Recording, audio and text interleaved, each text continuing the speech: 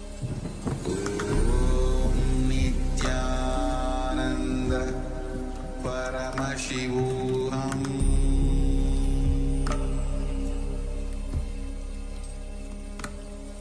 Om Nithyananda Paramashivoham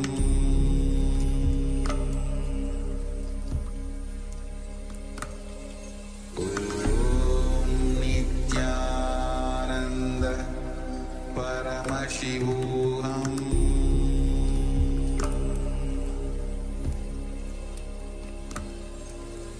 Om Nithyananda Paramashivoham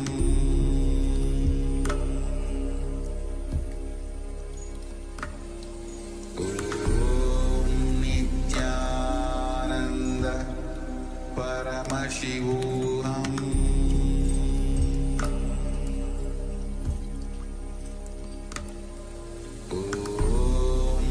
Nithyananda Paramashivoham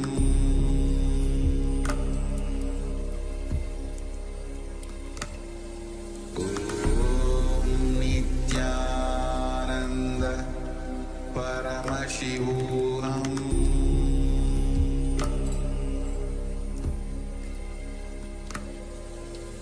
Om Nithyananda Paramashivoham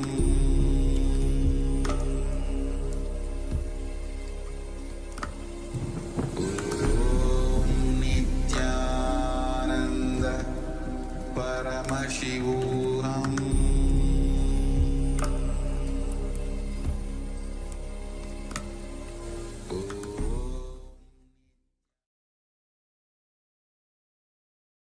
All right. So now, whatever the third eye has revealed, you can take a few moments to share in the Zoom chat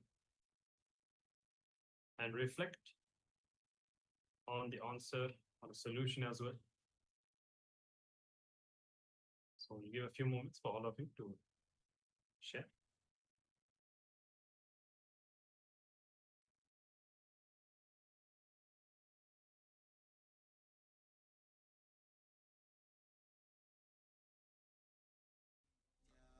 Ananda Paramashivoham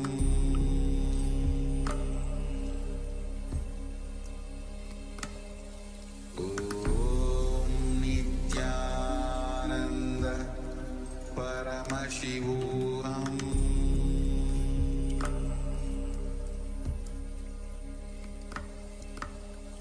Om Nithyananda Paramashivoham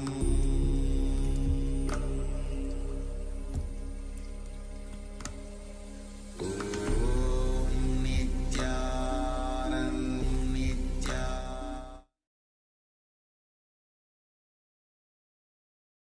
All right. So we'll be moving on now, and we'll be entering into the final session, which is on how the universe is a reflection of our minds. And again, in continuation with the whole theme of today, how we see what we believe and how it is really the cognitions that we have that shape our reality, and how we must make the shift happen inside of us. Why? Then only we will see the change happen in the outside. So let's come to the space of listening. If in the meantime you want to share the results of your power manifestation, you can do so. And we'll now be moving on into the next.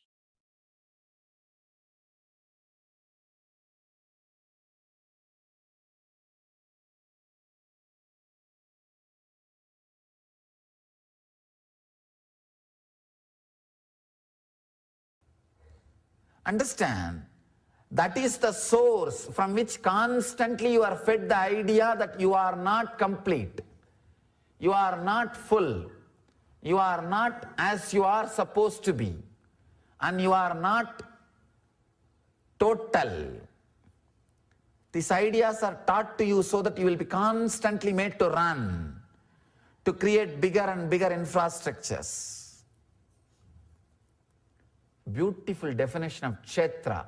Kshetra means the cities developed by the Vedic masters. That is why in India we took care. Never the leadership was given to a king who is egoistic and constantly mad after expansion of infrastructure. It was all policy decisions was always under an enlightened master, Rajaguru. All policy decisions was under Rajaguru, enlightened master, because he knows how to plan, and he was constantly taking care. Only the fulfillment was expressing. Here, Mahadeva says, as you see many suns in water, from one sun, so see bondage and liberation. So many suns are seen in the water. When you look at the root, you will see only one sun. The source is one. Clearly understand, bondage and the liberation, both words are just relative. They are only relative. They are not ultimate truth. If you think you are in bondage, you need to be taught you are liberated. There is a beautiful example you need to understand. One guy who was standing in the corner of the room, facing the corner, two walls in front of him, corner, is facing the corner. Suddenly he got into the idea, he is in prison, he is caught. He is hitting this wall, he is hitting that wall, I am bound, I am in prison, save me, God save me, oh Guru save me, oh this.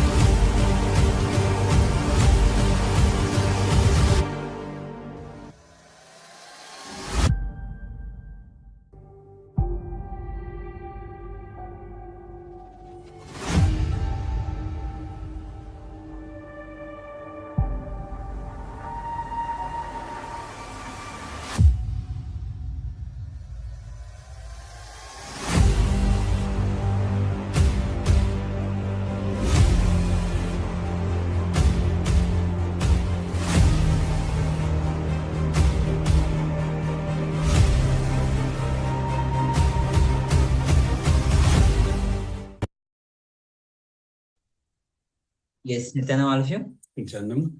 So, what a wonderful power manifestation and darshan. So, receiving the powerful cognitions from the darshan and receiving darshan itself. Swami says very beautifully, it is when Swamiji's eyes falls on you, that is a darshan.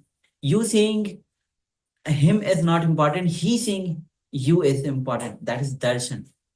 So after the darshan and the power manifestation, I also would like to welcome all the participants on the Zoom. Once again, we have from LA, we have joined by Susan and Lulu, Nithyanandam. Nithyanandam, welcome. Yes, we have Ma Nithyanandeshwara, Nithyanandama. Nithyanandama, welcome. Lukiaya, Nithyanandam. Nithyanandam. Ma Ling Du, Nithyanandam. It's Nithyanandam. Ma Trinitkananda, Nithyanandam. Nithyanandama, welcome. We have Ma Teresa, Nithyanandam. Nithyanandama. Ma Anupama, you're just there. If you can switch on your camera, that's great. Nithyananda, Anupama, welcome. And we have Ma Mahasatya and Paramasatya, Nithyanandam. Nithyananda, And also requesting all other persons with cameras of Ma Paramashiva, Akularaya, Chao Yu, Hon, Ma Gyana Sarupini, Ma Shuri Durga, Eva Yon. Yes, Akulaya, Nithyanandam. All right. So welcome all of you. Now we'll be continuing with the sessions on today. So the next session is going to be revelation by Swamiji on the beyond body and mind.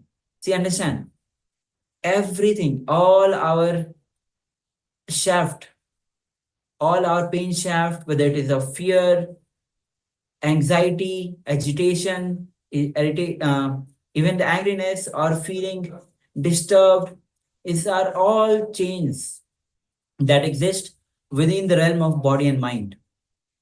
When you go beyond the mind, when you establish yourself in that neutral zone, which is the Shiva consciousness, you are totally unclutched from any problems that you face. So without any delay, let's enter into this revelation with Swamiji, and will be followed by the meditation to go to establish yourself on the neutral zone. So let's come to the space of listening as we enter into this revelation with Swamiji, followed by the meditation.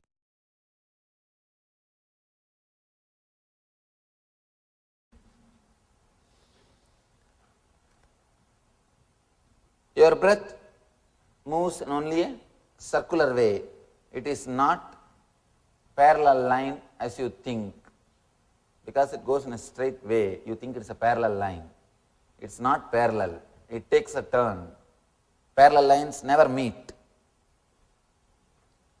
Your breathing and mind, both are very closely associated. As I was telling you yesterday, the prana and mana, prana sarira and mana sarira are very closely connected to each other. If the prana becomes slow, the number of thoughts per second also reduces. Along with the length, breadth, depth of the prana, thoughts per second also reduces. Please understand. The length, breadth, depth of the prana or the breathing is directly related to the number of thoughts which you are having. If for example here, if the prana is slowly coming down, slowly going into the inner space to take turn, this is the space in which it takes turn. It's an ingoing, incoming, outgoing.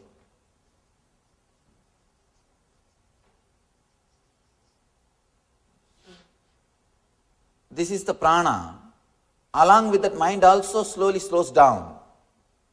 Very slowly slows down. But the difficulty, you are afraid of losing your mind. You are afraid of losing your mind. That is why you never keep your awareness in this zone. This is like a neutral zone. If you know driving, you can understand. Whenever you shift gear from first gear to second gear or second gear to third gear or any change, you have to come to neutral zone. Only after coming to the neutral zone, you can change the gear. Even if it is from first to second, or second to third, or third to first, whatever it is, you have to come to the neutral zone. Same way, the incoming breath taking turn as outgoing breath. This zone is a neutral zone. This is neutral zone.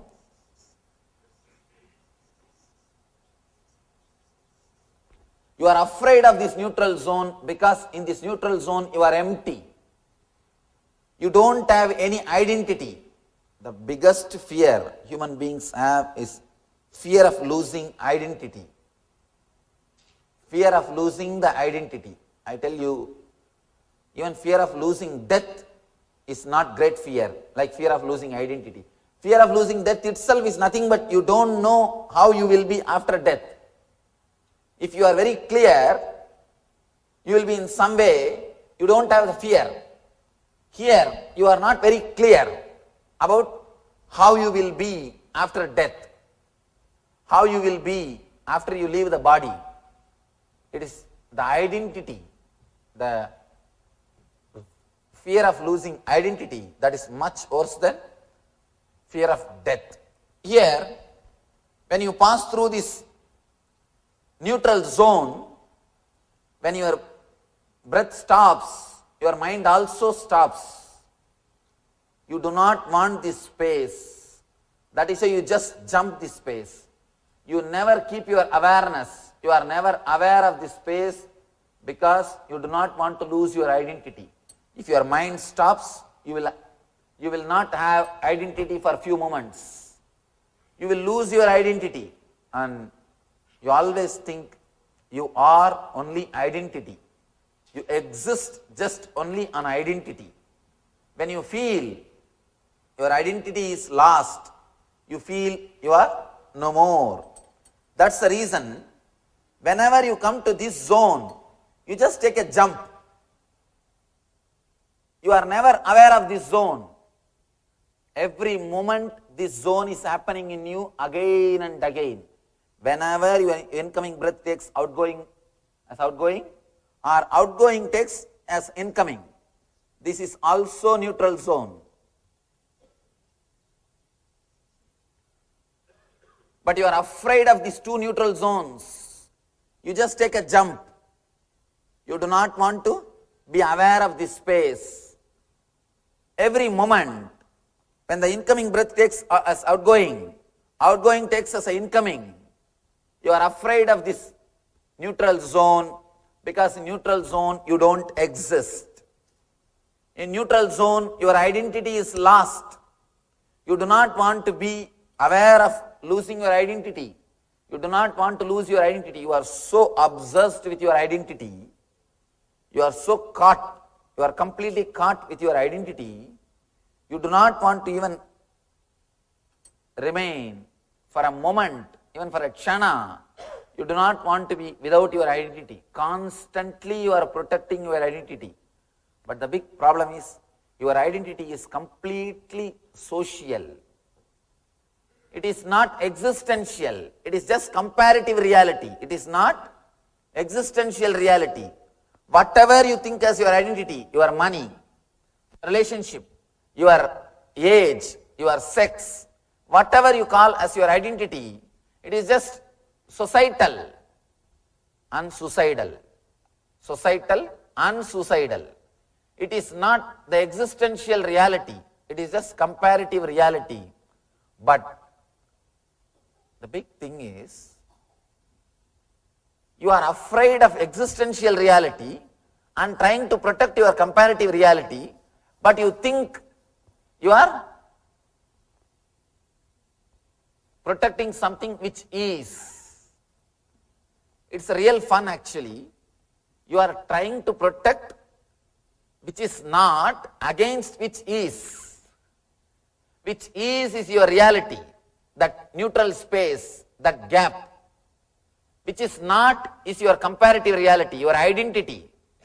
You are trying to protect your identity against your reality. That is where you miss the whole game. That is why our life is a big failure. You are trying to protect which is not. You are trying to fight for which is not against which is. See, the light has got an existence. It has got positive existence. But darkness doesn't have positive existence. It exists only in a negative way. It doesn't have positive existence. You are trying to protect which doesn't have positive existence against which has got positive existence. In this space, in this zone, the neutral zone, the inner space or consciousness is the reality It is a truth. It exists in you every moment. Every moment when your incoming breath takes turn as outgoing breath, or outgoing breath takes turn as incoming breath, you are in that neutral space. You are in that consciousness. But you neither wanted to experience nor feel comfortable with that zone. You are so caught up in your identity, especially with the Western culture. Surrender means death. Just by hearing the word surrender, people get frightened. But you don't know, you are trying to protect something which doesn't have basic existence. You see, all your identity is what your mind. This is what is your identity, the mind. This is breath.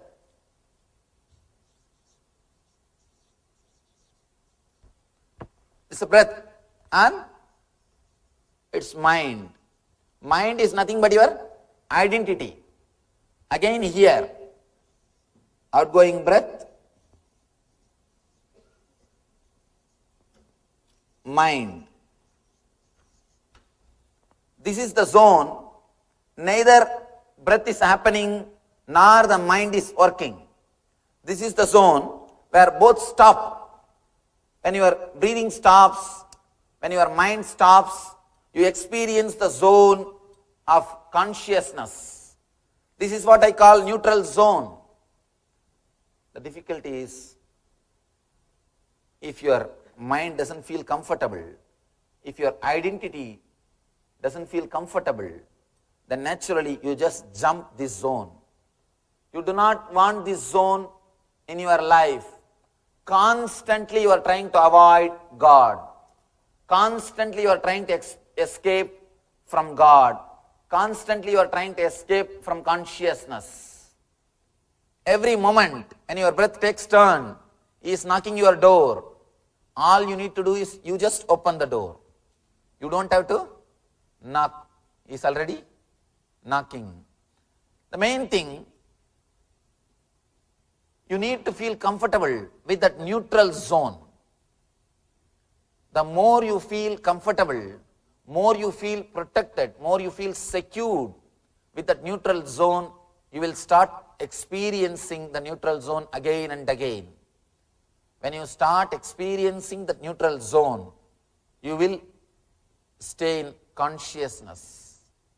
Yesterday, Shiva was giving us a technique to be a witness of only one neutral zone. Incoming breath becoming outgoing. Incoming breath taking turn as outgoing. He was speaking about only one neutral zone, because immediately you can't be aware of both the neutral zones.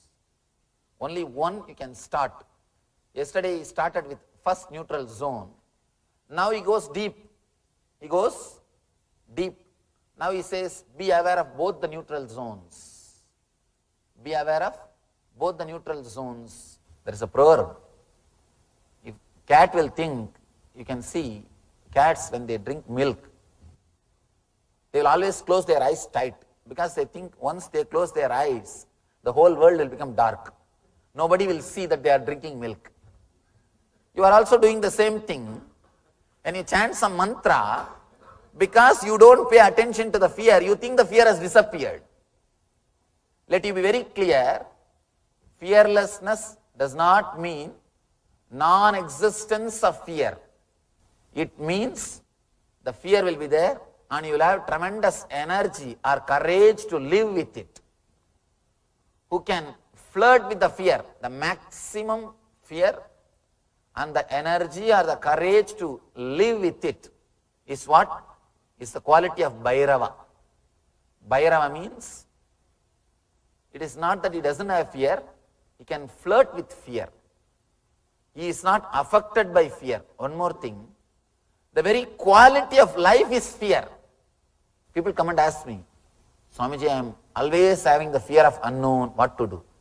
I tell them, please be very clear, you are alive.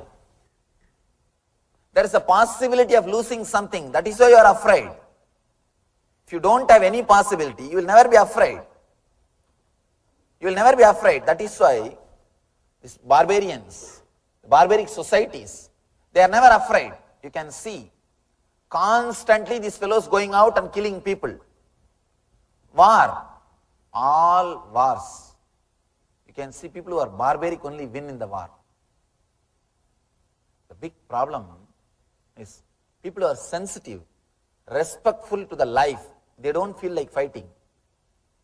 They don't feel like fighting because they don't feel that there is need for protecting anything.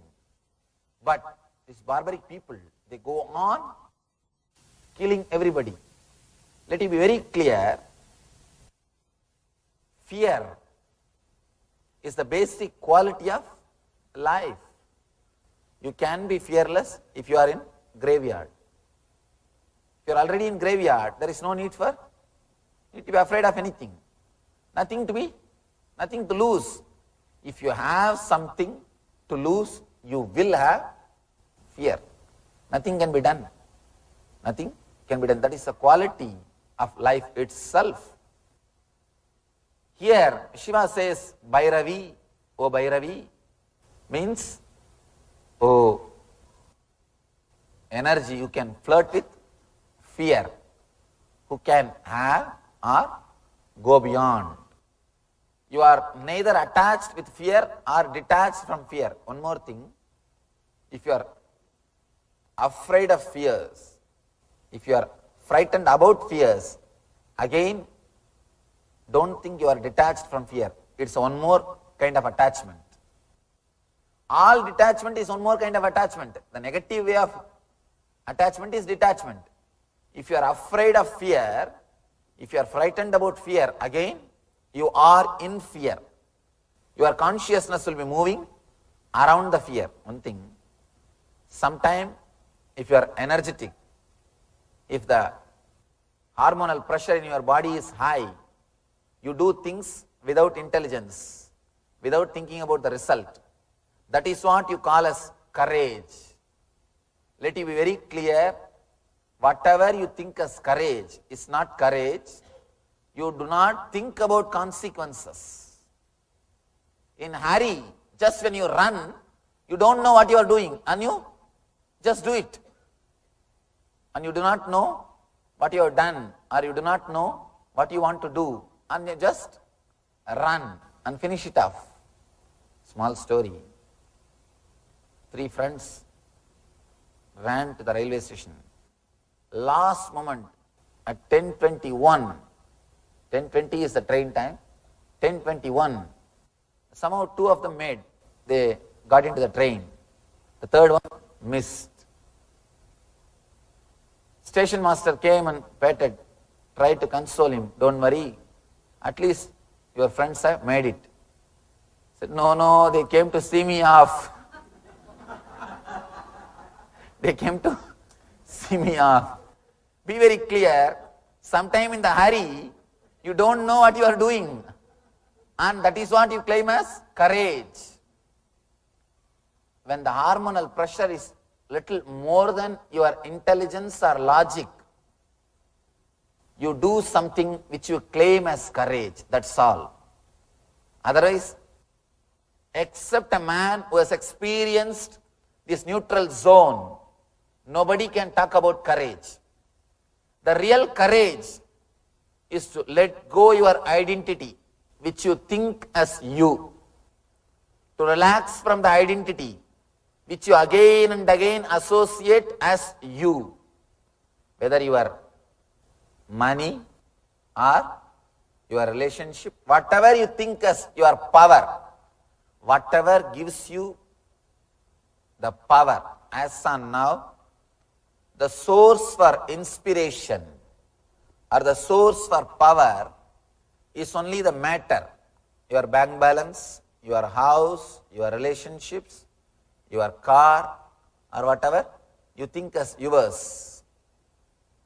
Your education, the I and mine, you derive inspiration from the I and mine, fear and greed.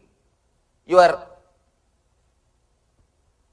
wealth and relationships, let you be very clear, if you are deriving inspiration, if your fear and greed are your properties, your identity is the source of inspiration for you means, let you be very clear, you are not too far away from depression.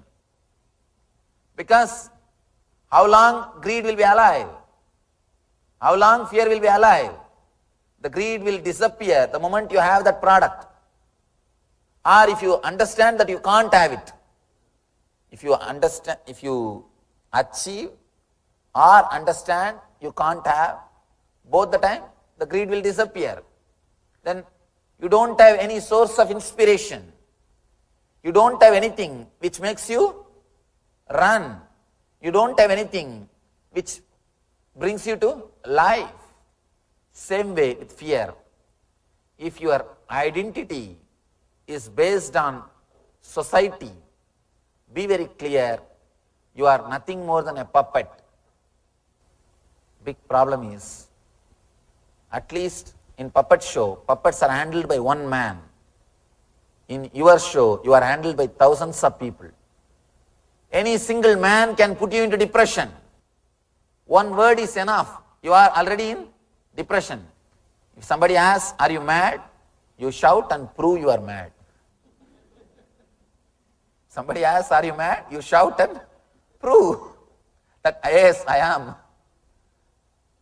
I always tell people, if you don't open your mouth, people may suspect you are a fool. If you open, you will confirm it.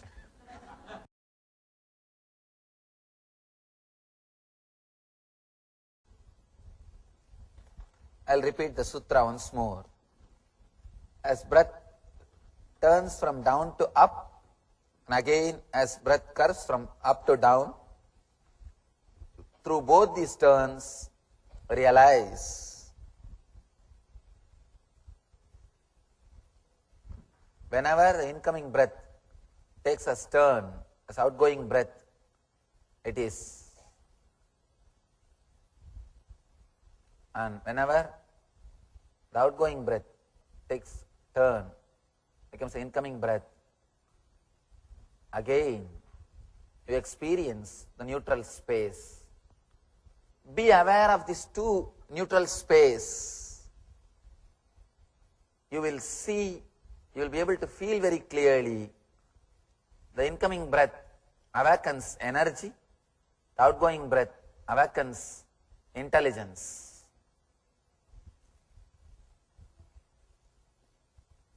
Of course, in a way, energy and intelligence are one and the same.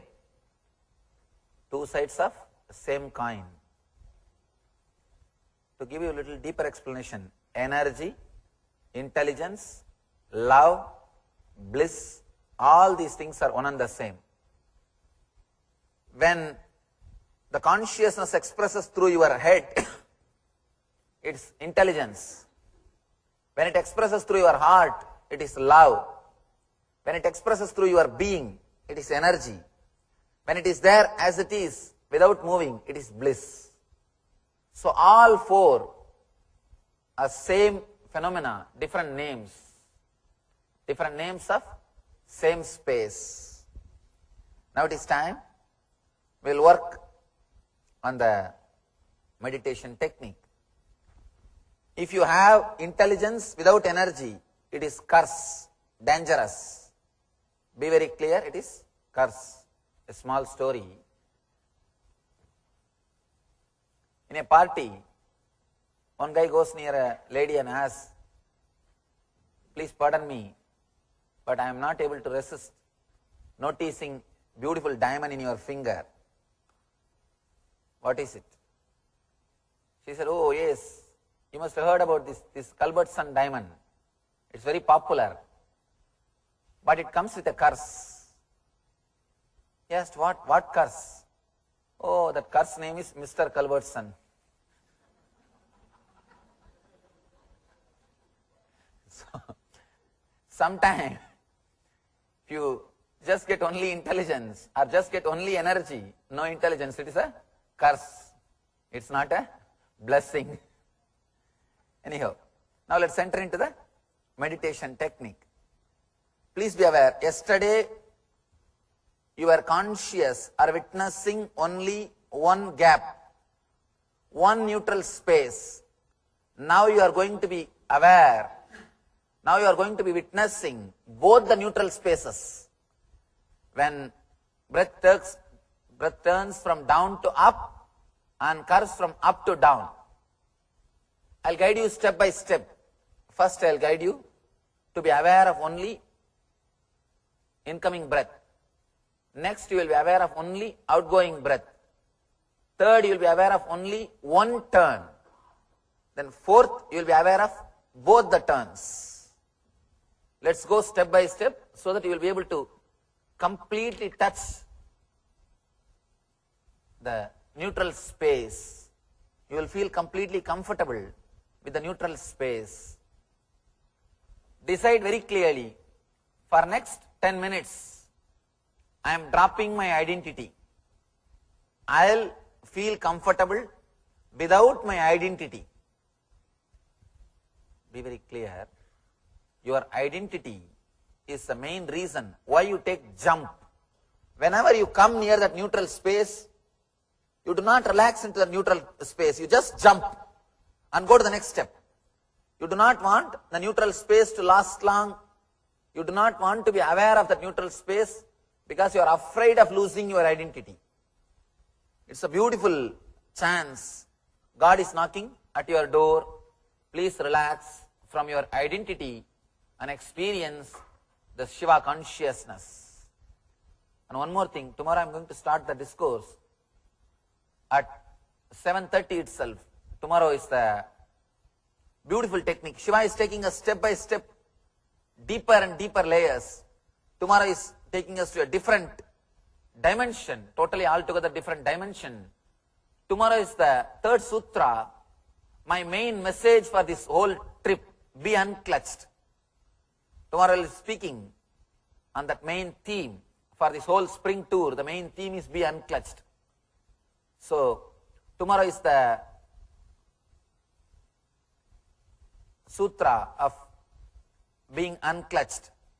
So, tomorrow I may start at 7:30 and it may take some 3-4 hours. It is a beautiful sutra. I can say that is the essence of Shiva Sutra.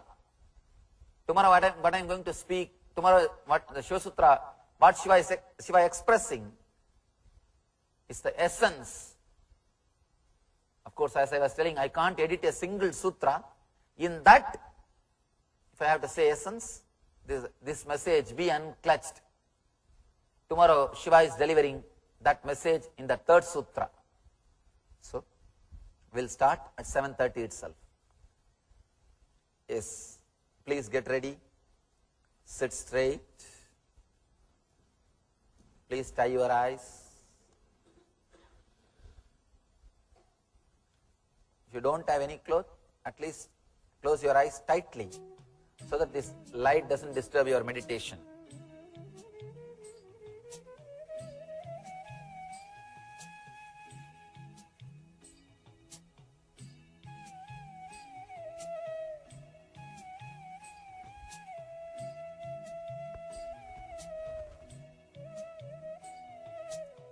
Inhale and exhale as slowly as possible and as deeply as possible.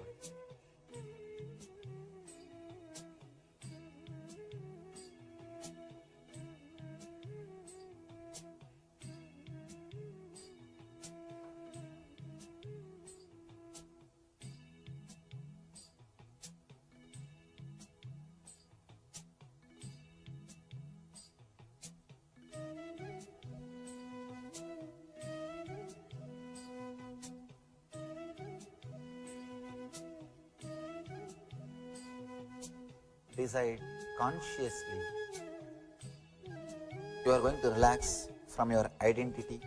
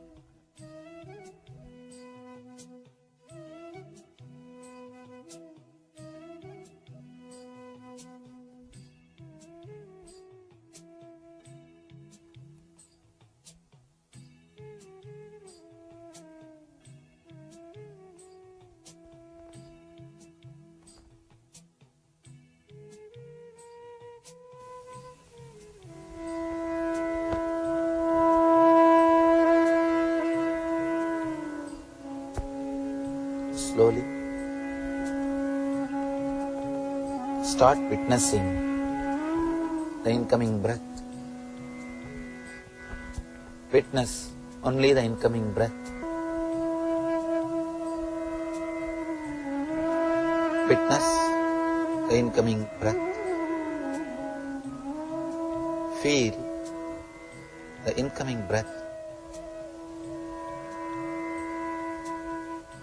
flooding energy, life throughout your body.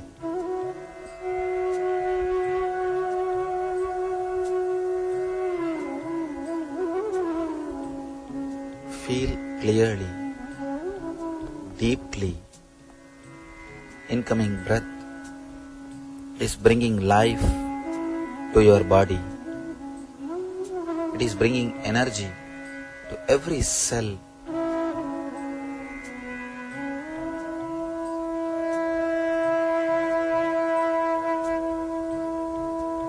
Every cell of your body is becoming alive when incoming breath happens. When you are breathing in,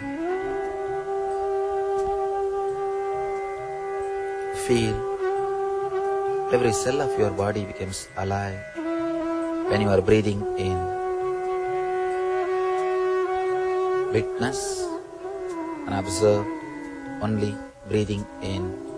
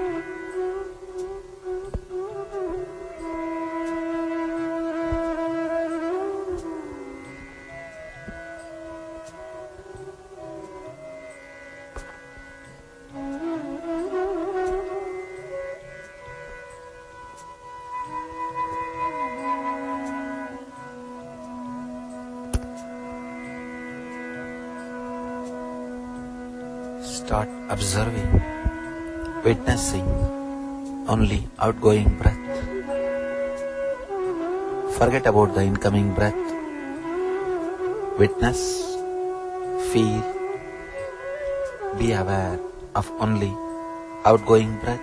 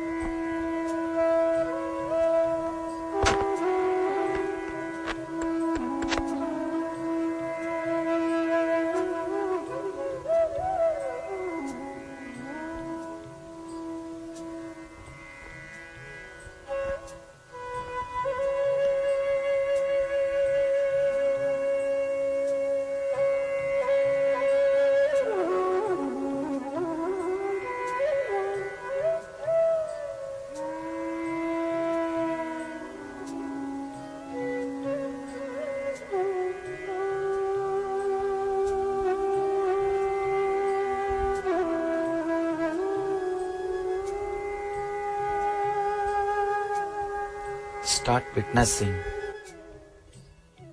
when the incoming breath turning into outgoing breath.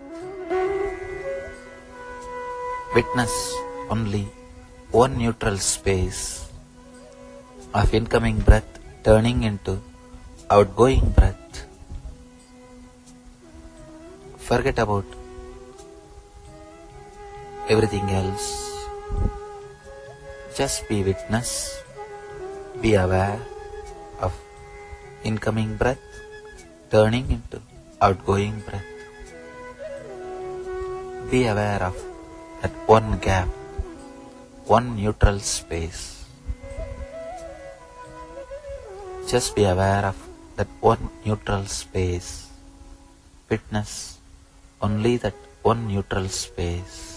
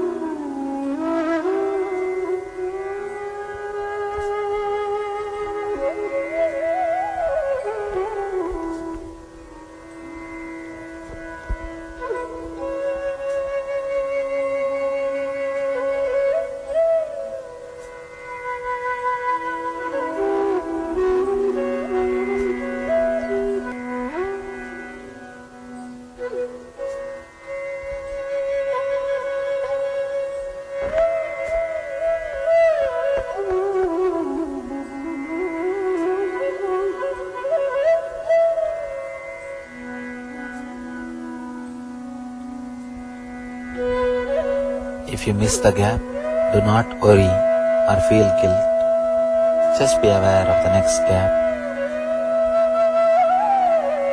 Be aware of only one gap, incoming breath turning into outgoing breath. Just be aware, be witness of the one neutral space.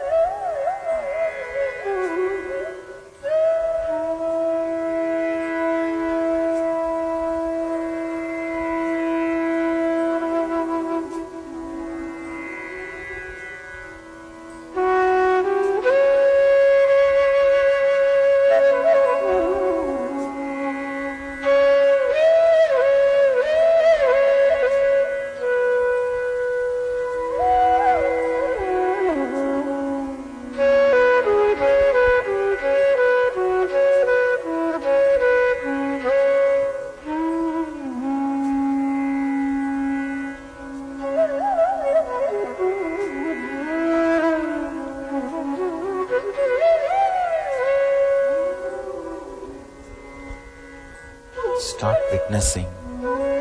Be aware of both the gaps. Incoming breath becoming outgoing breath. Outgoing breath becoming incoming breath. As breath turns from down to up, and again as breath curves from up to down. Be aware.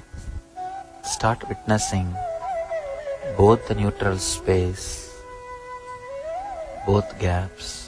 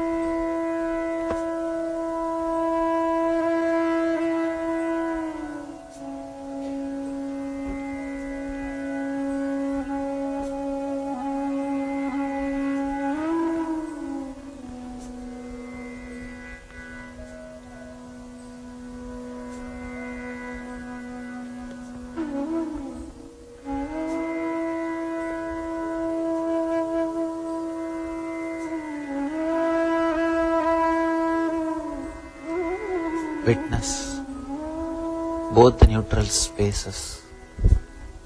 Witness as breath turns from down to up. Again, breath curves from up to down. Be aware. Be completely relaxed through both these turns. Feel clearly you are flooded with energy and understanding. You are flooded with energy and intelligence.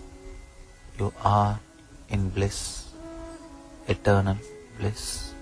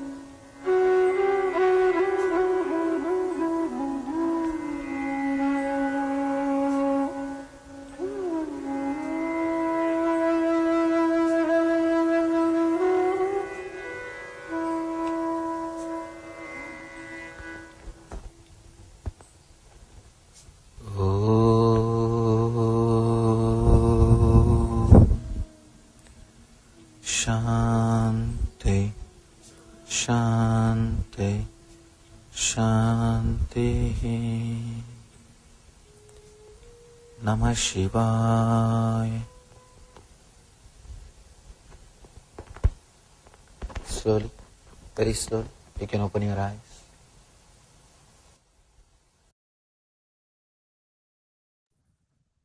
Yes.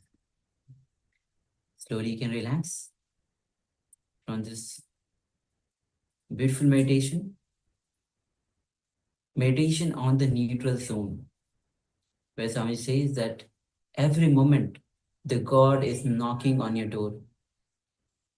What we have to do is just open the door. We don't even have to knock. Just open the door. That neutral zone which we are constantly jumping. So when you are established in the neutral zone, you are opening the door.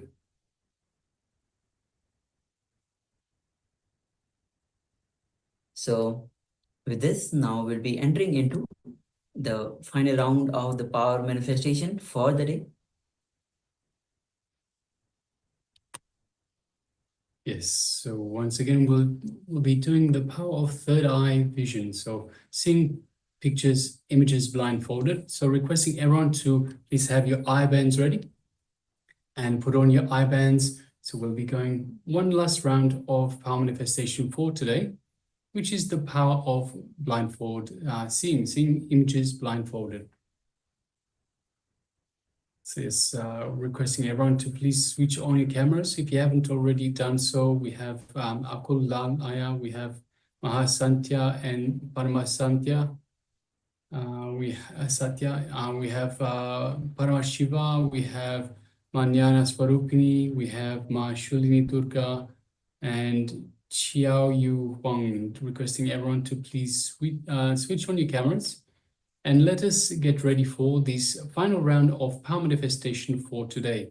So as mentioned, we will be displaying an image for you, and through the power of the third eye, you will give us the details of that image. So let's get ready. Sit comfortably with the head, neck, and spine in a straight line. And bring your awareness to your inner space, which is the area just below the heart center. And visualize Swamiji in your inner space. Just a mere remembrance of the Master invokes Swamiji in our inner space. So let us visualize and connect to Swamiji in our inner space. Feel the feeling connection, the connection we have to Swamiji. Bring your awareness to it. And as you do so, you feel it getting stronger.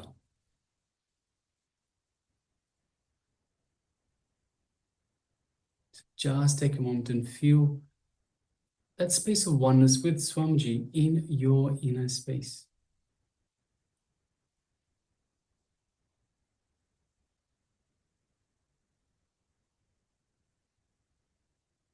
Now let us bring our awareness to the third eye, just between the eyebrows.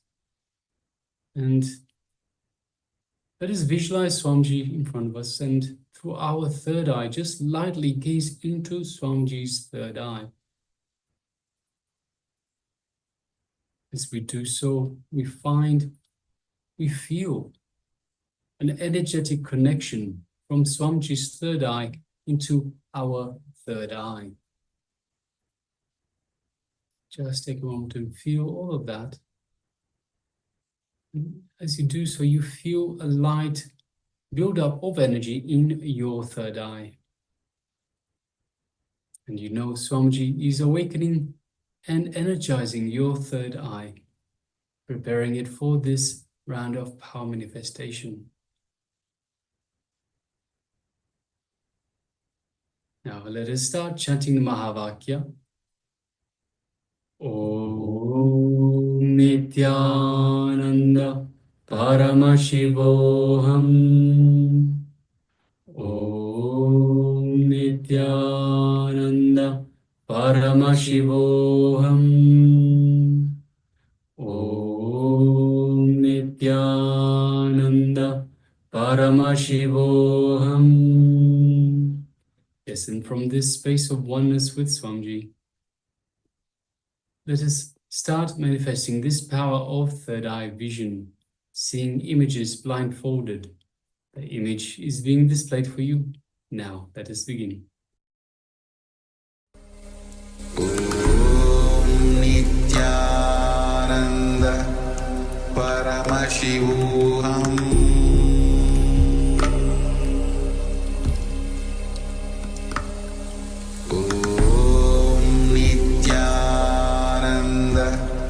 Paramashivoham.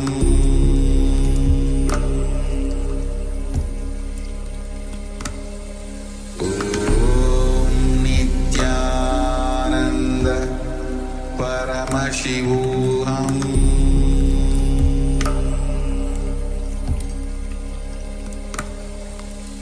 Om Nithyananda Paramashivoham. Om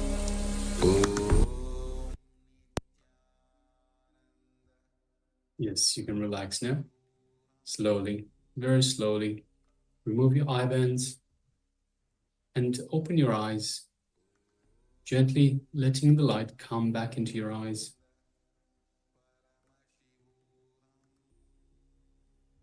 And now take a moment and share with us what was revealed to you in your third eye, or this power of the third eye vision.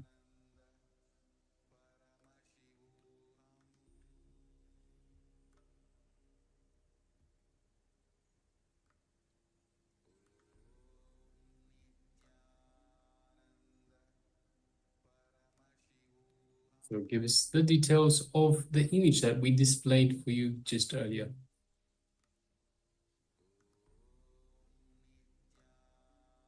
And once again, the power manifestation comes from the feeling connection of oneness with Paramashiva, feeling oneness with the Supreme Super Consciousness. So it is through this connection that we manifest this power.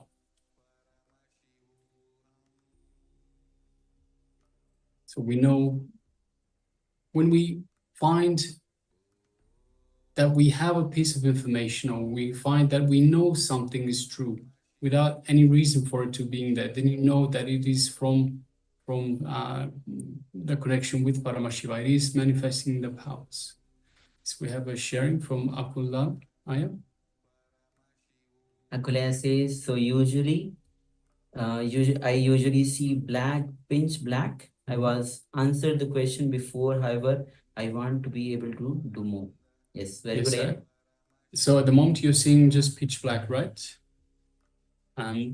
So keep practicing the power. See, similarly to how a river starts with a small stream and eventually turns into a big river. It's the same with the power manifestation. So to start off with, when you start, you might not notice the stream, the small little stream, if you're far away. But if you're far away, you can notice the big river. So it might take a little bit of time for it to actually come through. So it doesn't necessarily mean that you're not actually manifesting, but it might take time to come through. But also at the same time, have a look in terms of this that you're seeing. So maybe this is also part of the interpretation. Maybe it has something to do with what you are actually being shown. So you could actually be shown the pitch black, and also in terms of this, ask Swamiji to reveal more to you, to give you more information. So you can always see when you connect to Swamiji, Swamiji is available to you. So through this feeling connection, so this is why we kindle this feeling connection to Swamiji. It is our connection to the divine. Through Swamiji, we have access, conscious access to the divine, to Paramashiva himself. Ask Swamiji, show me more information, give me more information, more detail, and give it to me in a way that I can understand.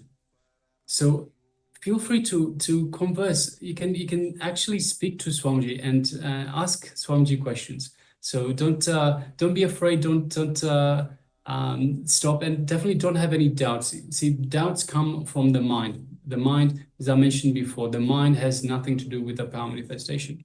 So anytime the doubts come in, just cast them away. Ignore the doubts. Unclutch from the doubts. So don't let the doubts come in. Whatever you are seeing, just understand that it is a process and it will come through. And practice again and again and again. Similarly, like with unclutching is a process as well. By unclutching again and again, we find that slowly, the gap between two thoughts gets wider and wider. So similarly with this, it is a process. By over time, as you practice more and more these power manifestations, you'll find the stream gets wider and wider and turns into a river. So even if you haven't yet manifested, don't get disheartened. Keep practicing, and you will have the results I am. All right, so we have another sharing. Man Nithyanandeshwara shares, I saw the sky, mountain, stream, and many trees around them. I also saw several colors, blue, black, green, and red. Yes, thank you, Thank you very much for sharing, Ma Nithyanandeshwara. We also have Ma Teresa that says, an open fan like a peacock with fanned out tail. sun rays radiating from the center and over this horizon. Yes, thank you very much for sharing, Ma. All right, so let us now move on to the verification stage. And yes, this is the image that we displayed for you earlier. It is an island in the middle of the ocean, and we can see a small number of palm trees and some grass on the island, and a very small rocky beach in a way, just right at the bottom of the screen, bottom left. You can see the ocean around is not very deep, so the water around is not very deep. So it is a nice island, green island in a shallow body of water. So yes, let's have a look. So Akul Lal Aya says pitch black. Yes, so we do have bits and pieces of black in there. So we don't know whether this is actually what you saw. It could also be in relation to the water. The water is pretty vast, and deep down it can be very dark. It depends also, Aya, it depends also very much on how you interpret what you've experienced so far, how you interpret things. So for example, if I could just give an example in terms of how this power could also manifest. Let's say you're walking down the street and you see a dog, and the dog is barking, and perhaps you're trying to move across to the other side of the road to avoid the dog, and you trip and you hit your knee on the pavement. Then from that moment on, you might relate a dog with pain in the knee. So if we have, for example, a picture of a dog, then you might straight away get pain in the knee, because this is the relation that you've made, dog to pain in the knee from your experience. So that's why I'm saying this power can manifest in so many different ways. So you really have to have a look at how what it means to you as well. So does that mean anything to you? It could, let's say, for argument's sake, let's say you were in water and you at a small age, young age, and you didn't know how to swim, and you felt suffocated. You felt like you were drowning, and everything was turning black. That could be something relating to water. So it really depends on your experience as well. All right, we move on to Ma Nithyanandeshwari. So I saw the sky. We don't see the sky, Ma. Mountain streams. So we have a little bit of rocks there. So we have a rocky surface to the island. We don't have the mountain itself. The stream, we have the water all around the island.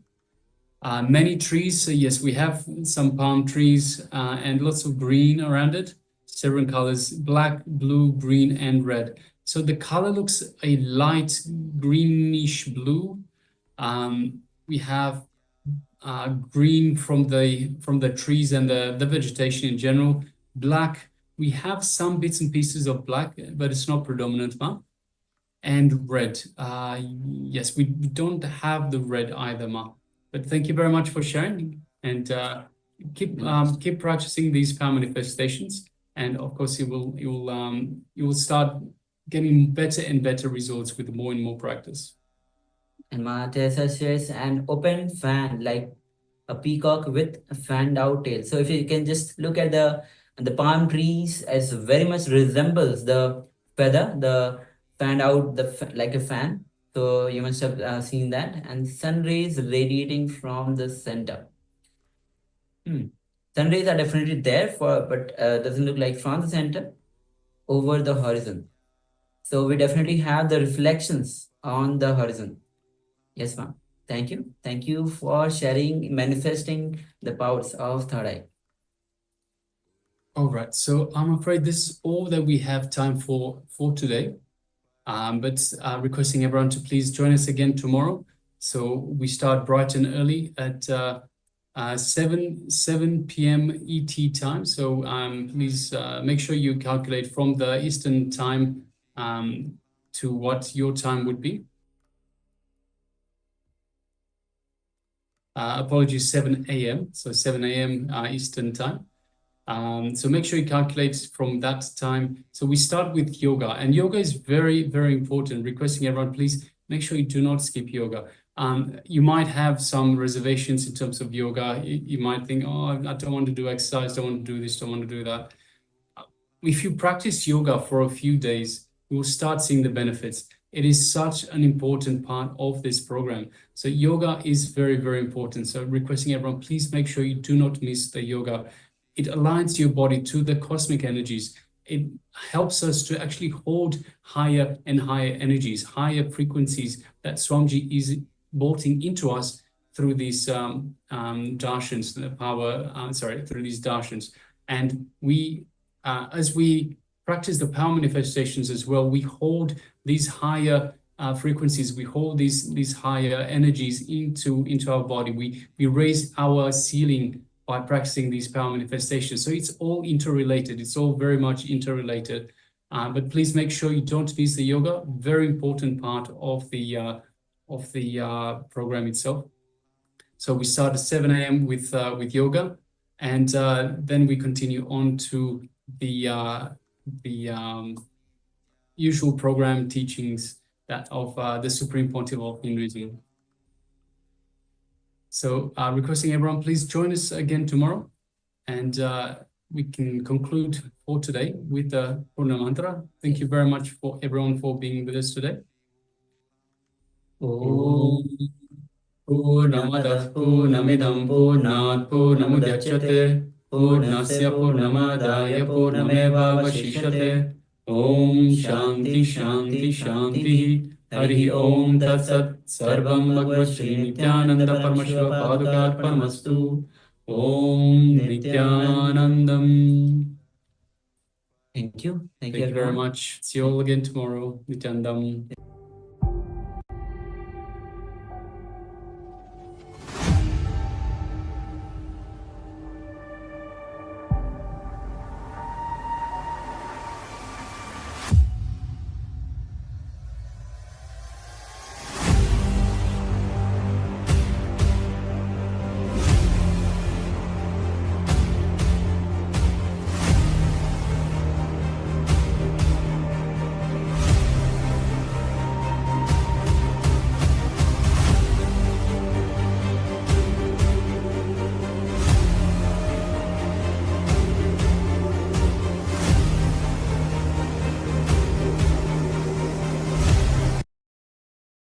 Looking for a vacation rental home at Lake of the Ozarks? Check out Dewey's Dream at Lake of the Ozarks. Located on mile marker 10, this 4-bed, 2-bath, conveniently located lakefront home boasts gorgeous views, fire pit, and a private dock in cove. Google Dewey's Dream at Lake of the Ozarks and book now on VRBO or Airbnb. Dewey's Dream at Lake of the Ozarks, creating wonderful family vacation memories since 2013. Technical glitch. I hope now all of you are able to see us and hear us clearly.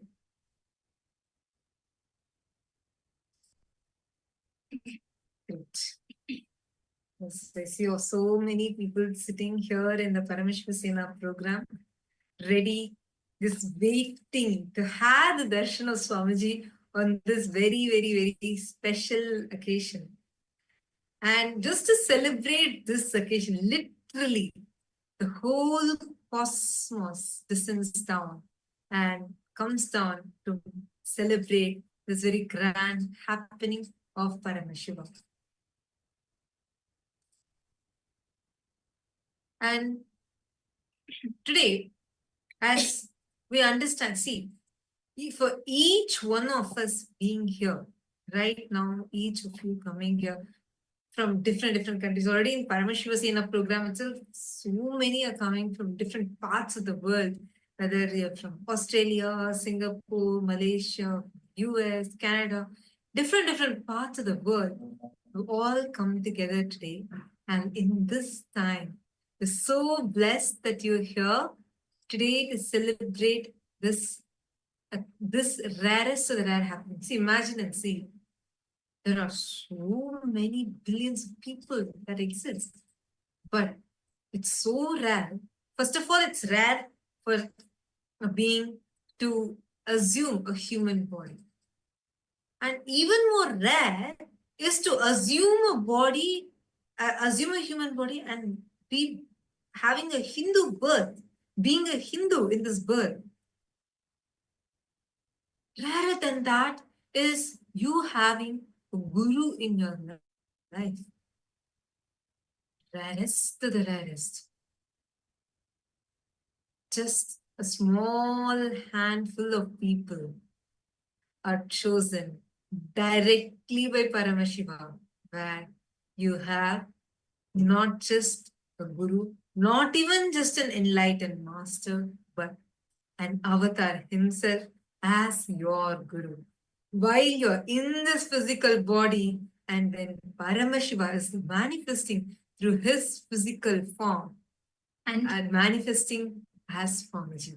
And his very descent is a descent of that ultimate consciousness. That's why in Karanagama there's a very beautiful line. It says, Ityevam nishkalam proktam param bhavami smritam srishtistham lokarakshatam lokasyotpatti karanam sadhakanam hitartham tu swechaya grinhate tanu. He says, in this way, Paramashiva, who is Nishkala, without any body and path, who is the ultimate supreme being, who is established in the creation, who is the cause of the creation of the universe itself, assumes a body out of his free will of the protection of the universe and for the welfare of the spiritual seekers and devotees. Making the ultimate superconsciousness manifest for every being is the purpose of the descent of the cosmic superconsciousness into the embodied form as the avatar. For all of us that are here, we are all really blessed because we have Paramashiva himself, Swamiji himself who is here, giving us that experience, awakening all of us to our ultimate, giving us that ultimate possibility for us to experience.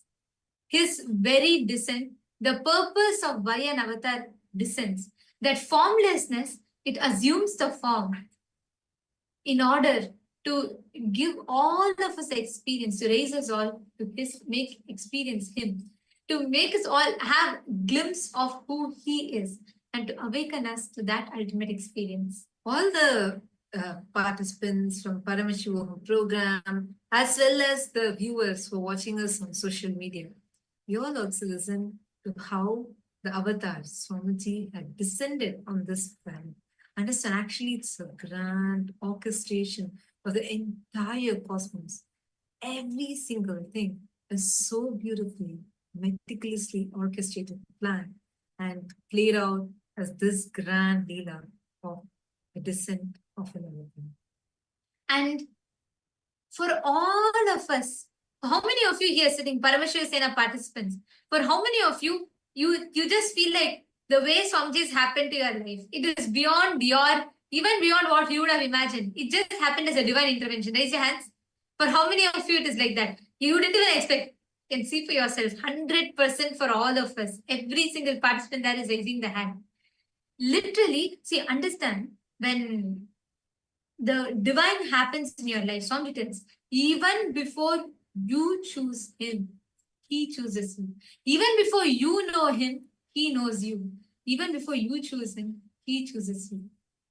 The very descent of the avatar in our life is the ultimate manifestation, ultimate statement of love of the cosmos, which very carefully handpicks us to give us that experience of being him, to give us that experience of oneness.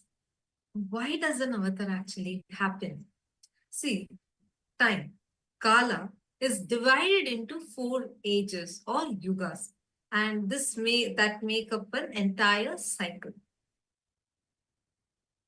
Just like how parched earth attracts water, same way, when the entire humanity is in dire need, when the whole humanity together seeks with the dire need for immense compassion, the avatar descends down. The cosmos literally gets pulled, descending in this form of an avatar. the avatar descends the time of the most dire need, the Kali Yuga, the age of Kali. And Kali is the age of great delusion, where our experience of life is most distant from reality. Paramashiva says, reality is eternal bliss and complete fulfillment in every moment. But meanwhile, what do we feel inside us?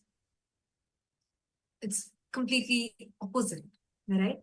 This duality between the reality and experience, between what you believe and what reality is what our rishis signify as the beginning of Kali, the mark of Kali. The accumulation of this delusion has reached the point where if humanity does not fix itself now, it will end up in its own collapse. This is the reason for the descent of the avatar.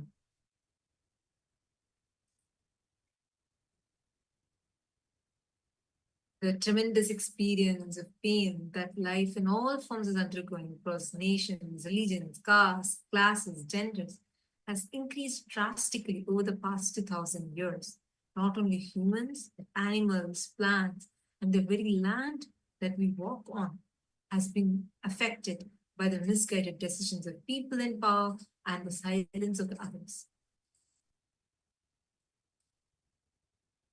And we have entered to a point where when we face the facts, we are a trembling force of life, foolishly overwhelmed by the grandeur of the universe, and at the same time, wanting to conquer it. And what we lack is a valid or working solution. Now, where do we go on from here? As an answer to this question, as an answer to the prayers of millions of billions of beings, the cosmos, out of his immense compassion, has descended in this form, the formless into form, manifesting as our beloved Swamiji. And today, all of us, every one of us here, are experiencing, celebrating that very manifestation. Today, we're all going to be blessed with an amazing darshan, and most importantly, the whole world is going to be receiving, experiencing the door, like literally the doors of Kailasa is going to be open. Of course, Swamiji already launched, Swamiji already welcomed, opened the doors of Kailasa in Guru Purnima. But today is something even more exciting in store for all of us. Actually, we are celebrating the 48th Jayanti celebrations. It's been 48 years of Swamiji's advent on planet Earth. But if you look back at Swamiji's life, right, you will see Swamiji lived many lifetimes of a one human life in this lifetime. That is how what Swamiji has done for the whole of humanity, for all of us. The immense contributions, in lack of a better word. And today, for all of us, every one of us that are sitting here, we're all going to be receiving, experiencing that divine, we're going to be experiencing that, the celebration of that divine descent on planet Earth.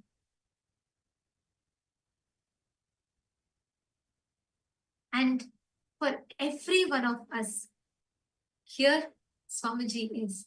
He has descended, opening the doors of Kailasa for every one of us, dedicating 48 years of his life for all of us to receive, experience the avatar.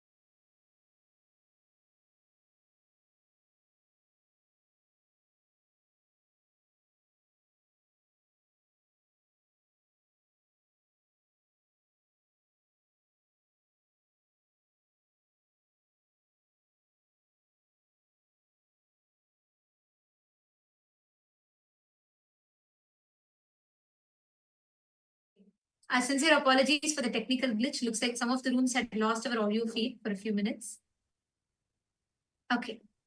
See, we were talking about Swamiji's descent, and today we are celebrating the 48th Avatara Dinotsava, the 48th Jayanti celebrations of the Avatar, the Nithyanandotsavam celebrations. And today is a very, very important day, because when it is today, in all of our lives, we had that one being who happened as a God, as a Guru, as the ultimate, as a divine, and at the same time by being a friend, a father, a mother, guiding each of us, awakening each of us to our ultimate potential.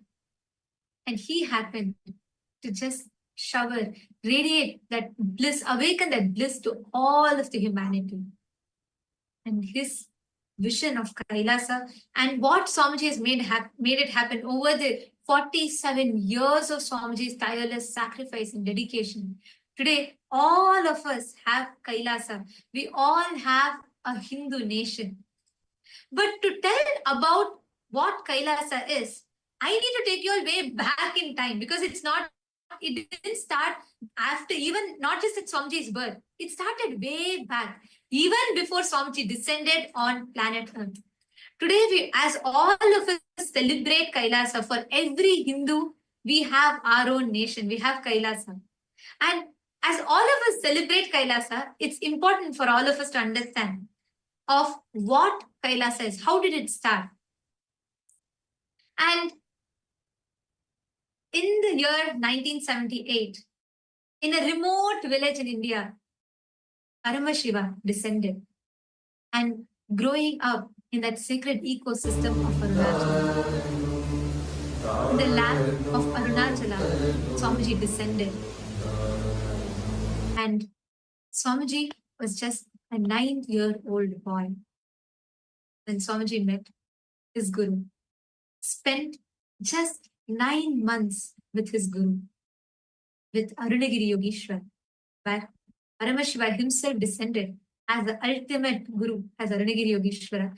Paramashiva himself descended as the ultimate disciple, as Swamiji, to showcase the whole of humanity what an ideal Guru-disciple relationship is. His one love was his Guru. His one commitment was to make his Guru's vision as his mission, to revive Hinduism and to revive Kailasa, to gift Kailasa to the whole of humanity, to give the bliss of Kailasa to the whole of humanity. When Swamiji was just 9 months, when Swamiji spent 9 months with his Guru, towards the end of it, Swamiji had a choice. Swamiji experienced when Swamiji was, of course, his very descent is for giving the superconscious breakthrough to humanity. But towards the end of it, Swamiji had a choice, because Swamiji was just 9 years old when he met his Guru. And just for that one love for his Guru and that love for humanity, Swamiji dedicated his whole life for us. Even from his very descent, when the time where kids played with Barbie dolls, toys and cars, Swamiji was already carving deities. He already started the revival of Kailasa. He worked for the foundation of Kailasa to make the Hindu nation happen for all of us. And at one point, there was a decision that could be made. Swamiji had a choice whether to stay back in Tiruvannamalai and continue to be there, or just, when Swamiji was just 12 years old, Swamiji had the first enlightenment experience. And Swamiji could have just decided to go to probably in the remote cave in Tiruvannamalai Hills, meditate there and live the life there. Or probably go to the Himalayas, where there's going to be no persecution, no attacks, no human interference, all by himself in his blissful state. Swamiji had that choice. And the other choice was to gift humanity with the experience that Swamiji has received. And this choice was not an easy one. The walk to this journey was not a path of, a bed of roses, no. But Swamiji chose the latter. The path that Swamiji chose was not a simple bed of roses. No, it did not happen overnight. It is 48 years of Swamiji's dedicated hard work, perseverance, dedication, sacrifice, blood, sweat. That stands today as Kailasa, as a home for us, the 2 billion of us Hindus. Today, so many members, actually today, we have so many of the participants, Paramashiva Sena participants, all of whom are the members of the Rajya Sabha House of Parliament, who are sitting from various countries around the world. Today, we have so many heads of states, kings, queens, princes, and princesses of various countries that are joining us for this grand celebration of the Avatara Dinotsava. Today, for all of us, Kailasa is our pride. We all celebrate the happening of Kailasa. We all celebrate the happening of Swamiji in our life, because of which we have Kailasa. But what Kailasa stands today, the foundation of Kailasa is this sacrifice, this tireless dedication, tyaga, the blood, sweat, and life that Swamiji poured. That is why, no matter how many attacks come, no matter what the persecution, what attacks happen, the foundation of Kailasa is Swamiji's sacrifice. And that is why Kailasa is unshakable. And understand, for all of us, 2 billion Hindus, Kailasa is real. Kailasa is victoriously open for all. Actually, there are so many, the Paramashiva Sena participants, Swamiji was actually sharing with all of us, right? Even in multiple meetings about how the Kailasa is and how exactly it looks like, and how the sovereign lands of Kailasa are actually open, where exactly many of these locations are. Understand, it's grandly, victoriously open, available to the whole of humanity.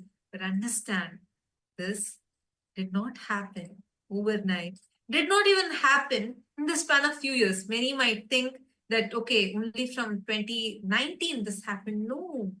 Swamiji established Kailasa from the year 2003. Actually, that is why before even Hindus started realizing who Swamiji is, the anti-Hindu elements started realizing the potential of Swamiji, which is the reason why in the year 2003, the first attack started. And the groundwork of Kailasa started even before Swamiji's birth, because even before Swamiji descended, so many enlightened beings, Siddha Purushas, incarnations, had predicted that Swamiji would descend, Paramashiva would come down for the revival of humanity. And just for his love for the humanity, Swamiji dedicated his whole life for the revival of Kailasa. Right from starting his Chaturmasya at the age of 3, just 3 years old, Swamiji had started doing the foundation, the groundwork of Kailasa. Swamiji was so committed to his guru, the vision, that even at the age, the time, without any support or any other factor, nothing dared to stop Swamiji, impede this young boy's mission. From the age of 3, dedicated every moment of his life for the humanity.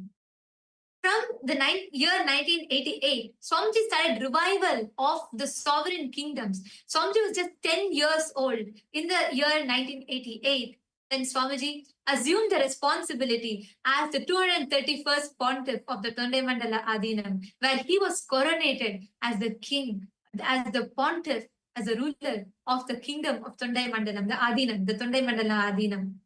And when this coronation happened, you need to know what was the situation of Hinduism at that time. This was a time when persecution was at its peak. Many people, especially in these areas, the Hindus, anyone trying to voice out for Hinduism, stand up for Hinduism, were getting attacked, persecuted, and sometimes the assassination attempts were there. So many such strong attacks was happening. Amidst such a hostile situation, a situation where Swamiji knows that this choice, where the revival of Kailasa is going to be the most difficult choice, because the kind of attacks, persecutions, and how the criminal negligence of Hindus not standing up, and all this is possible. Even at that time, just at the age of 10, nine years old, Swamiji met Arunagiri Yogeshwara. Right after that, Swamiji took up the responsibility where Swamiji was coronated as 231st Guru Maha Sannidhanam of Tondai Mandala.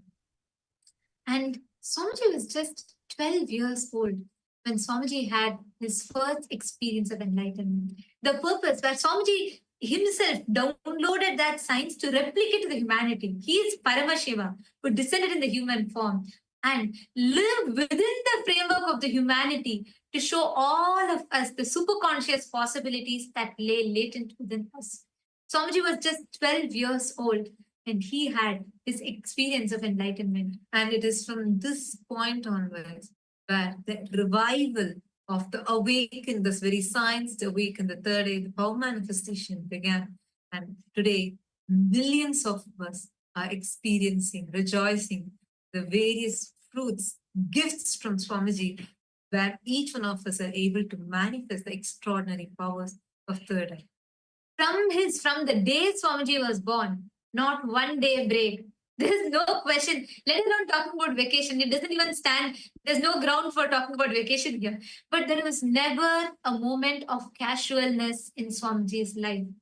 From his birth, he descended every aspect from his descent. Swamiji worked for the revival of Hinduism for humanity. Swamiji, at the age of 16, where many young boys still are going to their schools, still trying to scramble around, figuring out what they need to do in their life. Swamiji had already established, had manifested that clear vision. Swamiji was just 16 years old.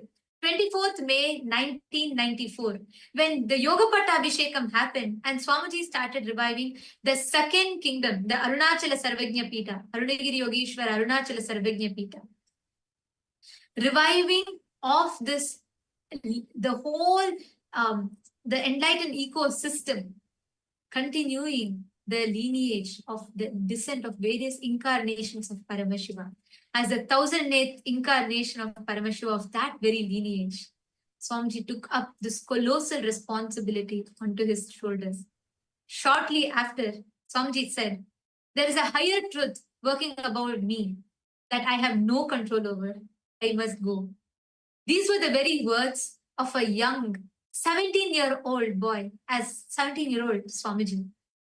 With a colossal mission on his shoulders, Swamiji left his home, started a 9-year Parirajaka Yatra, the spiritual wandering through the length and breadth of India, covering every place, village to village, meeting every type of people, understanding people, healing them, attending them.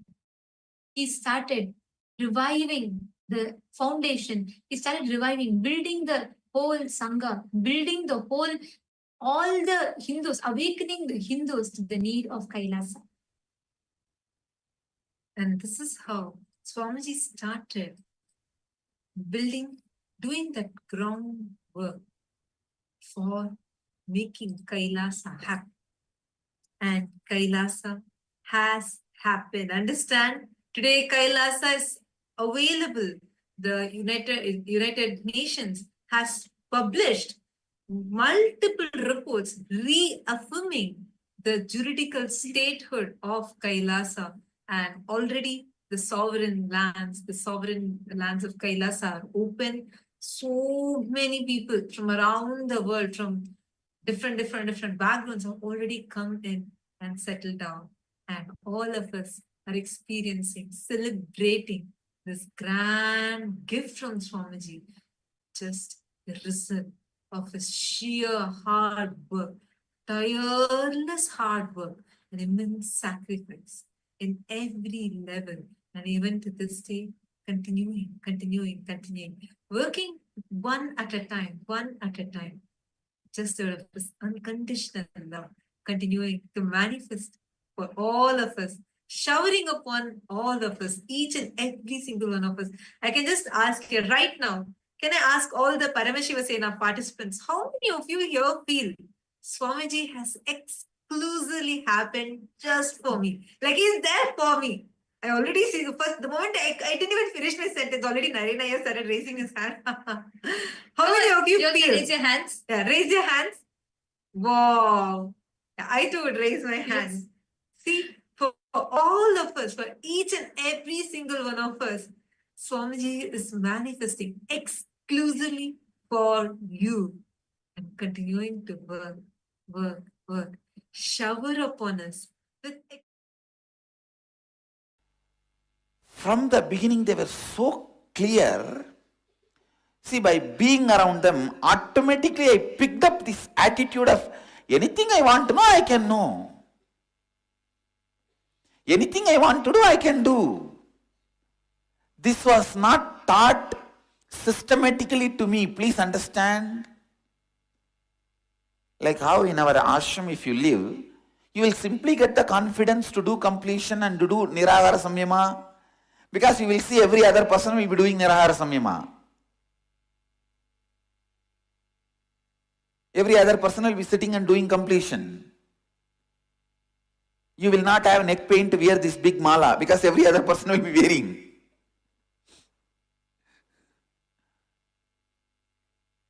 Just things are in the air. You see, there are some things which are not taught. You pick it up from the air.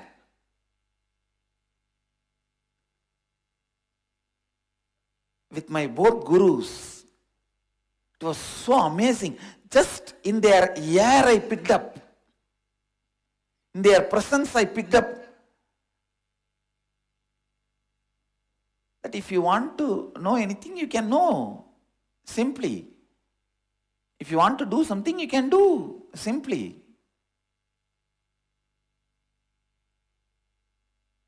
I never know whether it is a swimming or climbing the hill or anything, human beings need to be taught. I always thought, you want, just jump and do it. Not just the swimming and trekking, everything.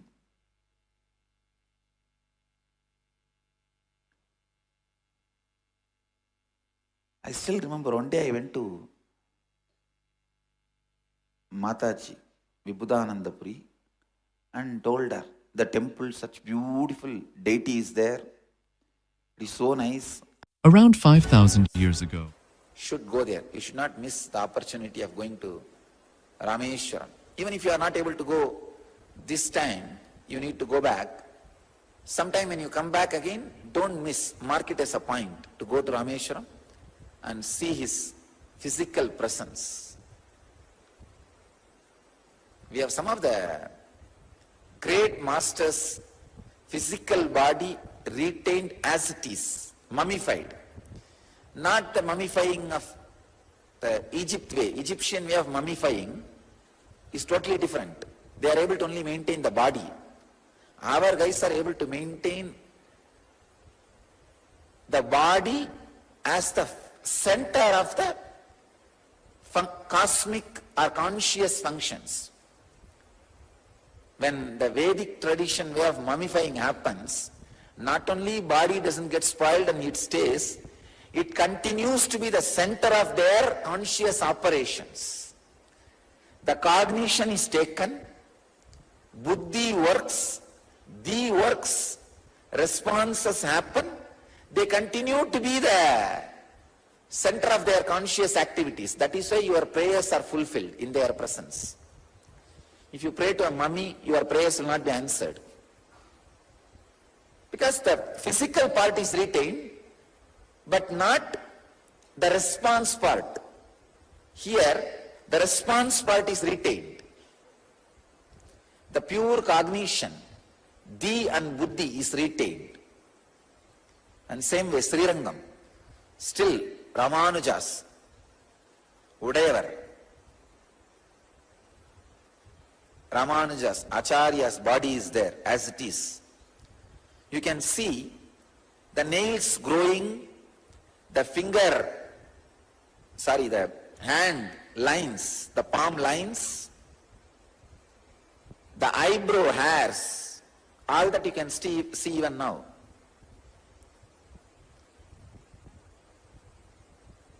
And not only that, you can feel his presence. You can offer any prayers, you will see the response. You can talk to him.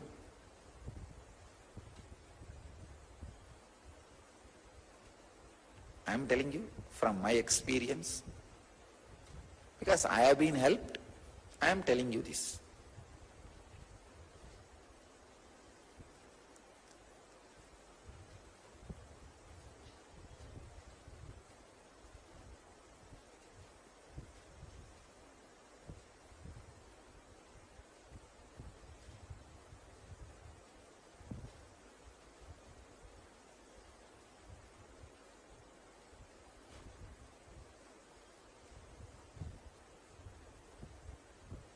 Many times I told, the Arunachaleshwara temple, the Arunagiri Yogeshwara Samadhi is there. He is in Jiva Samadhi. Jiva Samadhi means he is residing there. Shiva himself came down as Arunagiri Yogeshwara. He is residing there. When we went this time, I just wanted to let the world know that really he is there, is Jiva Samadhi is there. All I said is, if he is really sitting here in Jiva Samadhi, let few of his hair come, get materialized in our devotee's hand, so that we can do the DNA test and prove it is 2000-year-old DNA and he is alive sitting there in Jiva Samadhi. We got 6 hair. It is there. And we are now sending it for DNA test.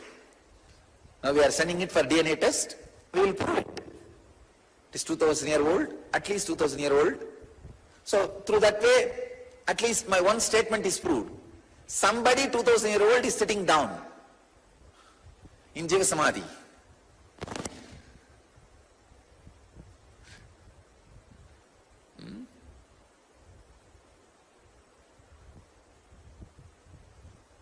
Of course, we can't compare because there is no record of Arunagiri Yogeshwara's DNA, but at least this we can prove. Anyhow, when you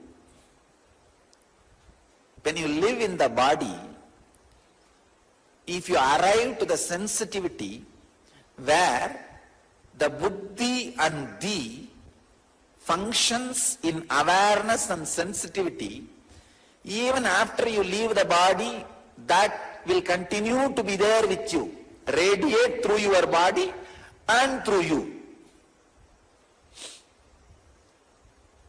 That is why when you go to the great masters' samadhis, Jiva Samadhis, whatever prayers you offer, it directly helps you. Immediately they respond to it. Some of these masters' presence, all seekers should experience. The great Jiva Samadhi of Ellam Valla Sittar in Madurai, and Meenakshi's presence in Madurai, and Patanjali's presence in Rameshwaram, Ramanujar's presence in Srirangam, Kamakshi is Devi herself came and did tapas towards Shiva and became enlightened. Kamakshi's presence in Kanchipuram, all these major masters, energy fields,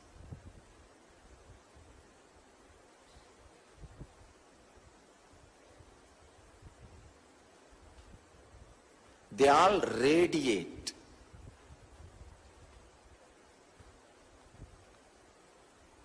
the highest sensitivity. Understand? I saw so many of you guys in the Tiruvannamalai temple levitating, rolling and receiving vibhuti in their hands. How many received vibhuti in Tiruvannamalai temple? 2-3 people came and reported me. 1, 2. Receiving vibhuti in your hands. Understand, you need to know This is a solid confirmation. Your experience is super conscious experience. If you are receiving vibhuti because of some black magic or yakshini vidya or some unconscious siddhis, it will not happen inside the energy field, Garbhamandir of the great incarnations, masters like Arunagiri Ishvara Shiva. If it is happening there, understand, the energy which is responsible for all these extraordinary experiences in you and the energy which resides as Shiva, Arunagiri Yogeshwara in the temple is one and the same. Achala Murti is Sachala Murti.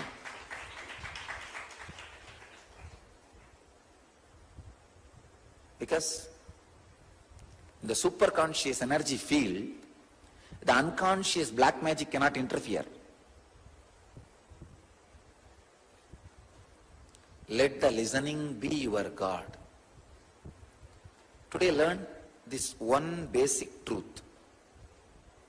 Then I'll explain different sacred secrets from the sutra. When the words come and fall on you, see how the cognition is taken, how the decision is made. Be aware of buddhi and these function. Come back to sensitivity. You can start mastering the senses. I'll continue on the sutra for next few more days. Now, let this be the essence of today's message.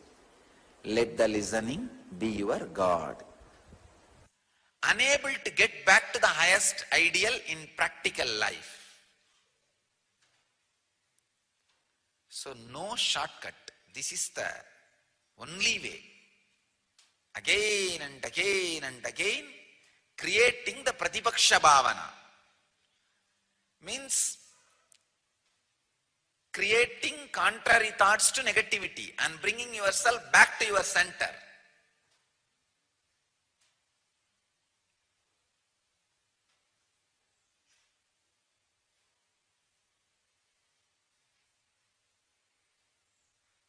It's such a difficult job. People feel lazy. That is why sometimes I need to push them to do that job.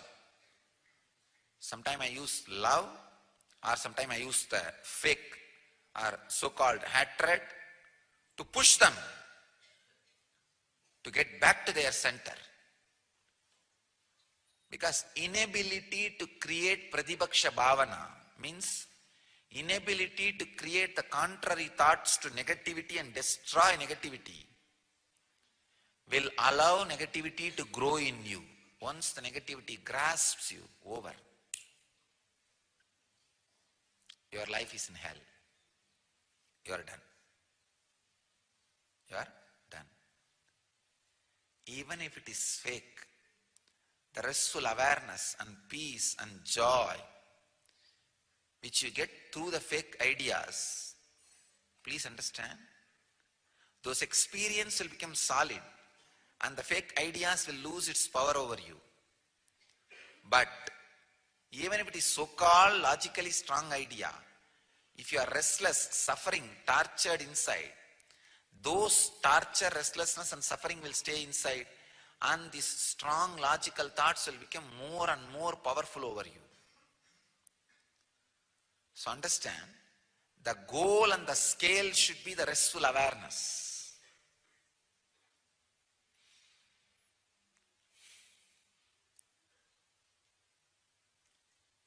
So Patanjali puts the right truth in the right sutra, in right place. Just now he taught us on yama and niyama, highest coherence of life, and told us how to be established in that, and giving us now technique, the applied technique. When you have violence, what to do. Is giving us an example. First time in Patanjali Sutra I am seeing an example. He doesn't wait To give example, he just gives the sutra and goes. He knows because his disciples were such high intelligent people. If he is giving example, means something very important.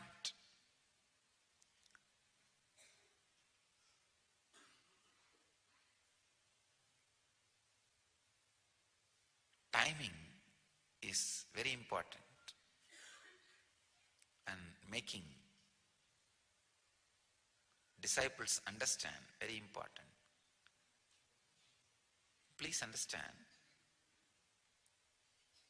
it's a very important process for all spiritual seekers in the life.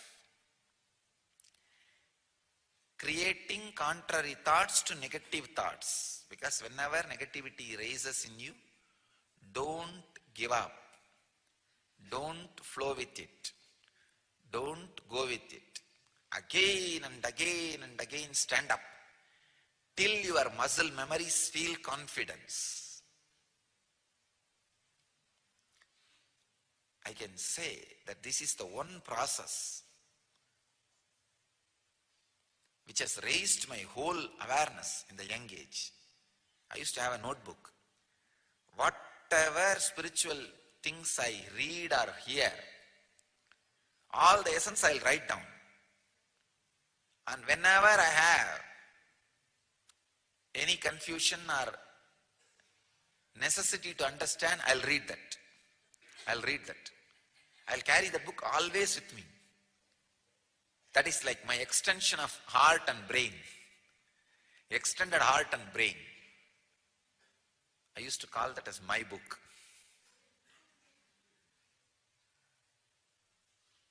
Now I am trying to remember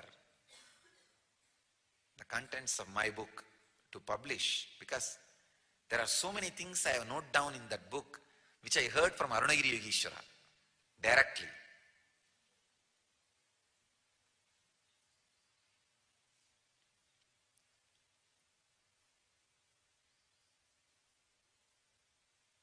Almost it's like I'll remind me. All my Pratibhaksha Bhavanas are written in that. So practically any negative thought which can come to a human being, I have solution in that book. And I'll always refer to it. It's almost like my guide. I'll continuously cherish, and get those ideas back to the inner space and establish myself again into yoga. Understand, even if you miss once the timing of creating the right thought against the wrong thought, you are caught. Timing is very important. I read one incident in Ramana Maharshi's life. He had a disciple, Muruganar. Whenever Ramana Maharshi speaks something, when Muruganar will pen down and take it back to Ramana Maharshi, he will purposely make some mistakes so that Ramana Maharshi will correct it in his own pen, handwriting. So two things. One, Ramana Maharshi's handwriting will be recorded. Second thing, all other words are authenticated now. When you correct one mistake, then all other words have been authenticated as without any mistake. I tell you, I can say at least some 192 page, that is the notebook, 192 page notebook, long size notebook. I have the recording of Arunagiri Yogeshwara's teaching. At least in 10 places I have his own handwriting. Unfortunately, we are not able to retrieve them. I am trying to trace. I am sending people to all the friend's house, relatives' house in my native place, and all the devotees' house where I stayed. Still we are not able to track. 10 bound volume notebooks, bound by me personally. The 192 page. It's a regular notebook I bought. Then I made hardcover with a satin cloth. I bound it. I call it my book. That's the title. I can say the first book I wrote in my life. my book, at least 10 volumes. Everything in that my book is my Atma Pramana. To the level in which those great truths have penetrated me. That's it. Whenever I wanted to read, I'll just brush and go through. I'll know how I evolved to certain understanding. See, one of the biggest problem a seeker faces in his life is forgetfulness. We go on reinventing the solution for same problem every day 12 times. You may say, not 12 times, Swamiji, maybe 2-3 times. No, you forget. Same problem, you will be reinventing the solution 12 times a day. And then again next day morning, when you have that problem, you will have the same problem and you will not find solution. Half an hour your mind will struggle, then you will find a solution. Simple problem, worry. Tell me how many thousands of times you found a solution and decided not to worry anymore?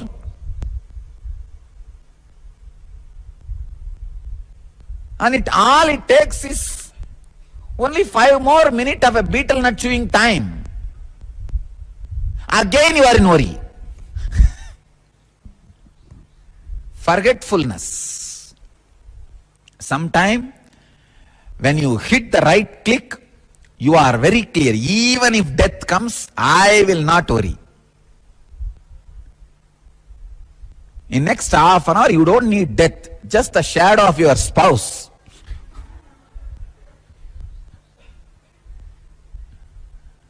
Or just one small word.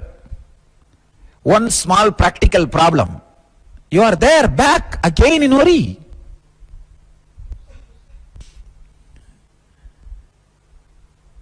You need to understand, not having smarana, remembrance, is one of the biggest problem. Biggest problem. If you have the habit of my book, all of you should have that habit of my book. You should have your own book. Once in a while, pen down, so that you will stop wasting the time in reinventing the same solution. You see, for example, you have a worry. You catch certain thought trend. No, how can this? How can this? How can this? Then you say, hey, foolishness, this worry is useless. You come out of it. But this next day morning, again you are in the same worry. But you forget the thought trend how which you came out. Because you forgot the thought trend, now you will be wasting your time in worrying at least 2 hours. And after 2 hours, you will catch the thought trend. And oh God, I should have remembered this half an hour before. Not having smarana, remembrance, not hitting the right click when required, is one of the major problem seekers face in their life in the path of enlightenment. That problem can be sorted out with this great solution, my book. Have this attitude and habit of my book. After a debate, create my book. You can do it even in your Facebook. So the whole world can read it. Not just by yourself. Whole world can read it.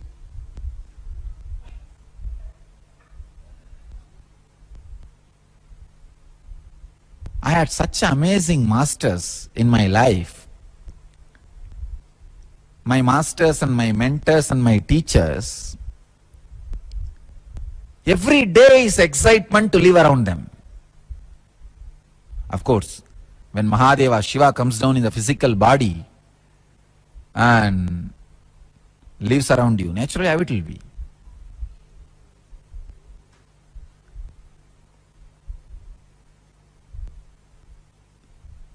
especially this Arunagiri Yogeshwara, I still remember once he was teaching about the samana, yes, sharing few words. And he was telling samana is sweetness. If your samana is active, your body will have, your sweat will have a sweet taste, not salty. It will be very sweet. I said, how can that be? Then he was very playfully showing, if you remove a hair from the root, and there will be a small wax in that edge of that hair. He removed one hair from my body and asked me to taste that wax. It was very salty. Then he removed one hair from his body and asked me to taste that wax. It was very sweet. And not only that, you are showing another one method to see the power of your lungs. If your samana is active, if you remove one hair and just stick that hair in that wax on your hand or on any object and blow, if you are not able to blow, your samana is not active. You can experiment actually. Just remove that one hair from the root, along with the root. You should just stick that with that wax. That wax you have to stick it on a paper or on your hand. Try to blow with your full force. You can keep it any closer. If you are not able to blow that hair away, if that hair is not flying, your samana is not active. If that hair is flying, your samana is active. I tried my best, I was not able to blow the hair. You can experiment. At least 80% of you will not be able to blow. You may think, what is this, Swamiji? Just one hair sticking and blowing. Try, then you will understand.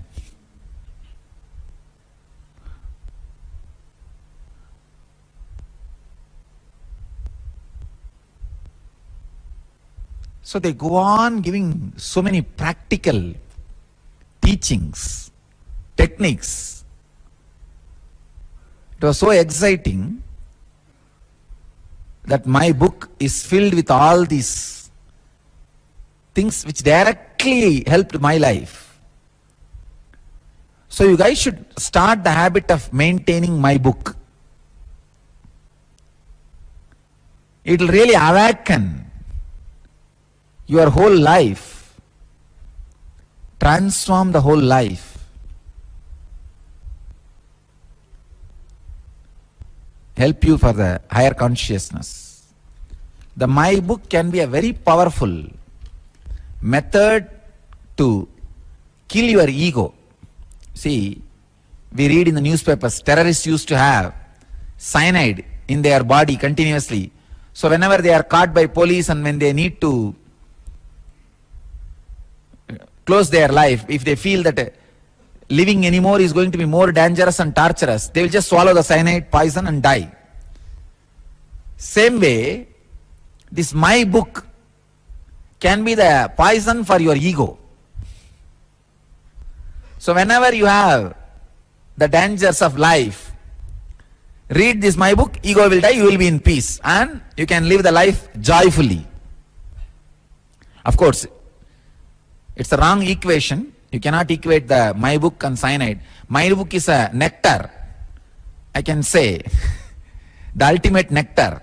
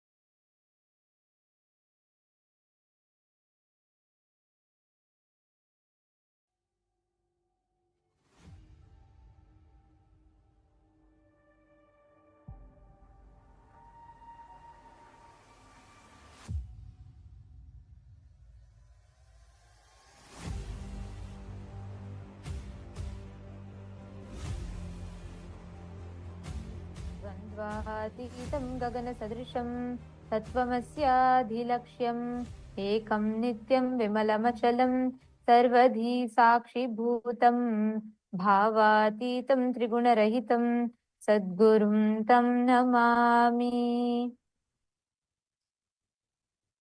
Nithyanandam, Nithyanandam everyone. Nithyanandam to all the participants, viewers, every one of you that are joining here with us. We welcome all of you for this very special program here today. Each day we've been coming together as we all prepare for the darshan. We've been learning and understanding various different truths of what Swamiji has revealed. And we welcome all the Paramashivoham Level 1, Level 2, Level 3, and all the participants from around the world who are joining with us for this very special program.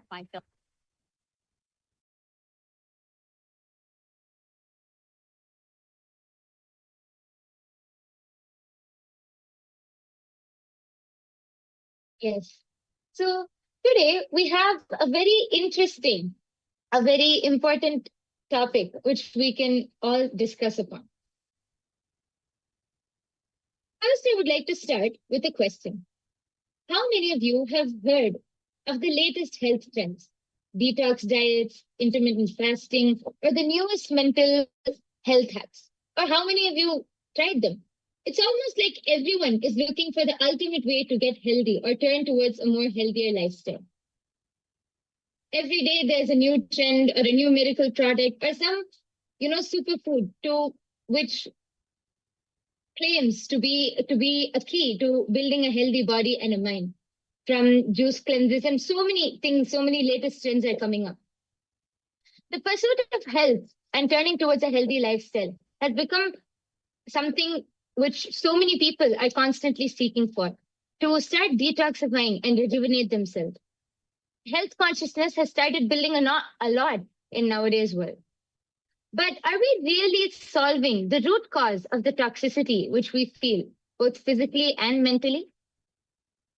How often have you found yourself trying out new detox methods or new lifestyle changes only to end up feeling the same or possibly even more exhausted? It's like we're stuck in a circle.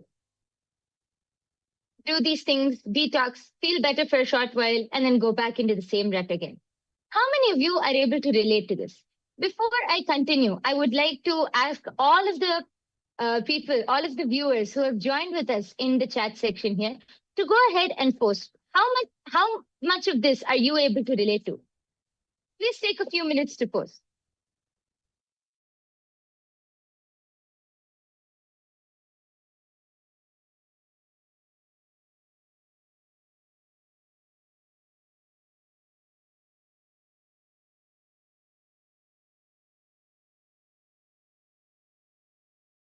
We request and welcome every one of you to take a moment, head to the chat section and please post. Let us know how many times have you tried those extra hard workout routines or, 6 minutes to 6 packs and 10 minutes for total body workout and all of these, or the different, these miracle magic drinks that can reduce you and burn all your carbs and give you, the hourglass figure that you're looking for, or whether things that you watch for, let's say, so many different aspects, right? And especially nowadays, there's so much of consciousness that's been built around multivitamins, supplements, and, people are waking up to living a health conscious lifestyle.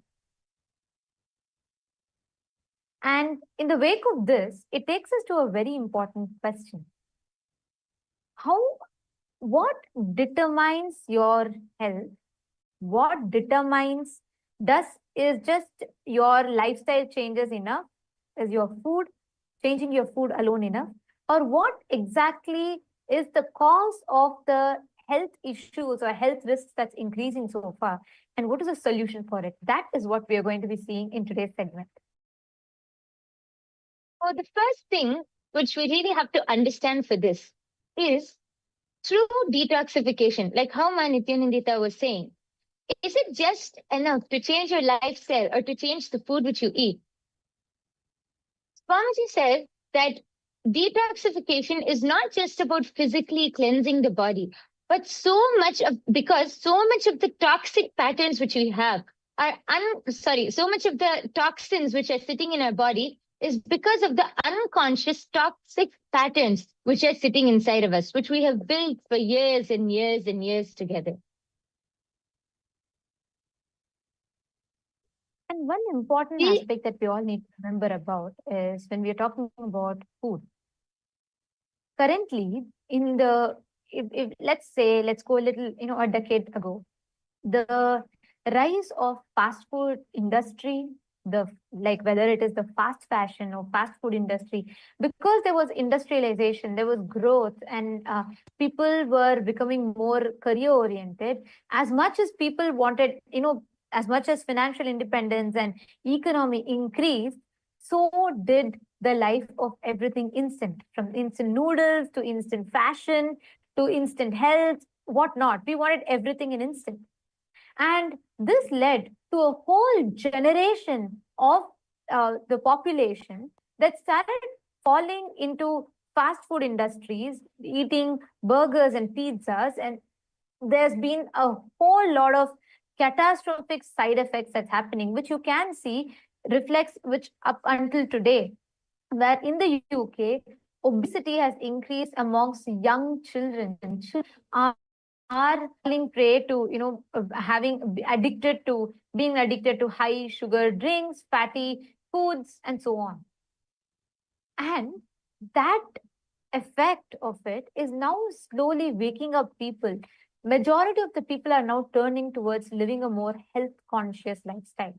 People are wanting to go and hit the gyms, and self-love and self-care is being prioritized. And this, in the wake of this, there's a lot of information that is floating around where people can get access to easily, recipes, and with things like AI and YouTube now. But how authentic are these? How safe are these? That's a concern, that sparked a global debate right now as to what are the do's and don'ts. Something that was do's about 5-6 years back has become a serious red flag now. So with a lot of these discussions on the red flag and green flag when it comes to health routines, what is it that is viable for you to experience the best optimum healthcare for yourself? And that is what we are going to be discussing. And as we start that, I'd like to, we have Jaimin Jakarta, who has posted, I've tried many times, no output. What is your suggested way? Should it be vegetarian diet? I believe so. Kids are so screen addicted to. And that's so true. Jaimin Jakarta, where are you joining us from? Please, can you let us know in the chat? What you're saying is very true, because do you know something? Very recently in the UK, they published a medical journal published a research where they said the younger children, younger generation kids, more than, they found that every 1 in 3 people get mental health treatment. And you'll be shocked to find out that UK had actually banned any junk food ads to be relayed during the daytime. Basically, whenever the screen time, when kids watch the shows, they changed it all after 10 p.m. in the night, because there was such spike in diabetes and obesity in the younger generation. When I say younger generation, I'm not talking even about teenage. I am talking about kids less than 10 years old. This sparked a serious health concern in the UK. There was a lot of discussion around it, after which the country banned any adverts being played about food being played during the daytime. You can only understand the effects of it. Imagine a whole country is having to declare no ads of junk foods during the daytime. Can you imagine the impact of it? Can you understand what kind of, the gravity of the situation? So many countries are trying to battle obesity. Countries are trying to battle, kids, younger generation getting heart attacks. And in fact, in the rise of this, very recently, there was the University Hospital of Tübingen, which was in Munich. They conducted a study which showed just 5 days of eating junk food can alter your brain irreversibly. This is the impact that the current food creates. Okay, Jaiman Jakarta, you're from Melbourne, Australia. I mean, you would know it. Very recently, even Australia, they banned kids below 16 being, being on social media because the younger generation is very fastly losing themselves to this lifestyle. And we are talking statistics, we are talking science, we are talking the reality, most importantly. It is important for us to wake up to this fact and to see actually what food, what are you feeding in? When I say food, when I say consumption, I'm not talking about just the food that you intake through your mouth, but what about every sensory input? What about the food that is being fed to your brain? What about the cognitions that you're being taught? What about the knowledge that you're learning? Every which way, all of these impacts and affects and shapes your thinking, shapes you, your personality collectively.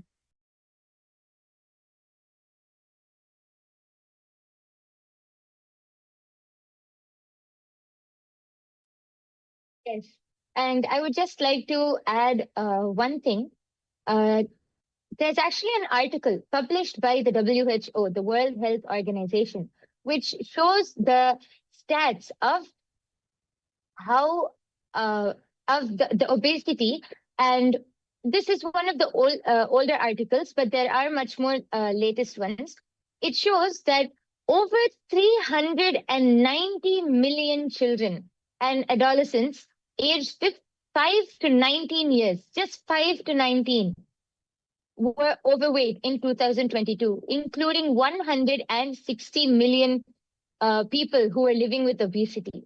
And as Nithyanandita was explaining, I feel one of the very important aspects which we should bring to light is about how the whole marketing strategy.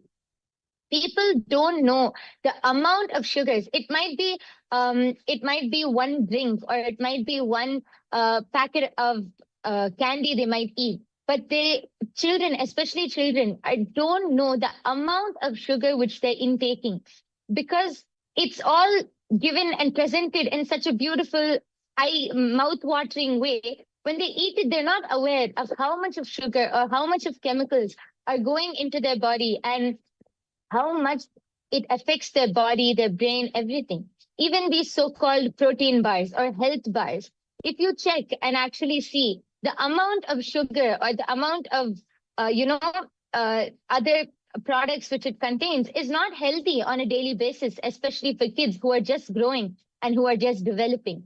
But because of the marketing strategy, many kids, and I think not only kids, even adults nowadays don't realize the impact that all of these have on the body, on the mind, and on the overall health itself. Yes. And Jaiman Jakarta has posted, agreed. I do not believe Swamiji's, I do believe Swamiji's idea of sattvic food, but not sure if it can cater to the protein requirements. Actually, that is a very interesting that. Sorry, I just wanted to add here. See, that's something that's very important, to address, because if you see an average lifespan today, right, on an average, an adult, they live about 60 years, 70 years on an average. It has reduced. You all should Google and see. The average lifespan of humans has reduced a lot. And you should know that this is because of the change. Today, if you see, in 1900s, if you see, a life expectancy of a single human being would be about, let's say, like 75, 79, 80 around. And earlier than that, it was 100, 120, and so on and so forth. Now, as late as 2022, the average lifespan has dropped to a whopping 5.9 years lesser, which is only 70 years on an average, 70 to 72 years. This is the maximum on an average that is there today. And this shows the impact. And you should know that, even Jaiman Jakarta, you should understand that even in countries like Australia, if you study the statistics, the people who are having vegetarian diet, the people who are having the sattvic food, that is surely there is a misconception that you have about sattvic food. When we say sattvic, we are not saying eat a weak food. We have amazing diet that is described in Sanatana Hindu Dharma. If you are talking about proteins, where do the elephants get protein from? They don't eat meat. We vegetarians get the same protein from the same place that the elephants get proteins from. We have natural protein and the high protein food, highly rich sattvic food, which does not trigger any other side effects or after effects after you consume. That is why Swamiji tells a very important statement. Eat as per your goals. Eat as per your goals. And that's very important for us to understand and remember. Go ahead, my Yoga Prana. You want to Yes, actually, I wanted to just add that there is actually statistics which clearly show that the rate for people who live longer are the people who live longer are more likely vegetarians, because actually Swamiji explains that the human body is not actually built to eat non-veg or to consume the flesh or the meat of another being. It is how Nithyanandita was explaining. How do elephants get all of their protein and how do they get their energy from? We get it from the same place, because human bodies are not actually meant to eat non-veg. There are statistics which show how non-vegetarians live a less, a shorter life compared to vegetarians, because the body functions more. Many people think that, only with the fish or, only by eating fish or that protein, you can get protein. But that is not true. It's actually, of course, there are other things which, along with the vegetarian diet, there are other things which you can do, which will help enhance or, get more protein or energy into your body, like yoga, like all of these things. But vegetarian diet as itself is a very healthy lifestyle which builds the body with everything which you need. And Ma Nithyanandita brought up a very important concept, how Swamiji said, eat as per your goals. So when you eat as per your goals, your body will provide whatever is necessary or whatever is needed for you. It is actually, many people think, how can that be true? But our mind has a very strong impact on what we do. Actually, I might be diverting off topic, but I feel like one very important thing I just wanted to mention quickly was about the placebo effect. Actually, scientists did one experiment or one test where they had a group of people, and they informed the group of people that they're going to give them a painkiller, but they gave them, it was actually nothing, but they told the people that it was a painkiller, and they injected it. And they did the same thing, but they told them that this was just a normal medicine and not a painkiller.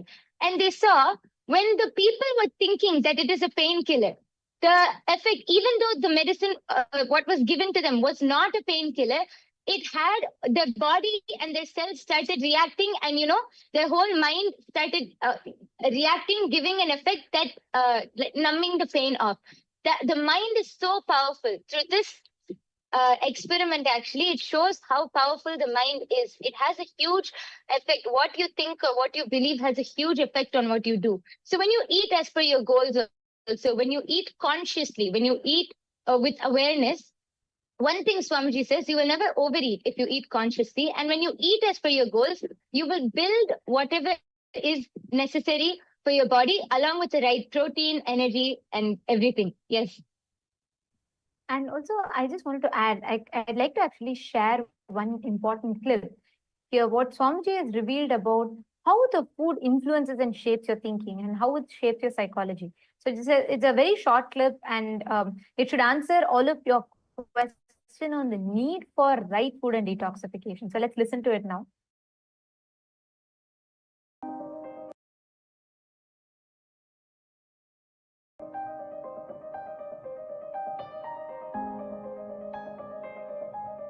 The food you eat becomes part of your body day by day. It becomes part of your blood, part of your bone, part of your bone marrow, part of your internal organ. Very subtle but surely, in this whole process, not only the food you took becomes part, the thought currents you cherish also becomes part. The food you took is processed along with the thought currents you cherish. And that becomes part of your internal organ or intra-organ. System gets toxified by the chemicals which are poisonous, which makes you withdraw from life.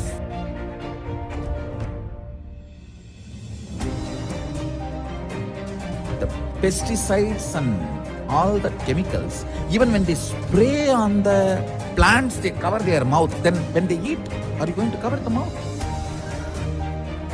Almost all human beings in the modern day has some form of toxification and parasites inside the system, suffering with the side effects of the toxification, including cancer, impotency, and low immunity, many other disorders. Negative thought currents, toxins, when they settle together, they start acting as a small independent army inside you, against you. In yogic tradition, even one cell does not listen to your will is considered as parasite, anti-being. If you have problems like I want to be integrated, I am not able to.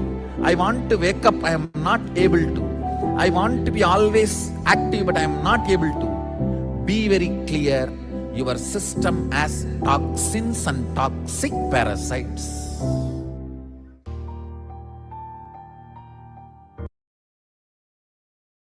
What Swamiji is revealing here is so important for us to understand. Because the truth, like Swamiji said, every time you have an intake of food, you understand so deeply about how the thought current is also entering into you. Jaimin Jakarta, is it answering your question? And Akul Lal, how do you get strong food, strong with veg food though? People usually say that meat has high quality protein, whereas vegetarian food is low quality protein. I used to eat meat and I don't as much, however, I want protein. Listen carefully. Jaimin Jakarta and Akul Lal, both of you listen carefully. Tell me one thing. When you eat meat, right? Understand something very important. Statistically speaking, people who consume meat are prone to more depression. And I am not telling this to convince you out of moral value. I'm not telling you don't eat meat, it's violence against animals. It is, but I'm not even coming from that moral standpoint of view.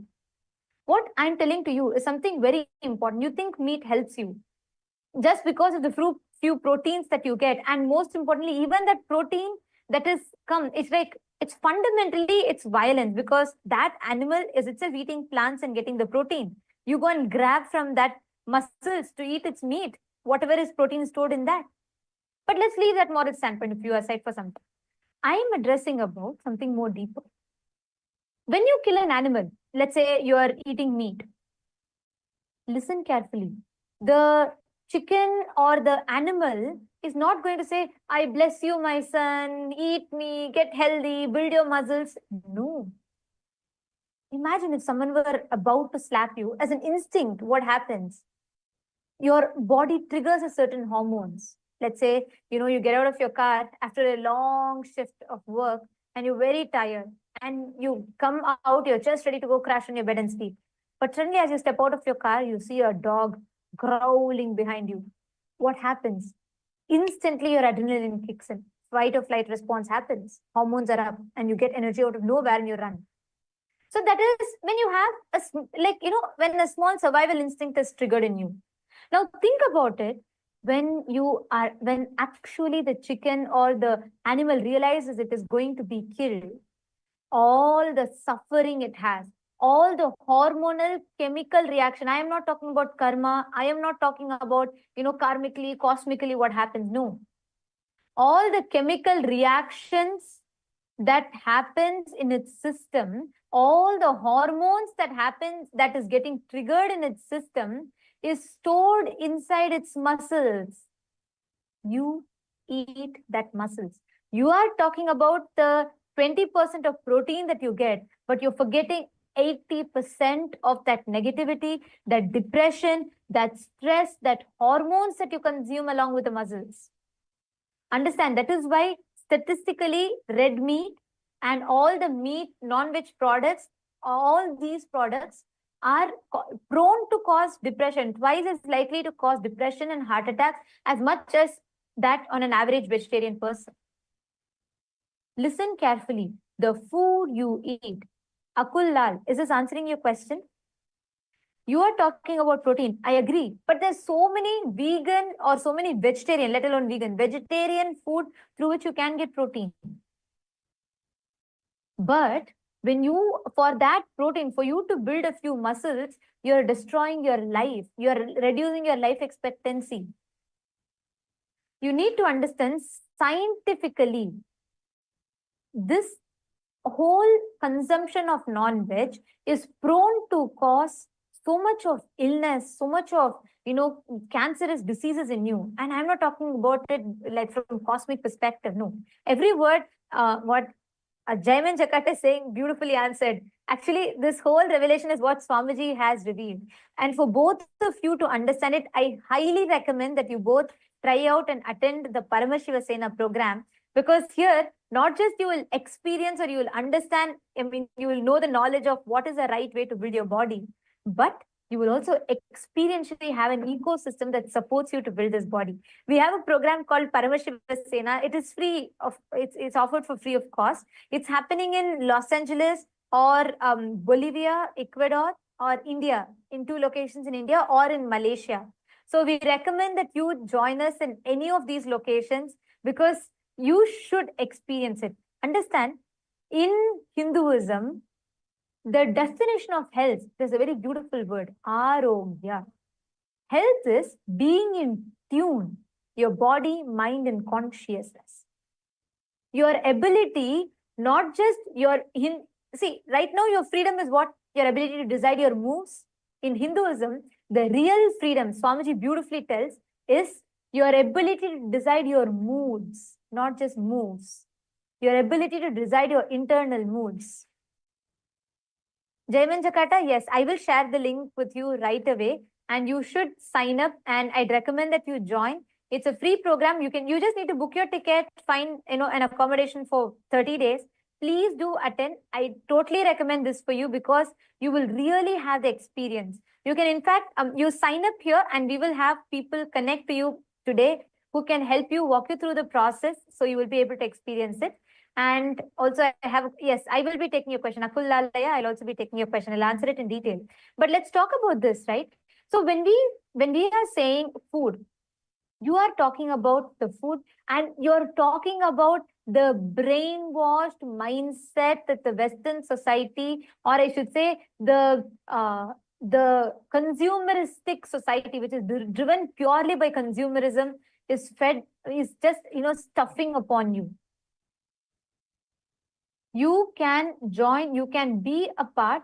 Jaiman Jakarta, do sign up. Actually, if you are ready to right away, if you are interested and you want to take the step, you can sign up. The link has been posted for you. Please do sign up.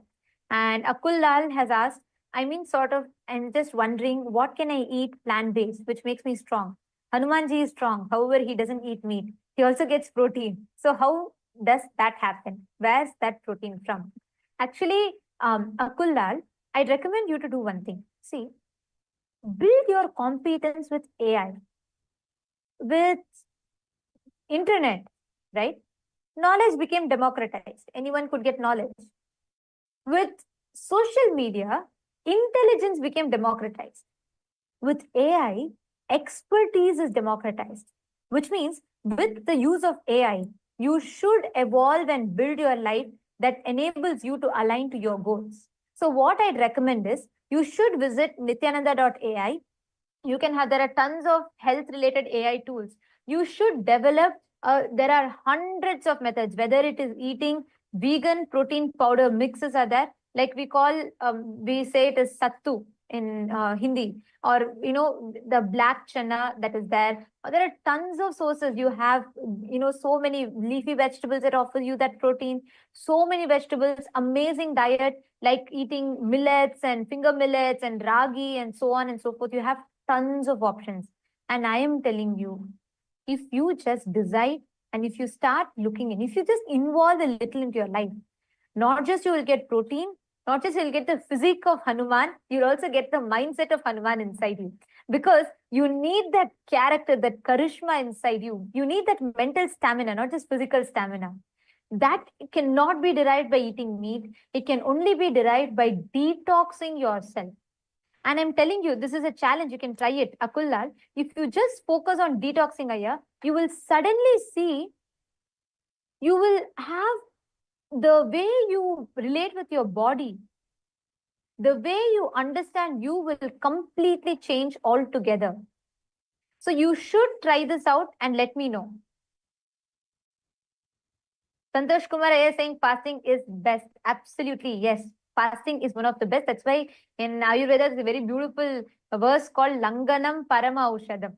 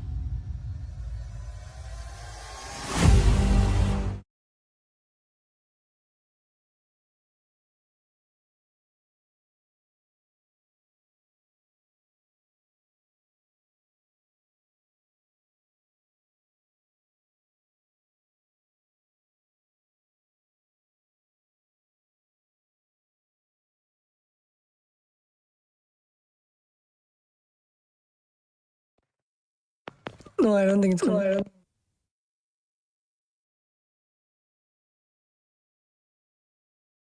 Nithyanandam.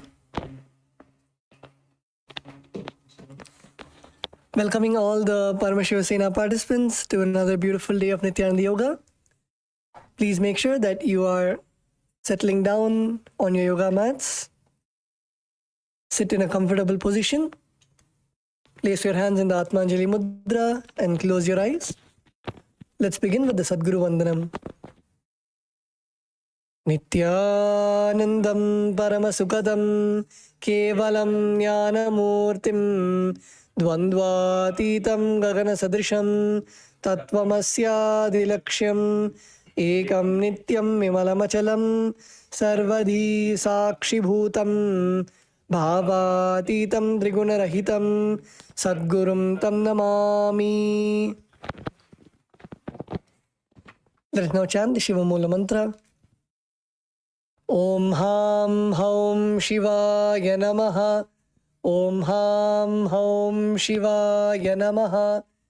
Om Ham Haum Shivaya Namaha. Om Ham Haum Shivaya Namaha. Om Ham Haum Shivaya Namaha. Om Ham Haum Shivaya Namaha. Om Ham Haum Shivaya Namaha. Om Ham Haum Shivaya Namaha. Om Ham Haum Shivaya Namaha. Om Ham Haum Shivaya Namaha. Om Ham Haum Shivaya Namaha. Om Ham Haum Shivaya Namaha. Let us now begin the Tattvachamanam. Now please take your Panchapatram Nudharni and place it in front of you, and take an Nudharni of water. Place your right hand in the Gokarna Mudra and pour an Nudharni of water into your right palm and drink it at the end of the following mantra. Om Atmadattvam Shodayami Swadam. Take another Nudharni of water. Om Vidyadattvam Shodayami Swadam. Now take another Nudharni of water. Om Shivadattvam Shodayami Swadam. Please wash your right hand with an Nudharni of water. And now with the base of the right hand thumb, wipe your lips from the right to left twice. Om Ham Hridaya Yanamaha. Wash your hand with an Nudharni of water. And with the index, middle and ring fingers touch above the lip and below the lips. Wash your hand with an Nudharni of water. Now with the index finger and thumb touch the right nostril, the left nostril, and with the ring finger and thumb touch the right eye, the left eye, right ear, left ear. Wash your hand with an Nudharni of water. With the little finger and thumb touch the navel, the right chest, the left chest, and with all the fingertips touch above the head, the right shoulder, the left shoulder, and the heart center. Wash your hand with an Nudharni of water.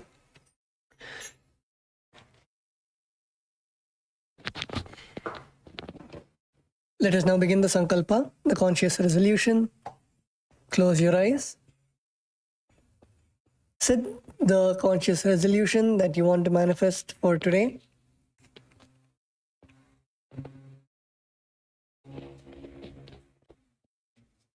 Visualize the space that you want to manifest in your inner space.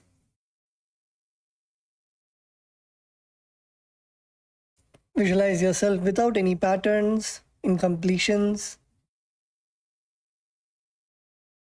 as a completely pure being.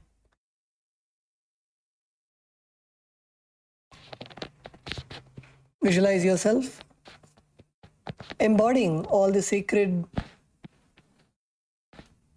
truths, sacred space that Swamiji embodies.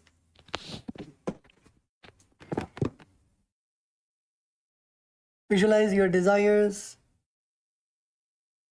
your sankalpa becoming reality.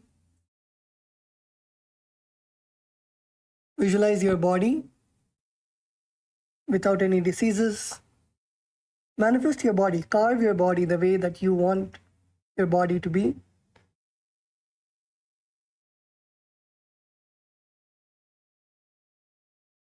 Visualize your skin, your muscles,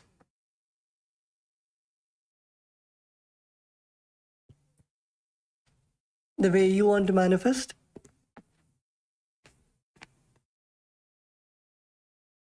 And with that, let us now begin the Sankalpa.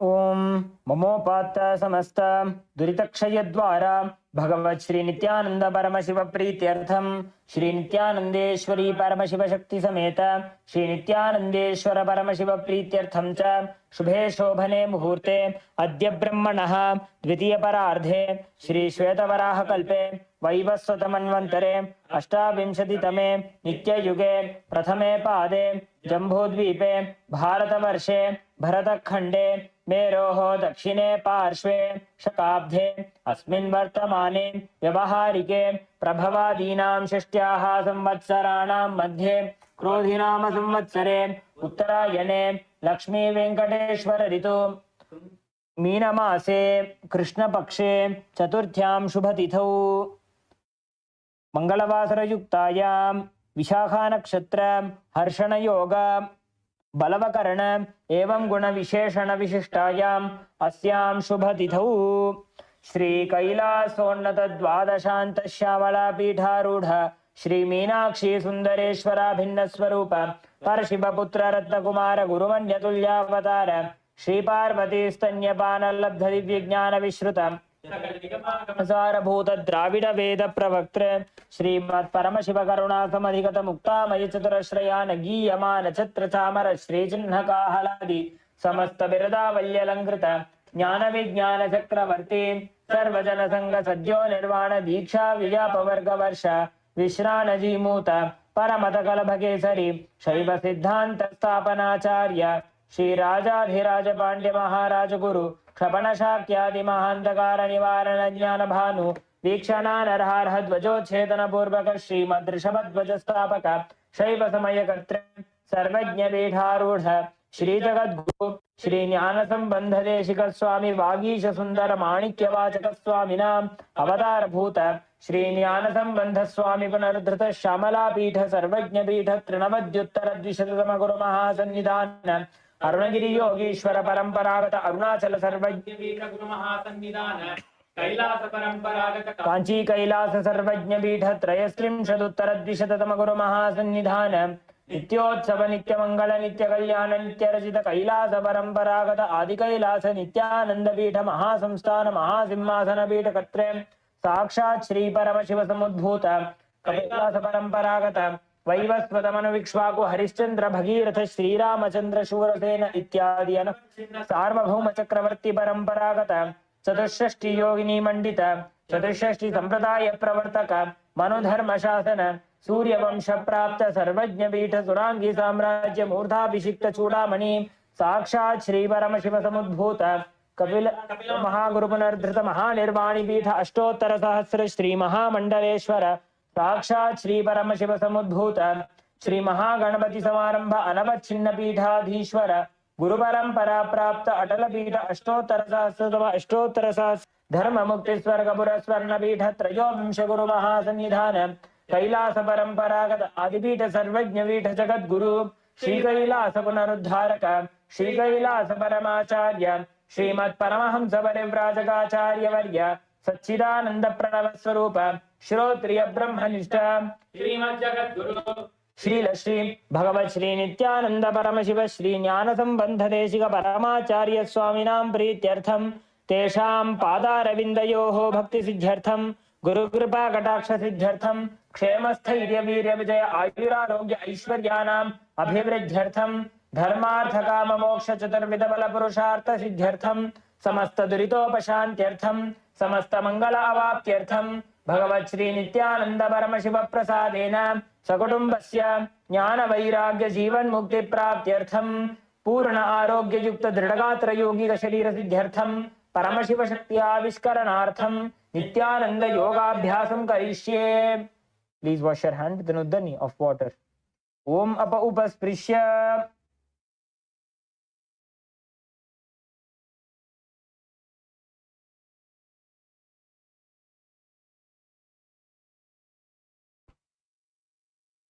Let us now put our Panchapatram and Uddaranis to the side and let's all stand up.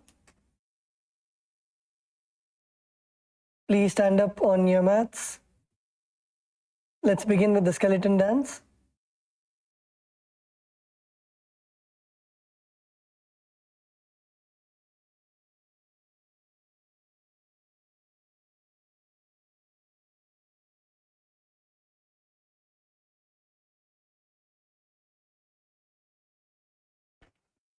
Visualize yourself as a skeleton and start shaking all of your joints, your bones, your hands, your legs, your shoulders. Start shaking your whole body rapidly.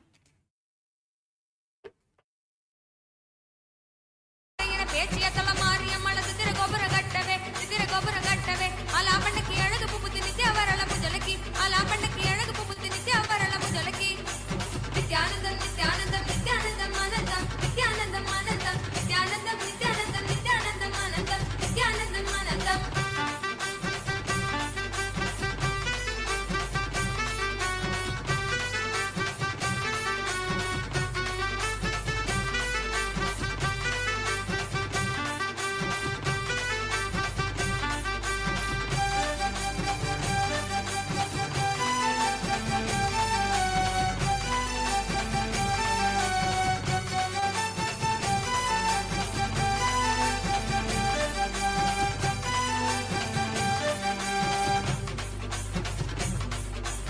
ஏழாம் படி எடுத்து எழுவரத்தின் ஒருவர மாபத்திர கலிய கருப்பு சமய பெத்தவ தேவிய வல்லவ சமய முன்னோரை என பேச்சிய தலமாறிய மலது திருகோபுர கட்டவே அலாப்பண்ணுக்கு அழகு புப்புத்தி நித்யா வரல முஜலகி அலாப்பண்ணுக்கு அழகு புப்புத்தி நித்யா வரல முஜலகி நித்யானந்தம் நித்யானந்தம் நித்யானந்தம் ஆனந்தம் நித்யானந்தம் ஆனந்தம் நித்யானந்தம் நித்யானந்தம் நித்யானந்தம் ஆனந்தம் நித்யானந்தம் ஆனந்தம்.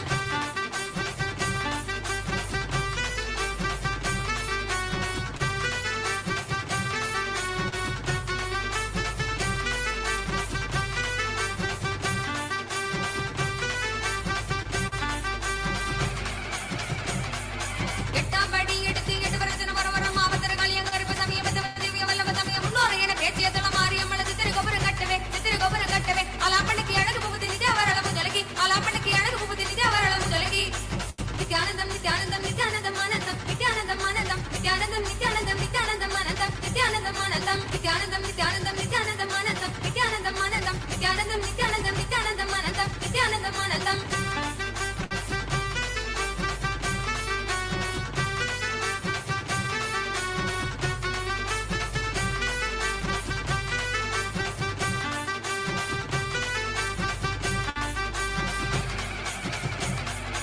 எட்டாம் படி எடுத்து எழுவரத்தின் ஒருவர மாபத்திர கலிய கருப்பு சமய பெத்தவ தேவிய வல்லவ சமய முன்னோரை என பேச்சிய தலமாறிய மலது திருகோபுர கட்டவே அலாப்பண்ணுக்கு அழகு புகுதி நித்யா வரல முஜலகி அலாப்பண்ணுக்கு அழகு புகுதி நித்யா வரல முஜலகி நித்யானந்தம் நித்யானந்தம் நித்யானந்தம் ஆனந்தம் நித்யானந்தம் ஆனந்தம் நித்யானந்தம் நித்யானந்தம் நித்யானந்தம் ஆனந்தம். Now relax. Close your eyes. Inhale and exhale.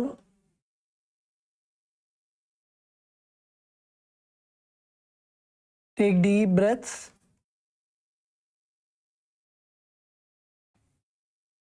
Inhale all the way from your knees and exhale all the way to your knees.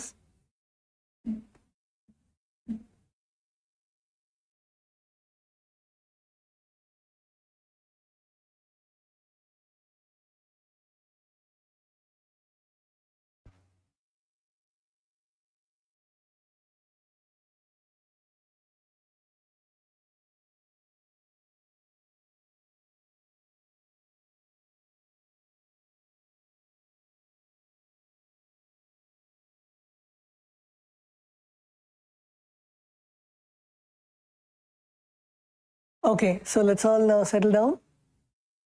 You can come to a seated position.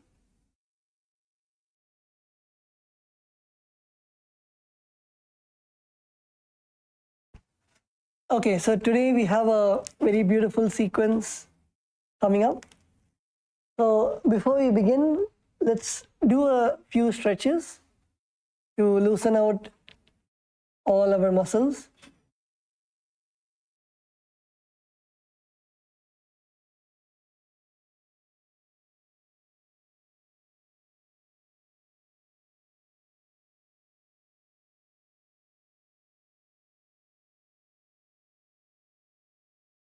Okay, so requesting all the participants to first stretch your legs out.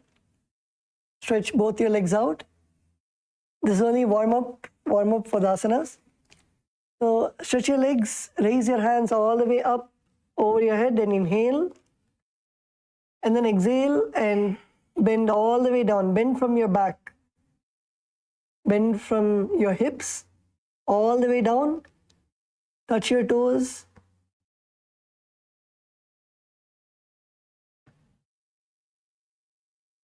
Stay in the asana. Touch your toes. Keep pushing yourself lower and lower.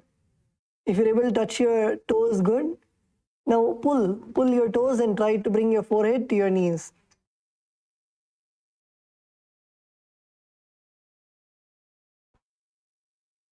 Stretch, feel your hamstrings stretching, feel your calf muscles stretching. Embrace the stretch.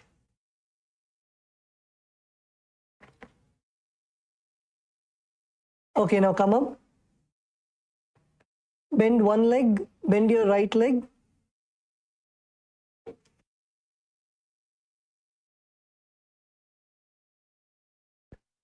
Bend your right leg and keep your right leg to your perineum. And then inhale and go all the way down. Try to touch your left toes. Bring your head to your left knee. Down, down, down, down. Go as much as possible. Inhale deeply. When you exhale, pull yourself and go as low as possible. And stay in the asana. Don't release the tension. Embrace the tension, embrace the pain. Go as low as possible.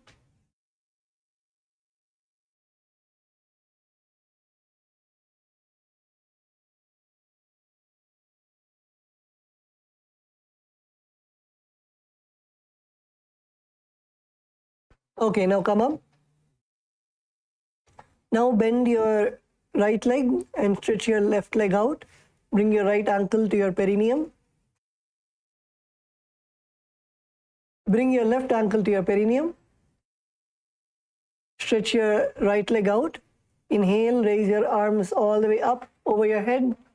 And then exhale and touch your toes with your hands, with your fingers, and bring your forehead to your knees.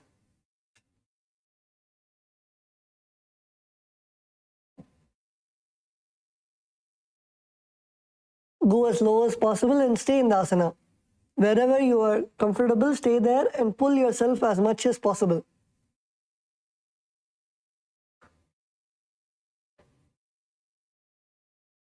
Pull yourself as much as possible.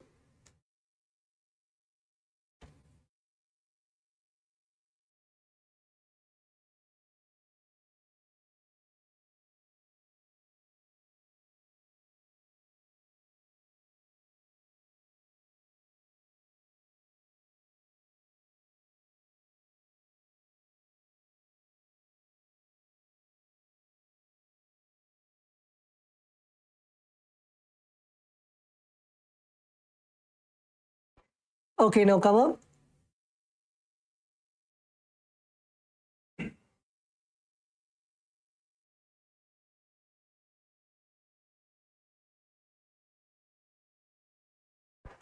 Okay, so let's now do Apanasana. Apanasana is stretch your left leg out, take your right leg and bring it all the way above your shoulder.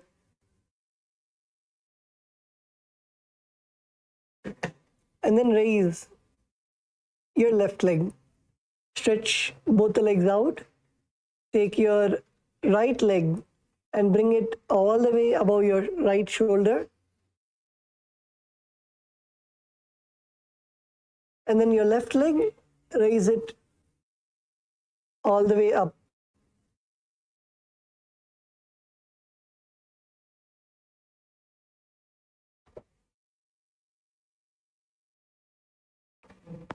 Yes, Kailasa, Bolivia. Kailasa, Bolivia, legs higher. Your leg should be behind your shoulder. Pull your legs as much as possible and bring them behind your shoulders.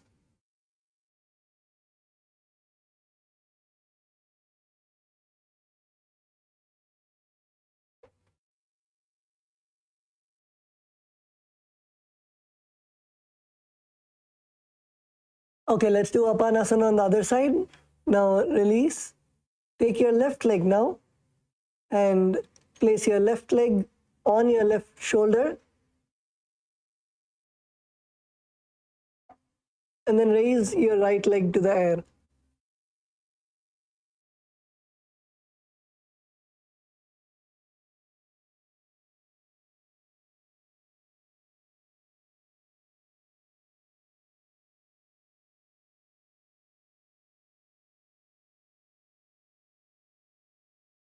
Yes, Kailasa, Malaysia, good.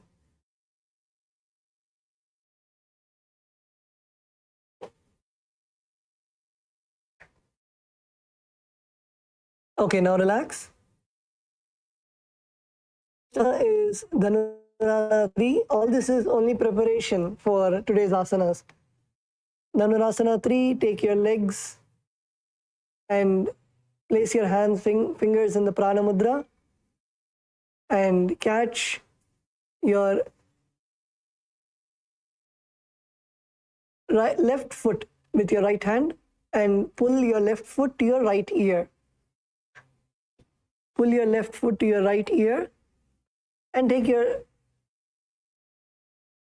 left hand and touch your right foot, which is stretched out. So you should be catching your opposite feet. Your right hand should be catching your left leg and your left hand should be catching your right foot. Pull, pull, pull as much as possible. You should pull all the way to your ears.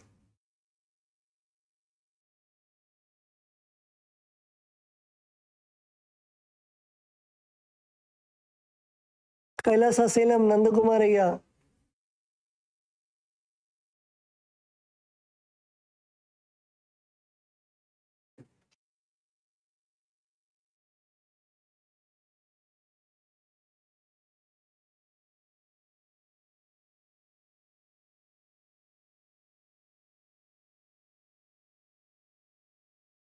Nandakumaraya, your right hand should touch your left foot.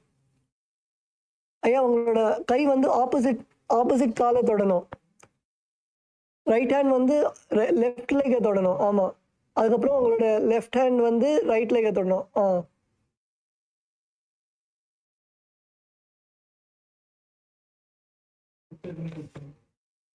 Yes, pull towards your ear.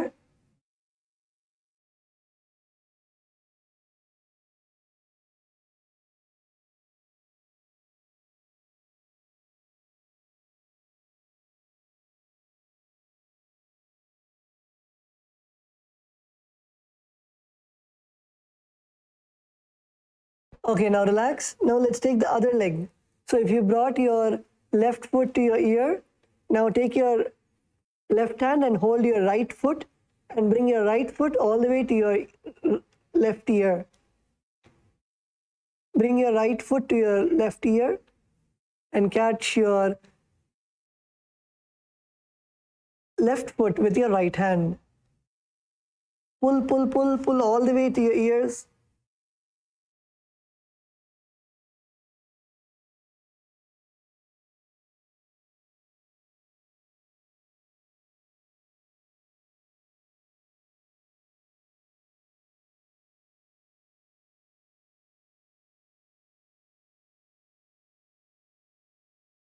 Yes, pull.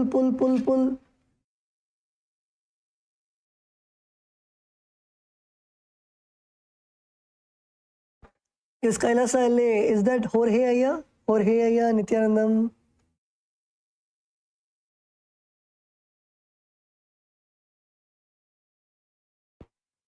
Okay, now relax. So the first asana for today is Vasishthasana. So in this asana, you're going to begin with a seated position. And now first you're going to bring your right leg all the way behind your ears. So take your right leg, bring it above your elbow and then above your shoulder, and then pull it all the way back behind your neck. And then you're going to take your left leg and bring it above your elbows, above your shoulder, and your left leg also all the way behind your neck. And then you're going to raise your arms and bring your palms above your forehead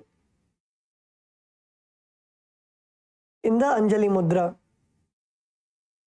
This is the Vasishthasana.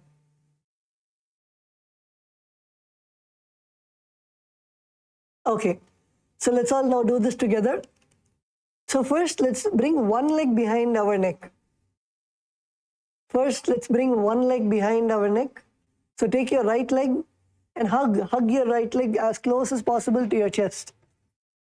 Hug your right leg. And then now, first bring it all the way over your shoulder. Bring it above your shoulder.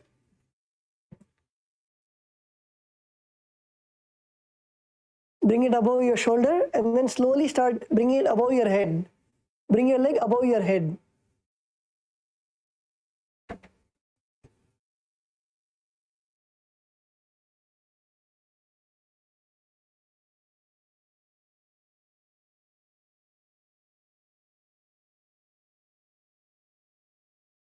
Yes, bring it above your head. Yes, Jayantima, good. Now push. Push it all the way behind your head.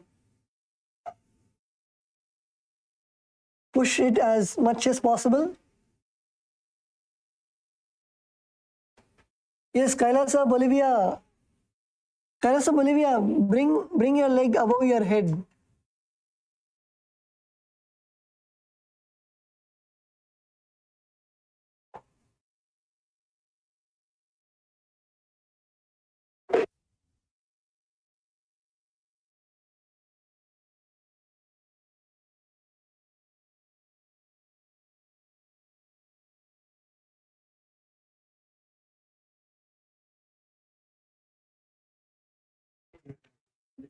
Yes, Kailasa, Bolivia, come on. Bring your leg all the way. Bring your foot to your head first. Bring your foot to your head.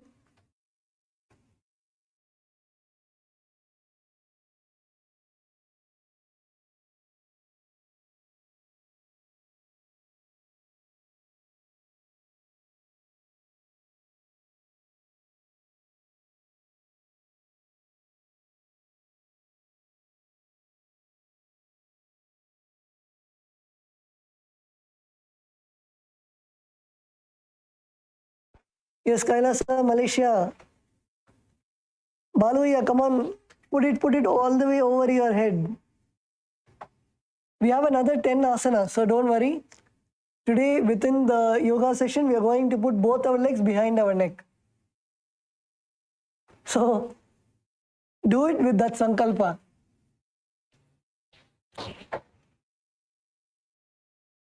Okay, so if your right leg you finish, now take your left leg. Take your left leg and first bring it above your elbows and then bring it above your shoulders and then push it all the way behind your neck. Push it all the way behind your neck.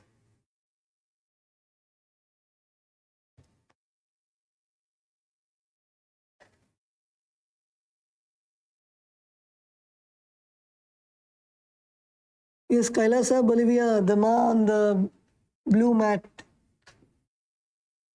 Ma Shukrendra Ma requesting if you can put their names. Tatvamanaj, can you put the names of all the 3 participants in front of the camera?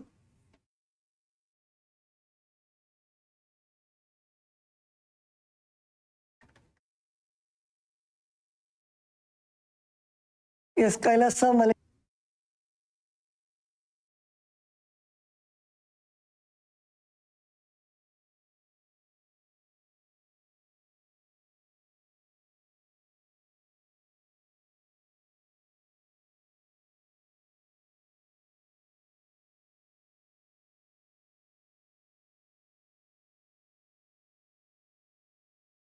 You can even get a chair or partner. Your partner or the chair you can put your feet on top of your partner can catch your legs, or you can bring a chair and you can try to push your head, place your leg on top of the chair and push your head inside. You can place your leg on top of a chair and then, or your partner can hold your leg and push it above your head. Try to push your head inside the chair.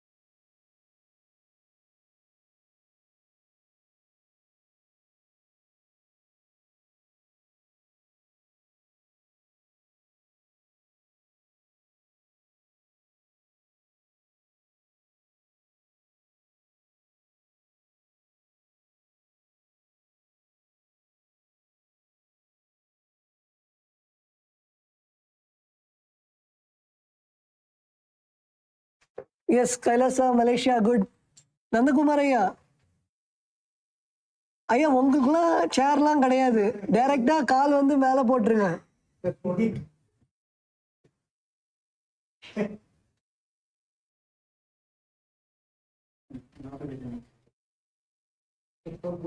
போடுங்க. Take your legs and put it above your head.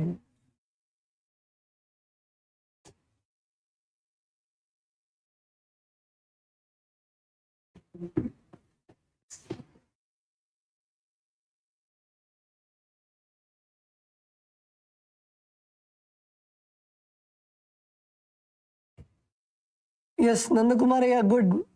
No, maybe just little more. Kailasa, LA, Jorge, are you doing? Are you stretching still?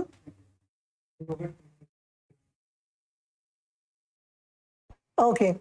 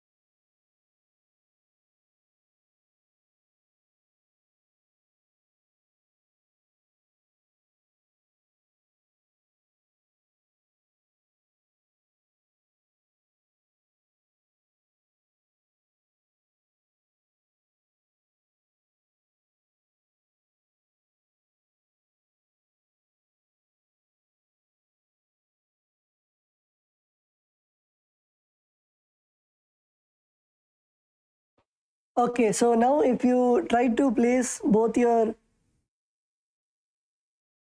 right and left legs above your head, so now you can bring both your legs above your shoulders.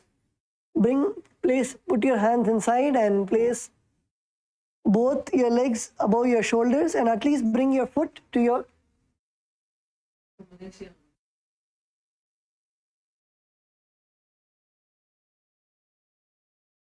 bring both your feet at least to your forehead. First, bring your feet to your forehead, and then you can slowly bring it above your head and put it behind. So bring your feet, bring both your feet to your forehead.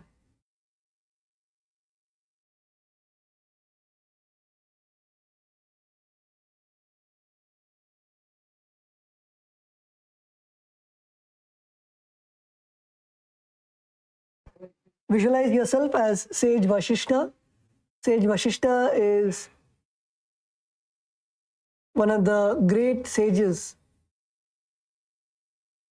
Perform the Pratyahara Kumbhaka. Pratyahara Kumbhaka is inhale and then bring your awareness to all the organs of generation, your heart, your throat, your navel center, your third eye, your Sahasrara chakra. Concentrate the prana on the life energy on all of these places and then exhale. This is the Pratyahara Kumbhaka. Perform the Mula Bandha, contracting your perineum, and the Japa Om Nithyananda Paramashivoham.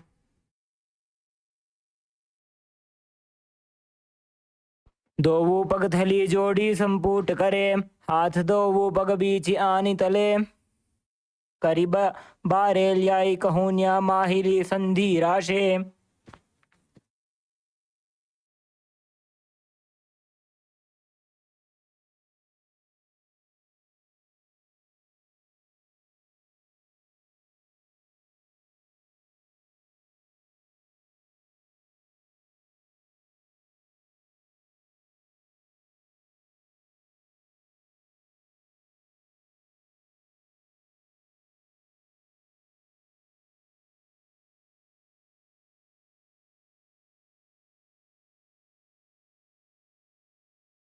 Okay, now relax.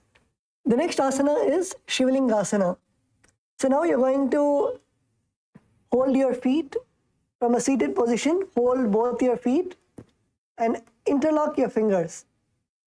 Hold the toes of your feet and interlock your fingers. And now bring your feet all the way above your head.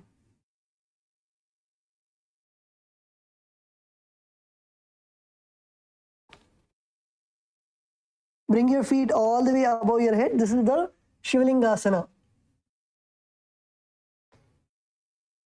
Yes, raise your feet and balance. Contract your core muscles. In this, it is not just stretching, but you need to balance also.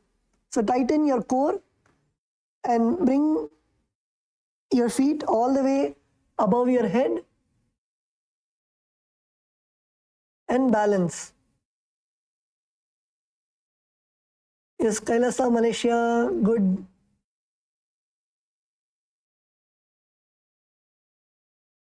Kailasa, Malaysia, Kailasa, Bolivia, come on. Raise all the way above your head.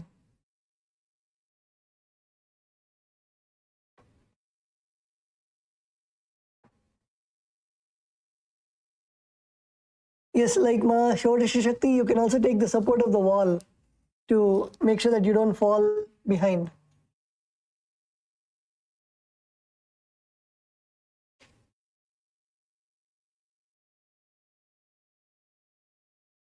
Yes, Jorge, yeah, good.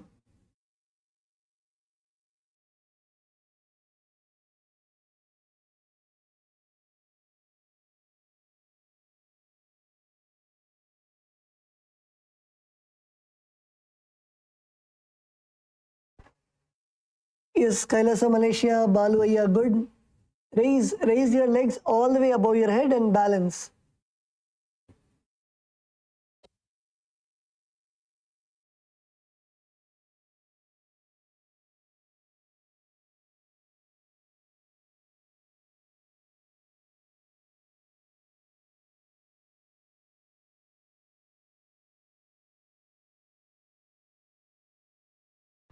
In this asana, visualize yourself as the sacred Shivalinga.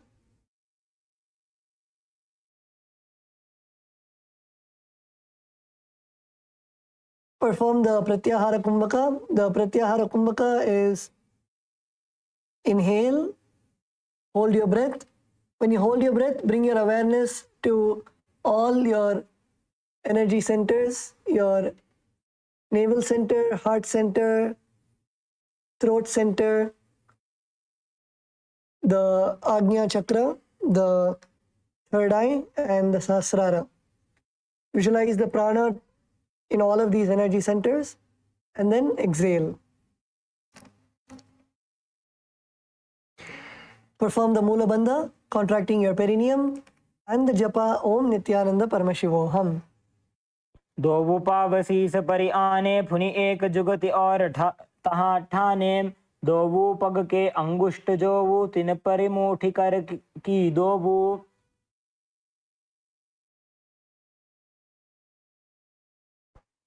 Yes, now relax.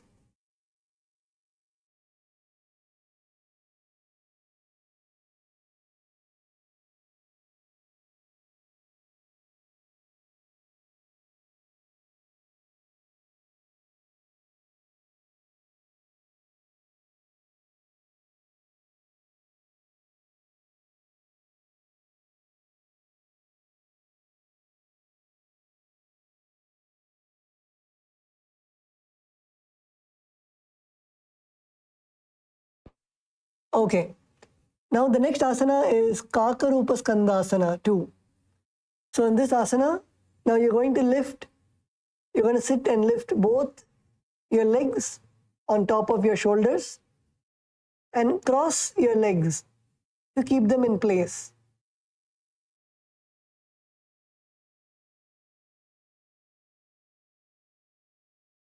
You're going to place both your legs on top of your shoulders, and then you're going to cross your feet and place your hands on the ground to the side.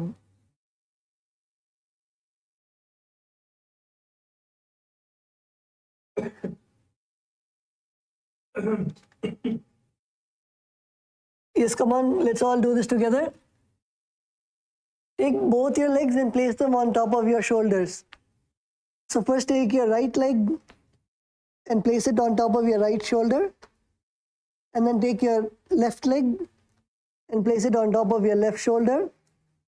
And cross your feet together.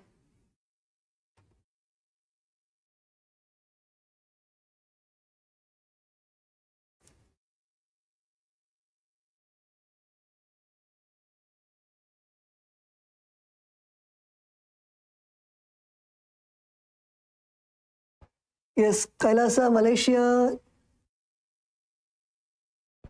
Jayanti Ma, good.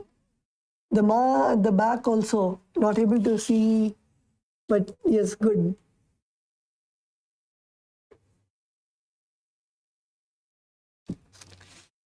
Yes, Baluaya, good.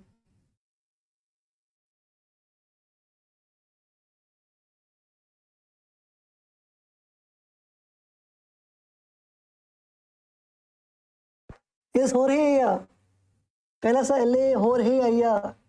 Enough of stretching. Come on, let's do the asana now.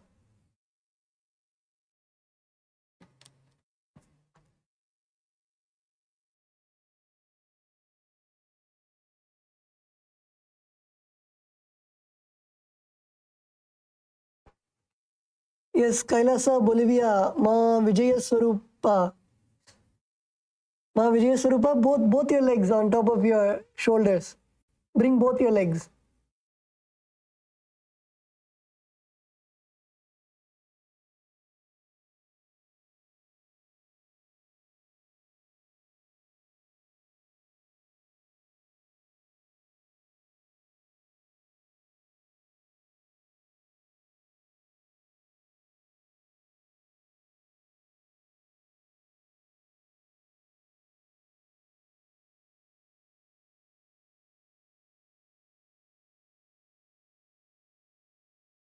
In this asana, visualize yourself as an owl sitting on a branch of a tree.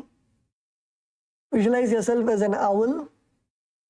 Continue to perform the Pratyahara Kumbhaka. Pratyahara Kumbhaka is inhale, hold your breath, visualize the prana going to all of your energy centers, your navel, heart center, throat center, brow center, and Sahasrara. And then exhale. Perform the Mula Bandha, contracting your perineum, and the japa Om Nithyananda Paramashivoham. अथ वक्ष्येकाकरूपस्कन्धासनमुत्तमं कलिपापात् प्रमुच्येत वायवीं वशमानयेत् निजपादद्वयं बद्ध्वा स्कन्धदेशे च साधकः नित्यमेतत्पदद्वन्द्वं भूमौ पुष्टिकरद्वयम्.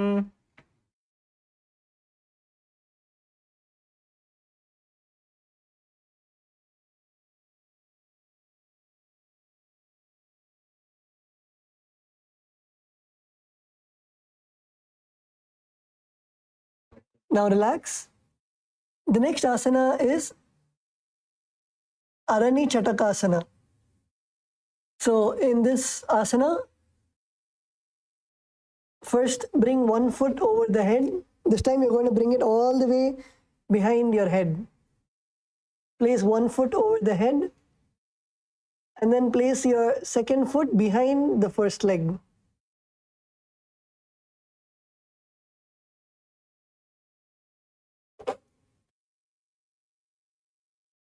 First place one foot over your head and then take your second foot and place it behind the first leg.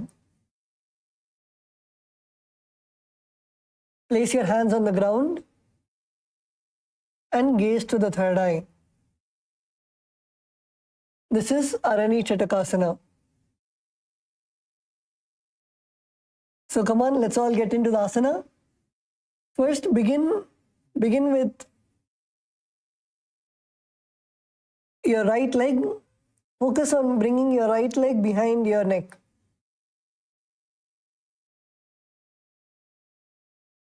Bring your right leg, first take it over your elbows and then take it over your shoulders and then push your legs behind your neck. And actually it's easier if you bring it behind your neck through the side. If you're not able to push it above your head, just push it to the side, open up your thighs, and then bring it behind your neck.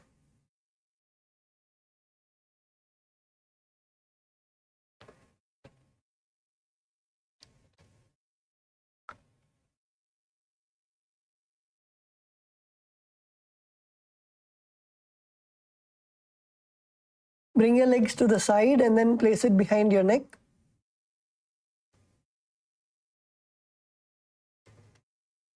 Ma Vijayaswarupa, come on. Kailasa Bolivia.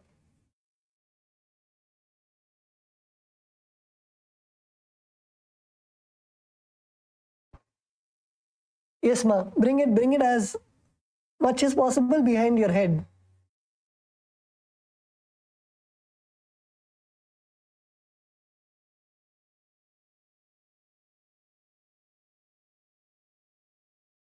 Yes, Kailasa, Malaysia, Baluaya. Baluaya, try to take it from the side. If you're not able to take it directly from top of your head, try to take it from the side. Like the Acharya is showing in the screen, push your legs to the side and then try to bring it behind your neck. If it's not easy to bring it from above your head.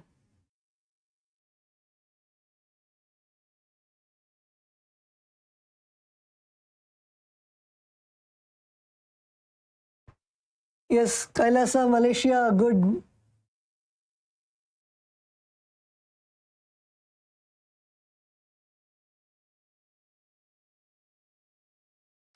Jorge, good. Kailasa, LA, Jorge, good.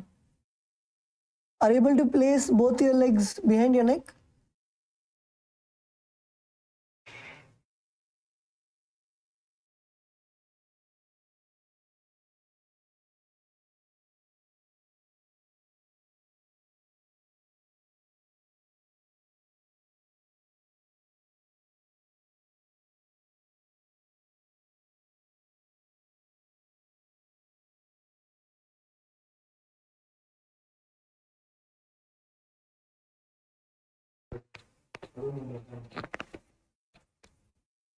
Yes, Kailasa, Bolivia. Ma Agora Rupini, good. Push, push, push, push.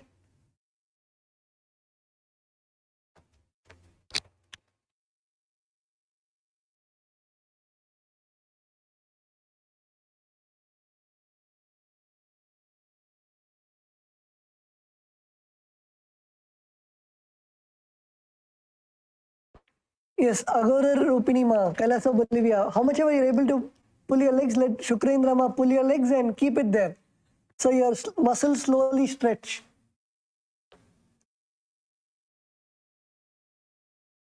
Place it there for a few seconds.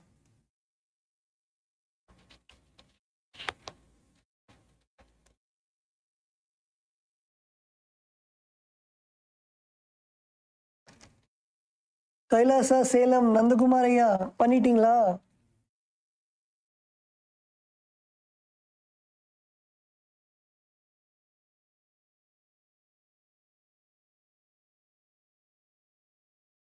Okay, so in this asana, visualize yourself as a bird in the forest. Visualize yourself as a bird. Perform the Pratyahara Kumbhaka. Pratyahara Kumbhaka is inhale, hold your breath and visualize the prana going all the way from your navel center, your heart center, throat center, brow center, and your sahasrara. And then exhale.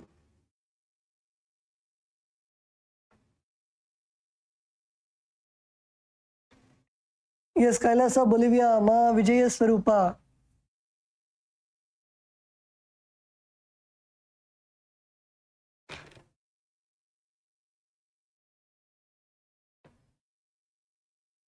Yes, Shukrendra Ma, good Ma, pull her leg.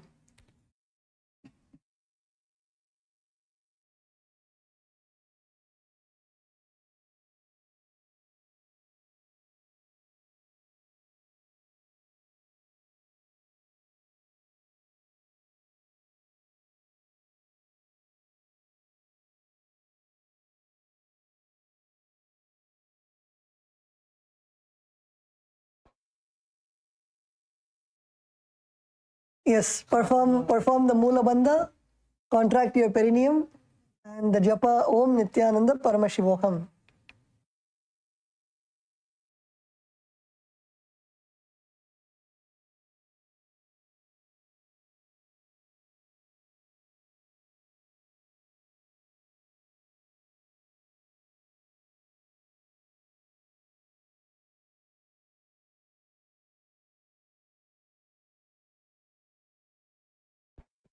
एकेन पादेन भूमिं वष्टभ्य अन्यपादतलेन ऊर्मवष्टभ्य तिष्ठेत्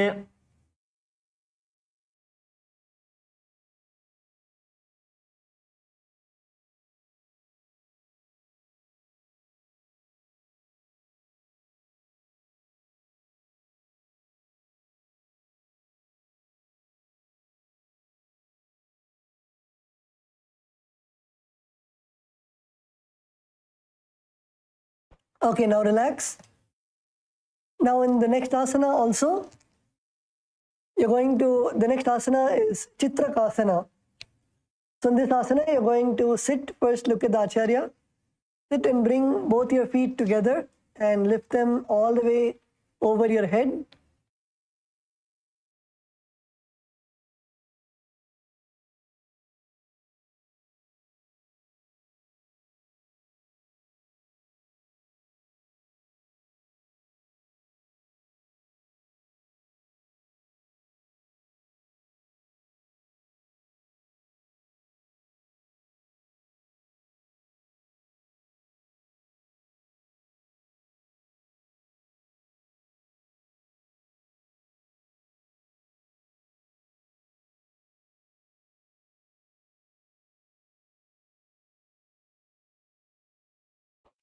Take both your legs and keep them behind your head. And then you're going to place your right hand on the left side of your neck.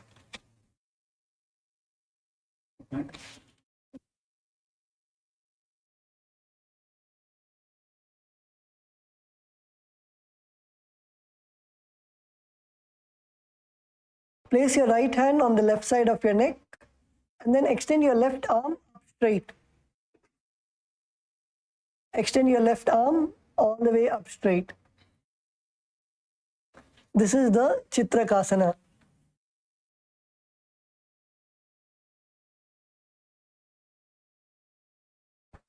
So yes, come on, let's all do it together now. So step 1, let's bring both our legs again behind our head.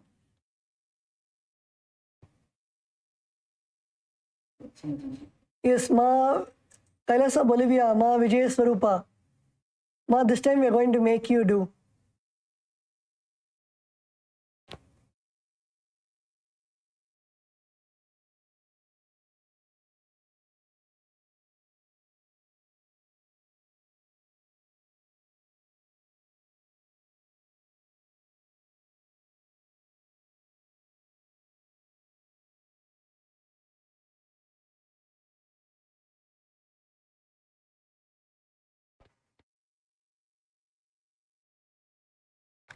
Yes, Shukrendra Ma, help Vijay Swarupa Ma.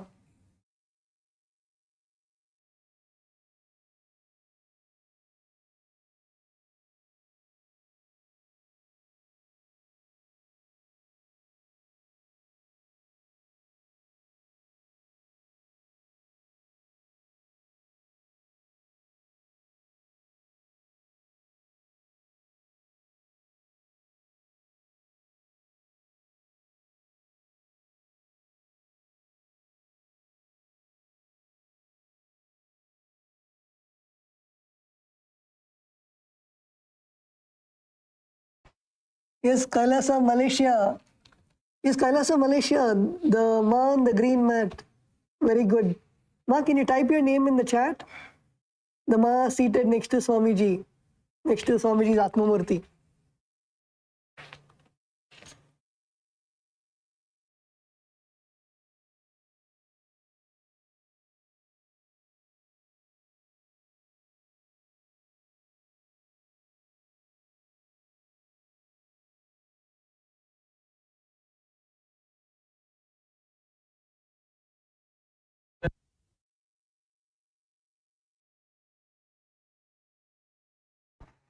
Yes, Kailasa Malaysia. Kailasa Malaysia, the Ma on the green mat. Can you put your name in the chat, please?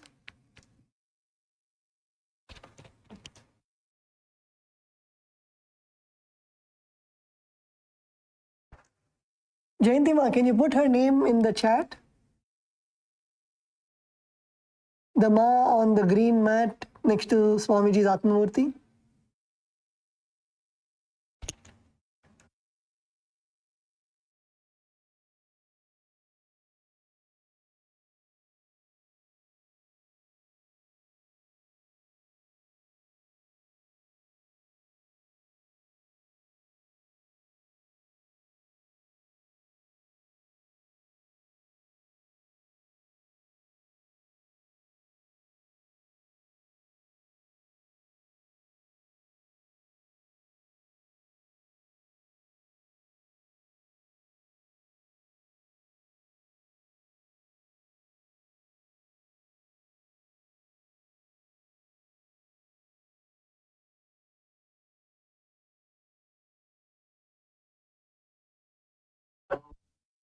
Yes, Ma, Adbhuta Charitra, Kailasa Malaysia. Good. Party, she's not some Swami type.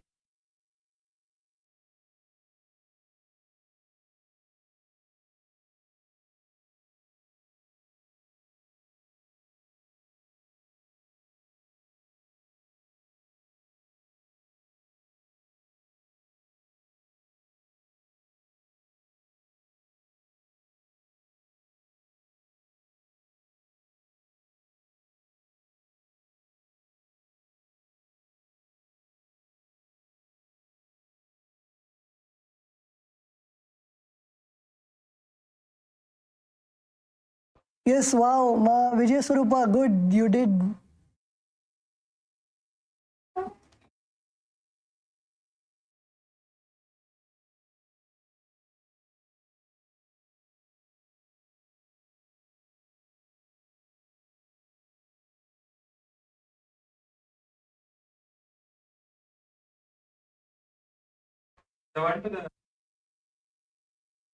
In this asana, visualize painting your reality and manifesting into existence. Visualize painting your reality and manifesting into existence. Perform the Pratyahara Kumbhaka. Pratyahara Kumbhaka is inhale, hold your breath, visualize the prana flowing through all your chakras, your navel center, heart center, throat center, brow center, and Sahasrara. Perform the Mula Bandha, contracting your perineum, and the japa Om Nithyananda Paramashivoham. फना जुगमा धरत करी राखे बहुरी जुगति ऐसे विधि दाखे बहुरी पगथली माहिली कोरे शीस लगावे करिके जोरे AD पुनि ललाट जो दाखे अंगूरी हथेरी फना जू राखे दक्षिण भुज की हथेली जोई गले लगावे संपुट सोई अंगूरी सकल करे इह भव दछि पाखती धरे सुआई कहुनी ना भी सुधीले आवे ताको उद्रही आनी लगावे.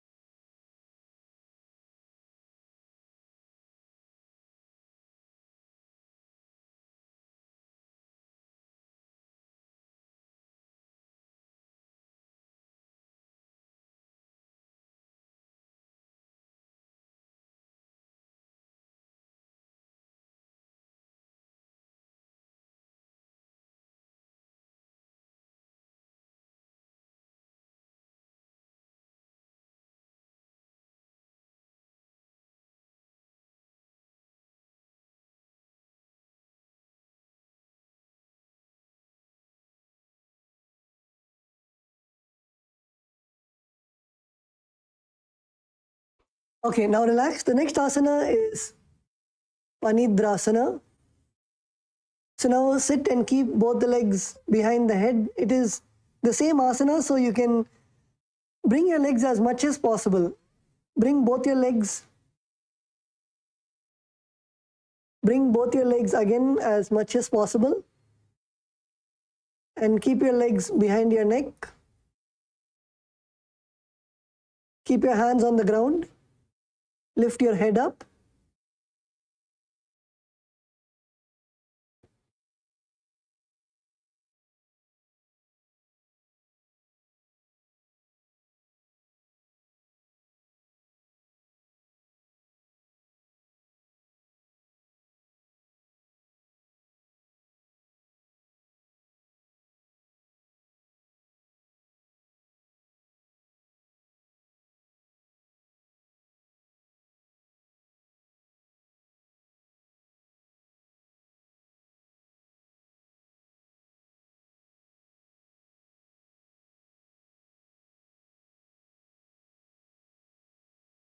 Yes. So bring both your legs on top of your head, and in this asana, visualize Swamiji in your third eye. Perform the Pratyahara Kumbhaka. Begin with taking both your legs above your shoulders. Take both your legs above your shoulders. Perform the Pratyahara Kumbhaka, Mula Bandha, and the japa Om Nithyananda Paramashivoham. पादाभ्यां वेष्टयेत् कंठं करयो संस्थितोन्मुखं फनीन्द्रं सर्वदोषग्नं वो भूयात् सुखदं सदा.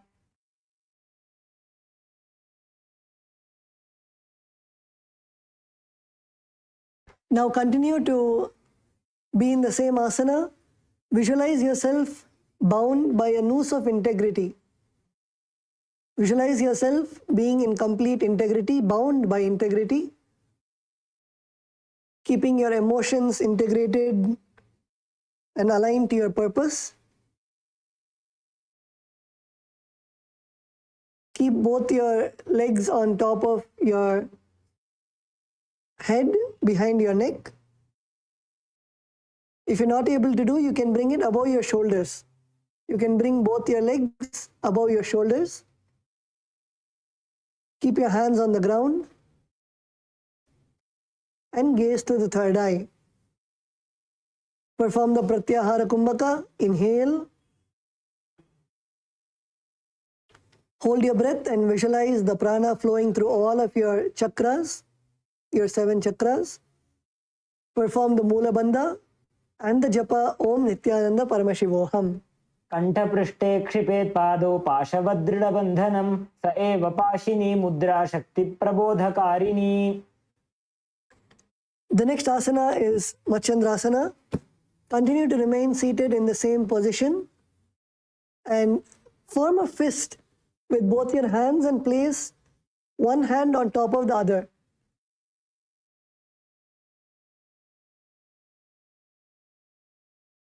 Form a fist with both your hands and place one palm on the other in the ground. Your legs can be over your shoulders. This is the Machandrasana 3. Visualize yourself as a fish. In this asana also perform the Pratyahara Kumbhaka, Moola Bandha and Japa Om Nithyananda Paramashivoham. वैसी करी दो वो काढ़े राशे आटी करी दो वो हाथ की मुट्ठी करी दाई मुट्ठी नीचे जी मणि ऊपरी राशे. Continue to remain in the same asana. The next asana is Dvipada Shirasana. Dvipada Shirsasana.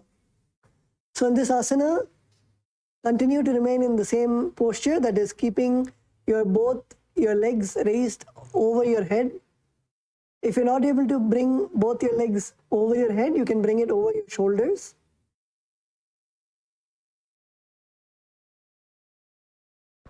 Place your legs over your shoulder and bring your palms together in front of your chest.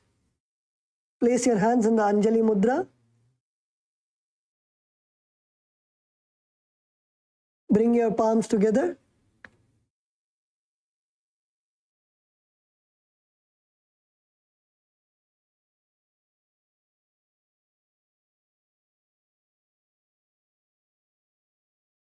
Place your palms in front of your chest. Visualize Swamiji in your inner space. Perform the Pratyahara Kumbhaka.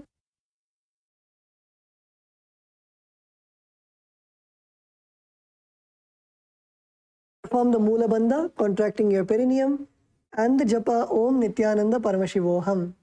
बेसीने बाने पगमाथा उपरला विदा काना पाछल्या भाग पर चढ़ावा ने हाथ जोड़ीने स्थिति करवी ते द्विपाद शीर्षासन कहावे छे.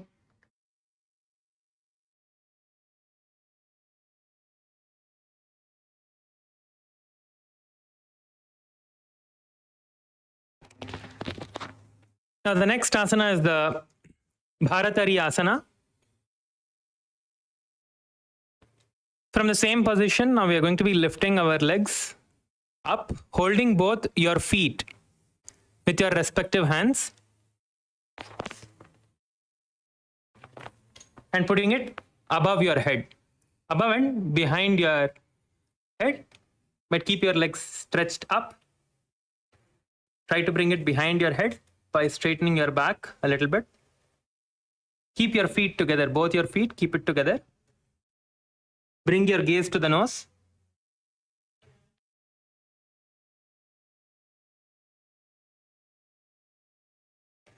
Visualize the Shakti, visualize that you're manifesting the Shakti of Mahima, increasing the heaviness and the weight of your body.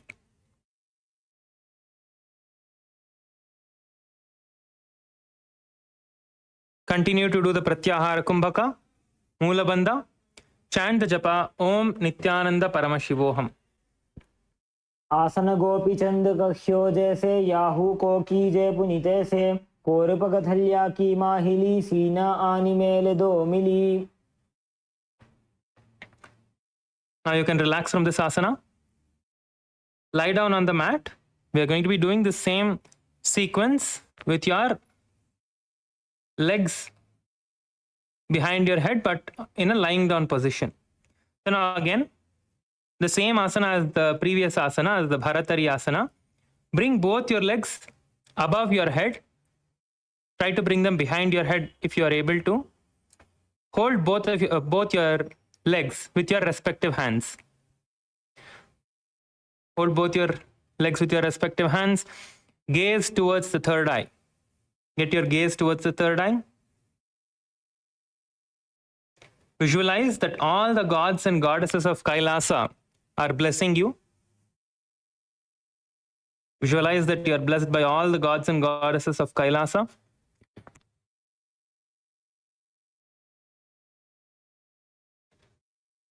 Yes, yes. Come on, try to push your legs behind your neck in the lying down position. It's actually much easier. While lying down, it's actually much easier. Try to push it. Try to push your legs behind your head. In the lying down position, it's actually much easier when you're lying down. Try to lie down and pull your legs behind your head. It's easier when you're lying down. Yes. Yes, good, good, good. Kailasa Ikoda, Raya, you try to pull your legs, both the legs, Raya. Just try to get both your legs towards your chest. Yes, yes, yes. Like that. From the below, hold your legs from the bottom. Hold your legs from the below. Like the Acharya is showing. Yes, exactly. Yes. Now try to bring your legs closer to your face. That's it. Yes. Try to get don't push yourself too much. Just do it gently, as comfortable as you are. If you're experiencing too much pain, then don't pull too much. But do it comfortably. If you are able to, if you feel that you can push through the pain, then you can do it. But don't harm yourself. Listen to your body. Yes. Nice, nice. Very nice, Aya. Very nice. Hold in that position. Try to get your legs. Hold. Come on, hold in the position. Yes, yes, yes. Very nice, very nice. Hold in the position. Yes, hold. Yes. Balu Aya, very nice. Hold in the position. Yes, it's easier. It's a little easier to do when you are lying down. Yes, Nandakumaraya, very nice. ஐயா நந்தகுமாரையா உங்க பக்கத்துல உட்கார்ந்துருக்கவங்க பேர் என்னங்கய்யா? அவரோட பேரை கொஞ்சம் நீங்க zoom சாட்ல போடுறீங்களா? ஐயா நீங்க ப்ரோக்ராம் அட்டென்ட் பண்றீங்களா? ஐயா உங்களோட பேரை கொஞ்சம் நீங்க இங்க போட முடியுமா?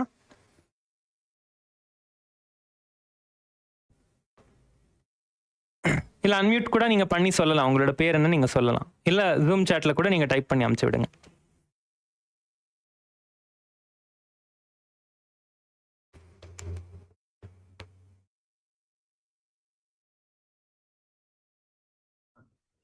சொல்லுங்க. ஹலோ.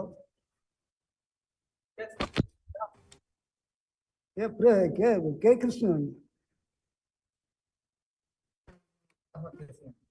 கிருஷ்ணன் மகாராஜ். இப்ப சொல்லுங்க. கே கிருஷ்ணன்யா.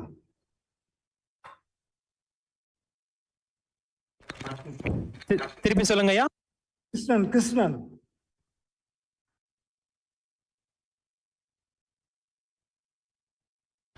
ஓகே நன்றிங்க ஐயா.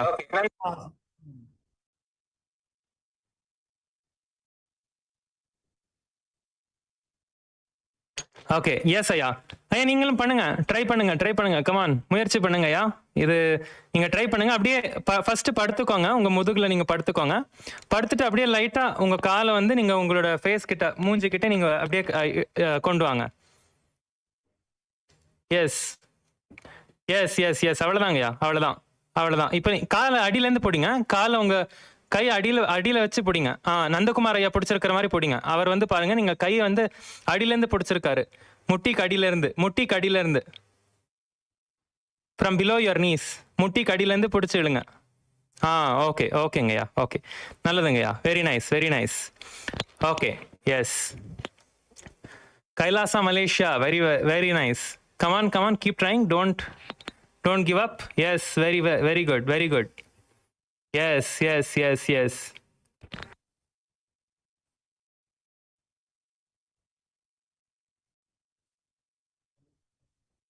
Ma Adbhuta Charitra, wonderful ma, really good. Nice, really nice. Ma Adbhuta Charitra, very nice. Wonderful.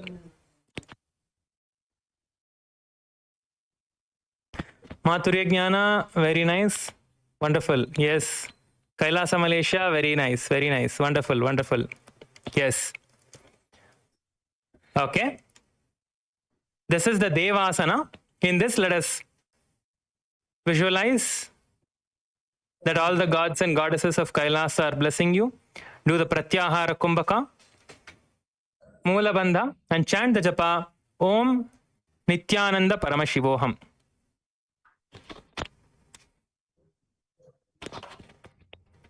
प्रथमसोधो सोवे सोई करे काकसी करग्रथदो गहदोई एड्या अंबर पगथल्या दाने करी अटीका वित्ततास परि रहे.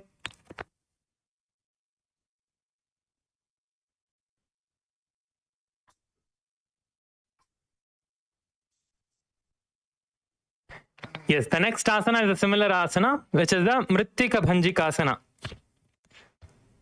Mrittika Bhanjikasana. So from the same position, by bringing your legs behind your head. Yes, come on, again bring your legs behind your head. In this, we are having a change of the visualization and the gaze. You're going to be gazing at your nose and visualizing yourself as a source of energy with nutrition, vegetation, sprouting from your being, like a plant, like how a plant sprouts from the seed. You're going to visualize that you're sprouting from the seed. Mrittika Bhanjikasana. Yes, and bring your gaze to the nose. See, if you're not able to pull your leg all the way behind your head, try to just get it close to your face. But try to do it. Do it. Don't give up. You can do it. Just bring your legs in front of your face as much as you can. Just get your feet close to your face. If you're not able to pull it all the way behind your head, bring it close to your face. Yes. Kailasa, Malaysia, wonderful. Even if you're able to do one leg, if you're able to just put one leg behind your head and the other leg close to your face, that is also fine. That is also very good. Just bring your legs close to your face. Both your legs, bring it close to your face. Yes, yes, yes. Come on. Nandakumaraya, keep going. Yeah, Krishnanaya, Panangaya, come on. Try பண்ணுங்க.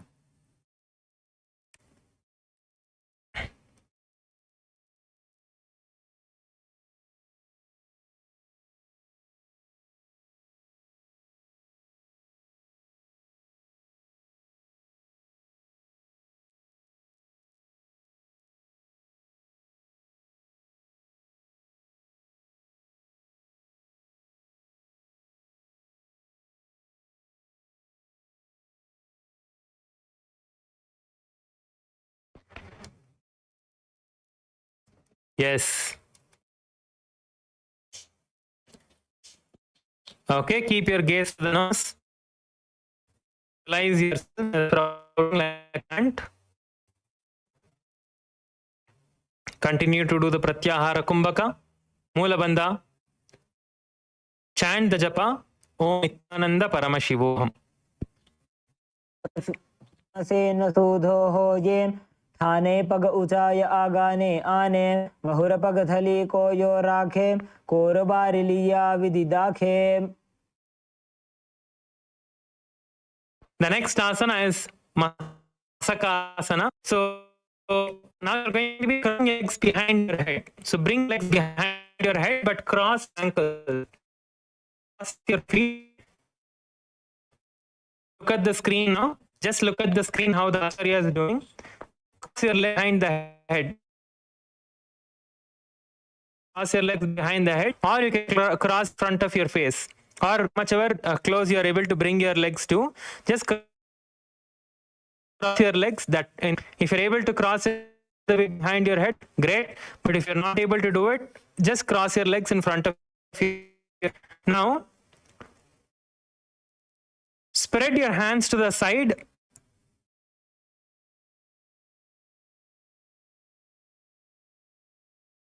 And behind all the down, interlace your hands behind your buttocks. Now, spread your hands to the side. Yes, you can look at the screen, how the acharya is demonstrating. Look at the screen first. Get your hands behind your buttocks. You have to get it from through your legs. Even if you're even if you're doing it from, even if you're not able to get it behind your legs, behind your neck, even if you're not able to get your legs behind your neck, try to get your legs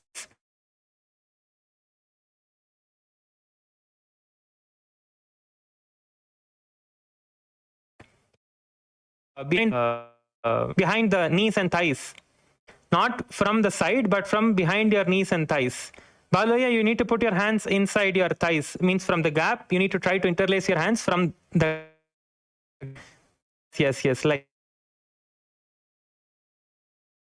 that. Correct.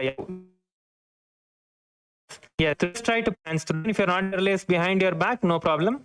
Just try to get your hands. No, from inside, yeah, from inside. From inside, in between the guy in your right. Yes, we're showing it to you. Yes, see, your hands, your legs are there in front of your face. Your hands should go inside your legs, in between your legs. Yes, like that, yes. Yes. Good, Aya. Yes, that's all. Yes, that's all. Yes, that's it. Very good. Wonderful. Yes. Nandakumar, Aya, come on, Aya. Try பண்ணுங்க. Yes. Nice. Kailasa, Malaysia. Yes, ma. Very nice. Wonderful, ma. Yes, really good. Really good.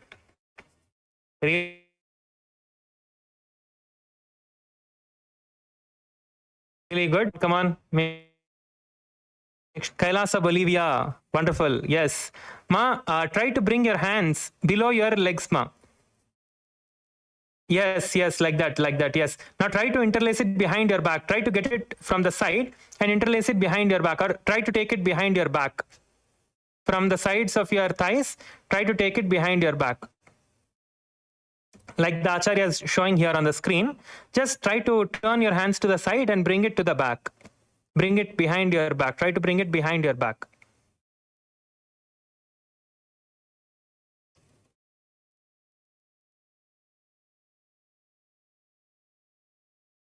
See, you can lock your feet in this. So you don't have to hold your feet with your hands. Interlace your feet.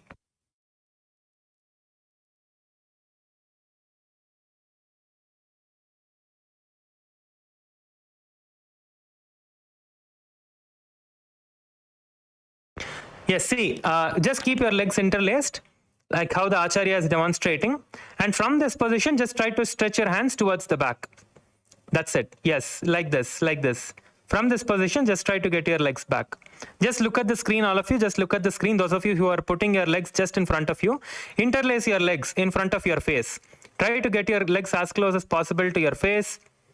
Put your hands through the gap that is there in between your legs and try to get your hands behind. Yes, try to get your hands behind from this position. Yes, very nice. Wonderful. So in this asana, you're going to be visualizing yourself being showered with abundance of gold.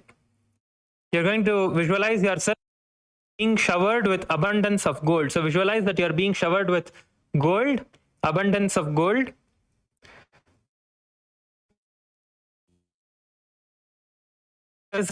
Being abundant, keep your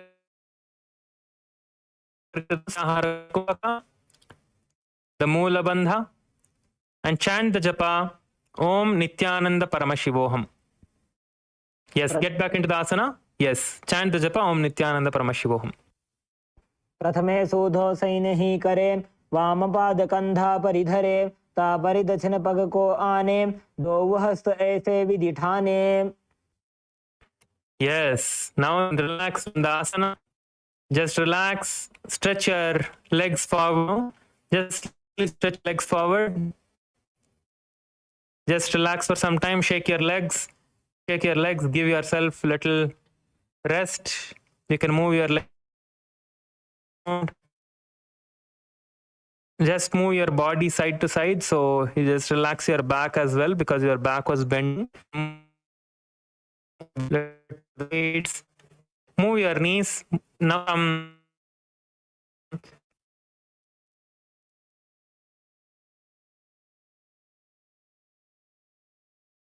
just, yes, do this. Now look at the screen. Just lift your knees up and twist to the side.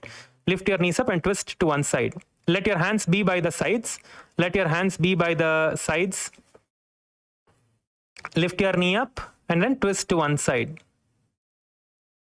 Yes, and then twist to the other side. Let's just relax your back. Relax your back a little bit.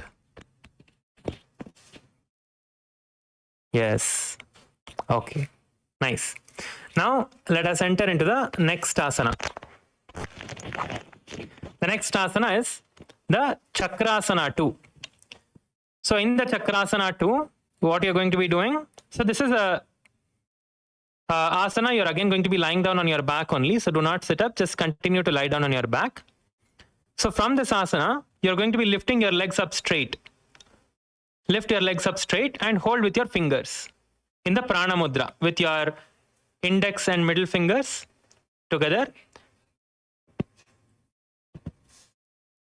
With your index and middle fingers to, yes, just lift your legs up and hold your big toes with your index and middle finger.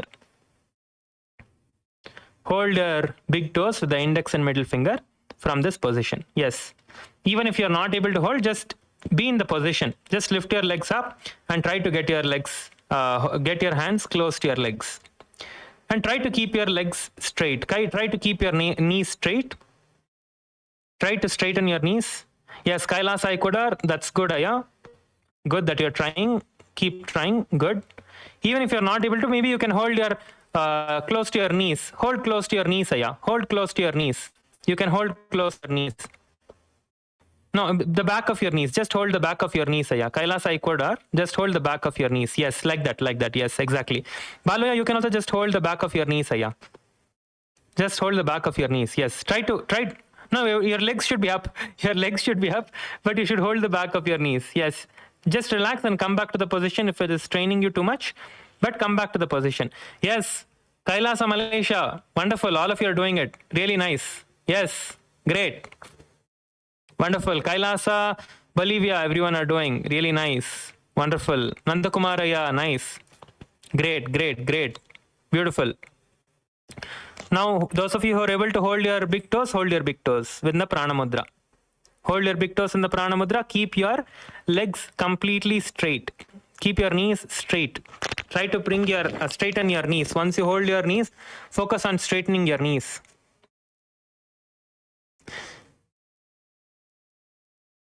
Now, in this, intensely visualize that all your chakras, all the energy points, the Mooladhara, Swadhisthana, Manipuraka, Anahata, Vishuddhi, Agnya, Sahasrara, all these energy points, the major 7 energy points in your body, are all bright light, bright white light in all the chakras in your body.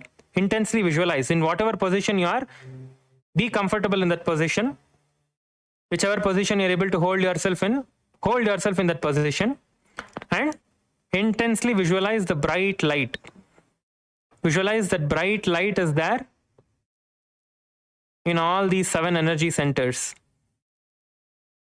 உங்களோட உடம்புல 7 சக்கரா இருக்கிற இடத்துல நீங்க வந்து bright light இருக்கிற மாதிரி visualize பண்ணுங்கயா.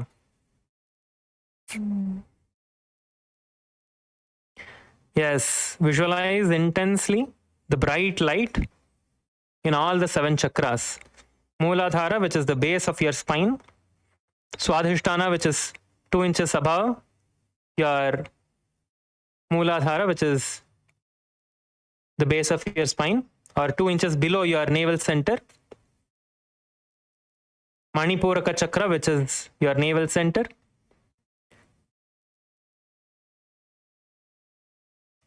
Anahata chakra, which is your heart center. Visualize the bright light. Visualize the bright light in your throat center in the Vishuddhi chakra. Visualize the bright light in your Sahasrara, in your Agnya chakra, in between your brow center. Visualize the bright light. Now finally, visualize the bright light in your Sahasrara chakra. Continue to do the Sahaja Kumbhaka. Now you are going to be doing the Sahaja Kumbhaka. Inhaling and exhaling comfortably in the Sahaja Kumbhaka. Moola Bandha, tighten your perineum region and chant the japa Om Nithyananda Paramashivoham.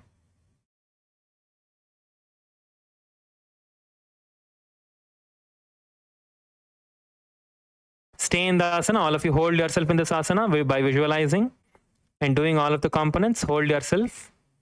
Now we'll be chanting the Shastra Pramana. बेहाथानी अंगुलियों ठिवे पगाना अंगुली पकड़ी ने साऊते चक्रासन कहा वेछे. Now the next asana is Tanasana. So from the same asana, just get your knees to the ground.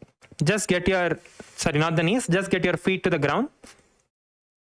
Just get your feet to the ground.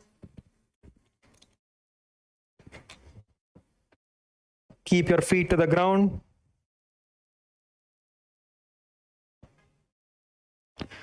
And rest your hands on the sides of your body.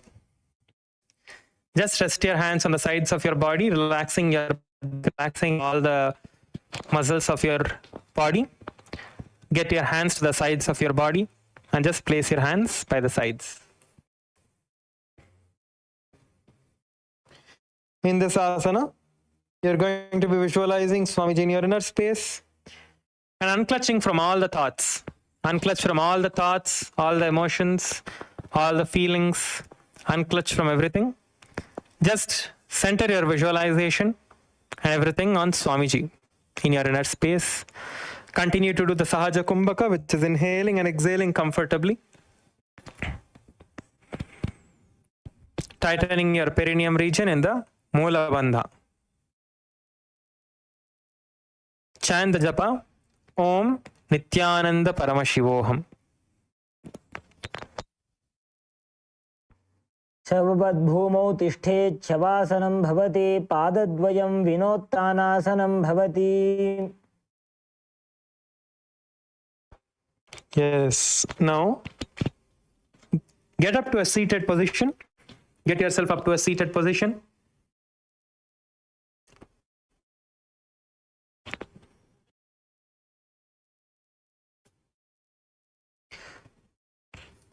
Now, lean to the back, lifting your knees up and placing your hands and elbows on the ground.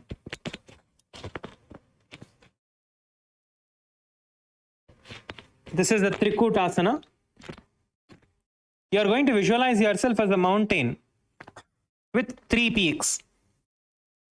Mountain with 3 peaks. Visualize yourself as mountain with 3 peaks now.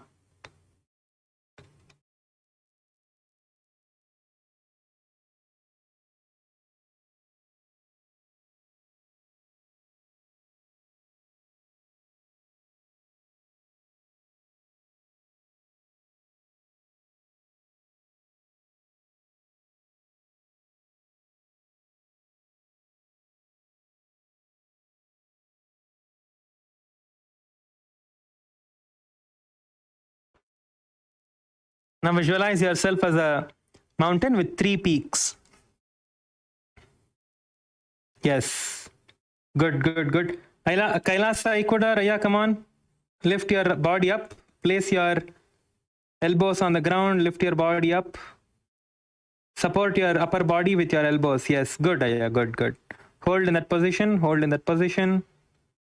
Visualize yourself with 3 peaks. Ma, your feet flat on the ground. Your feet should be flat on the ground. Place your feet flat on the ground, just your knees raised up. Yes, yes, yes. Kailasa Bolivia, yes. Good. Okay. Now, visualize the mountain with 3 peaks. Continue to do the Sahaja Kumbhaka, inhaling and exhaling comfortably. Chant the japa, Om Nithyananda Paramashivoham. उत्तानशयनं पादतलाभ्यां भूमिं धृत्वा कूर्परौ अवनौ निधाय पृष्ठप्रदेशमूर्ध्वमुन्नमयात् त्रिकूटं भवति. Okay, so now from this asana we are going to be entering into the Chatushpada Pitam. Chatushpada Pitam. Now, place both your hands next to you.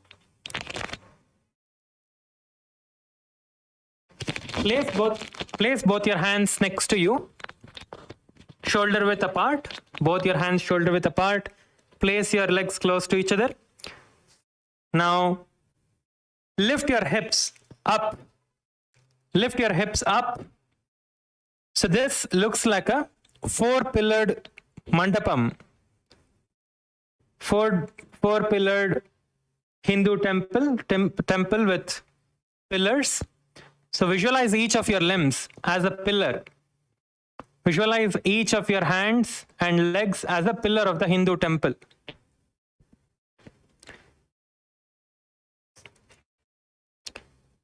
Keep your head straight. Yes. Lift your hips up. Come on. Everyone, lift your hips up. Lift your hips up towards the sky.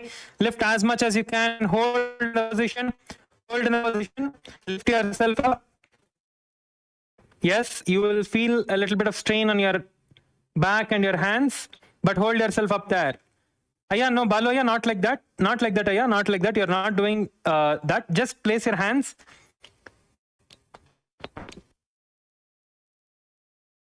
Let's do the asana again. Relax. Many of you are placing a hand away. Just place your hands and sit up, right? Just in this token, just sit up now. Balu, just come up, just sit up now. No, with your legs, like how Maharaj is sitting, like that. Sit in that position. Yes. From this position, you're just going to lift your hips up. That's all.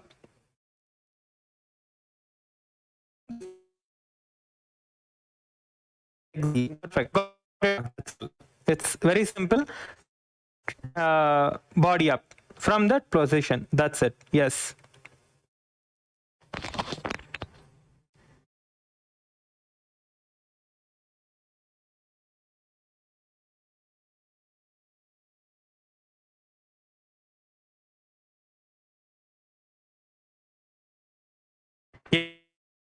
Lift up. Or you can take support, but place your hands on the ground. Place your hands on the ground as well. So yes, careful, careful.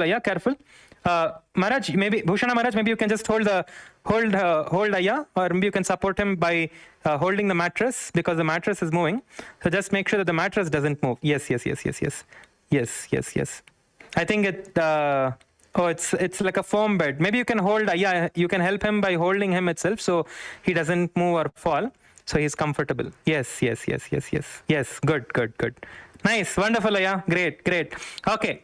Yes, all of you get into the position. Visualize your limbs as a Hindu temple pillar of a Hindu temple. All your limbs as a pillar of the Hindu temple.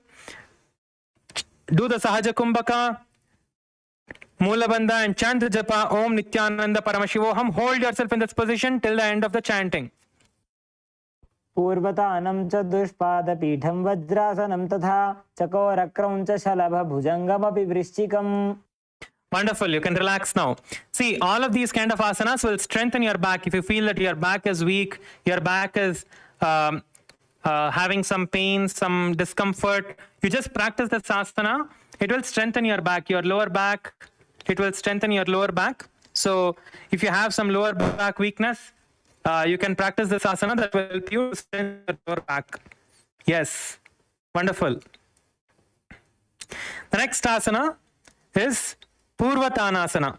So in the Purvatanasana, you're going to get into the same position, but you're going to be keeping your legs straight. Previously, your legs were bent, but this asana, you're going to be keeping your legs completely straight and your feet on the ground. So your hips will be raised up as much as you can. Raise your hips up so your feet will go down to the ground.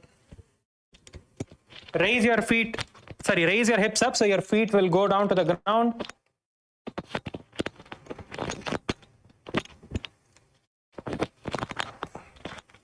Come on.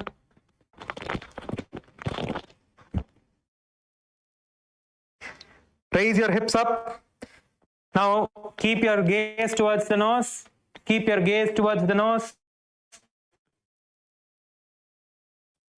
So your head will be going back. Your head back. Aya, just relax your head towards the back.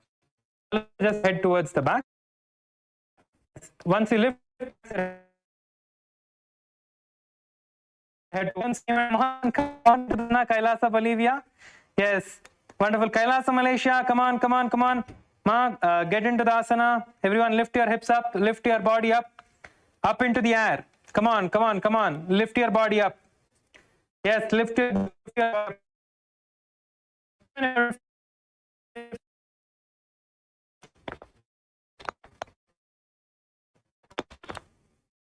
lift your body up. Lift your body up, hold in the position. Come on, let's get into the position now. Visualize your face, breathing in out comfortably. Do the Moola Bandha and chant the japa Om Nithyananda Paramashivoham. Hold yourself. पूर्वतानं च दुष्पादपीठं वज्रासनं तथा चकोरकवचशलभभुजङ्गवृषम्. Yes, now you can relax. Just be seated. Yes, now you can sit down and lie down on your back. Lift your knees up, come to your back, come onto your back, lift your knees up. Yes. Now, from this position, we are going getting your legs and support with your hands. Yes, look at the screen, everyone. Lie down on the ground. Support your, first look at the screen, how the Acharya is demonstrating here.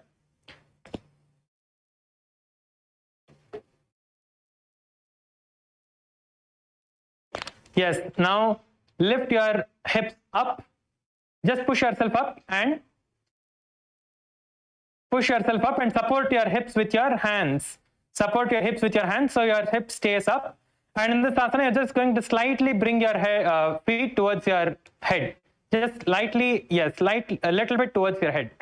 Just slightly bend your legs towards the head, yes. Okay, now let's all try. Let's all get up. Yes, Baluaya, wonderful, amazing. Baluaya is doing really good. Yes, come on, Kailasa, Malaysia. Kailasa, Bolivia, come on. No, Ma in Kailasa, Bolivia, your legs should not be so bent, Ma. Shukrendra, if her legs are too bent, you can just tell her to lift her legs up. Yes. It should not be so bent. It should be up. It should be up, just slightly bent. Slightly bent towards the head, not too much. Yes, that's it. Just slightly bent. Yes. Slightly bent towards the head. Yes. Hold in the position. Yes. Kailasa, Malaysia, you should support your hip. You should lift your hips up. Your hips are not on the ground. Your back is off the ground. Your back is in the air. So lift your back up and support with your hands. Lift your back up and support with your hands. Kailasa LA. Ayah, what happened, Ayah? You're okay? Kailasa LA. Yes. Ayah, support your hips with your hands. Yes. Don't go all the way back. Yes. Lift your hips up. Lift your hips up. Yes. Hold in the position. Lift your hips up. Get your hips up. Come on, lift your hips up. Just slightly bend your legs towards the head. Keep your legs in the air. Yes. Continue. Now keep your gaze to the nose. Visualize Swamiji in your inner space. Any favorite form of Swamiji during the darshans, during the energy darshans, or if you have physically seen Swamiji, physically had the blessing to be blessed by Swamiji or have a hug from Swamiji, visualize those moments of Swamiji in your inner space. Experience the bliss in your inner space when you visualize Swamiji. Visualize Swamiji intensely. Do the Sahaja Kumbhaka. Inhale and exhale comfortably. Tighten your perineum in the Moola Bandha and chant the japa Om Nithyananda Paramashivoham. Hold in the asana and chant the japa Om Nithyananda Paramashivoham. सप्तचक्रक्षालनाय वृक्षासनविशेषकान् जननेन्द्रियदादाढ्य कोणभेदान् समभ्यसेत्.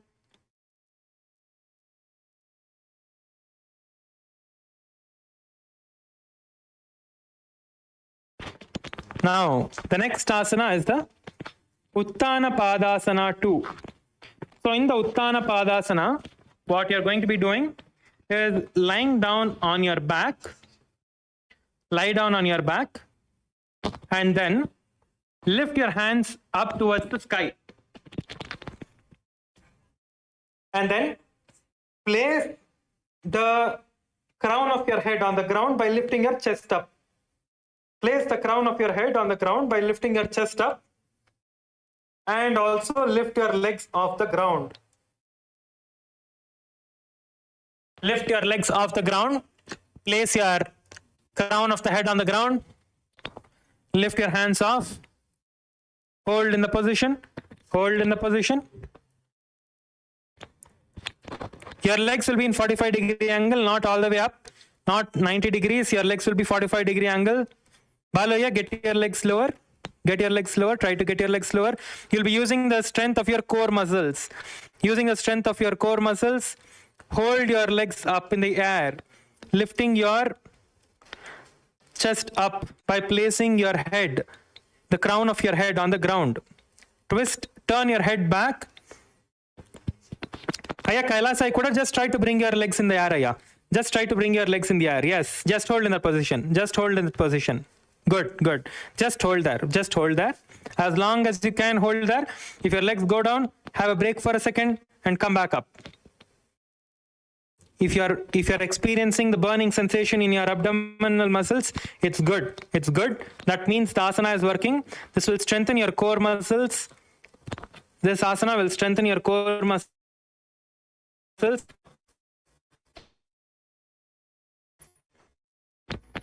Visualize Swamiji in your inner space intensely. Going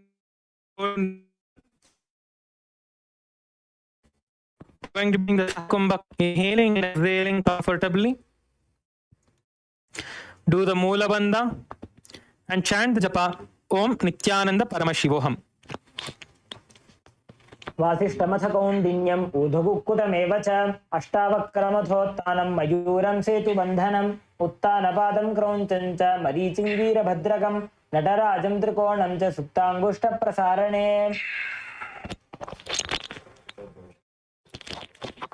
Yes, the next asana is the Setu Bandha asana.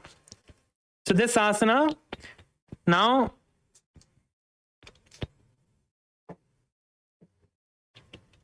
lie down on your back. You can lie down on your back. Keep your knees raised only. Do not get your knees down. Keep your knees raised. Now, first step you're going to be doing is twisting your head towards the crown of the ground. Now keep your hands on your chest. Keep your hands on your chest. You're going to be balancing solely on your head. And try to get your knees as straight as possible. Try to get your knees as straight as possible. First look at the screen, everyone. First look at the screen. We'll be giving a variation, an easier variation for you to practice. For those of you who are feeling this as difficult. First look at the screen so you know what the asana is. Everyone please pay attention and look at the screen once. Yes. Once you place the crown of your head on the ground, place your hand on your chest. Yes. Look at the asana. Yes, yes, yes. Okay. Now let us all try out the asana. So first, those of you who are not, who think this asana is difficult, it is actually not that difficult. It is quite easy. So first, place your hands from the lying down position. Place your hands on the ground, head. Place your hands on the ground next to your head. As demonstrated by the Acharya, place your hands. Yes, your hands should be facing down. Your hands should not be facing up. Your hands should be facing down. Yes, Baloya, that's correct. Baloya, that is correct. Yes. Kailasa LA, come on, come on. Aya, come on. You can do it, Aya, come on. Try, try, try. Place your hands on the ground next to your ears. Everyone come to this position. Place your hands. Kailasa Malaysia, come to this position. Everyone come to this position. Kailasa Malaysia, everyone come to this position. Place your hands next to your ears. Yes. Place your hands next to your ears. All of you come to the position. Now, slowly lift your hips off the ground using the strength of your hands and place your head, the crown of your head on the ground. Not fully off, the crown of your head, the top of your head should be still on the ground. Yes, yes, yes, yes, yes, yes. Please your, come on, Kailasa Bolivia, come on, come on, come on, lift, lift, lift. Lift your hips up. Lift your hips up, keeping your crown of the head on the ground. Come on. Yes.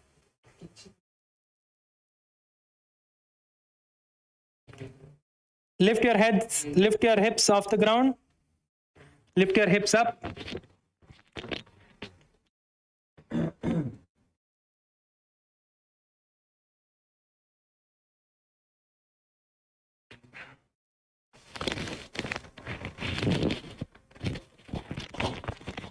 Lift your hips off the ground.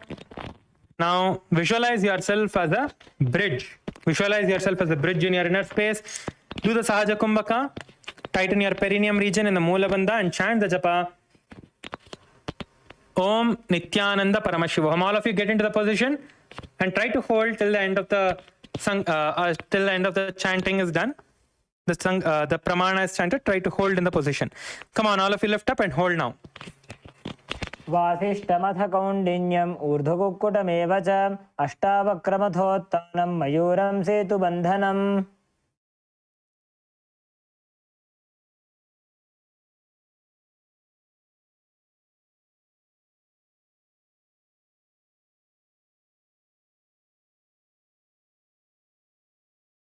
The next asana, Chakrasana 3. The next asana is the Chakrasana 3. So, from the lying down position, lifting your knees up, place your hands next to your ears. So, you are going to be lifting your head and body all the way up, chest. Your hands and legs are going to be on the ground. This time, you're going to be lifting your head off the ground, but placing your hands on the ground next to your ears.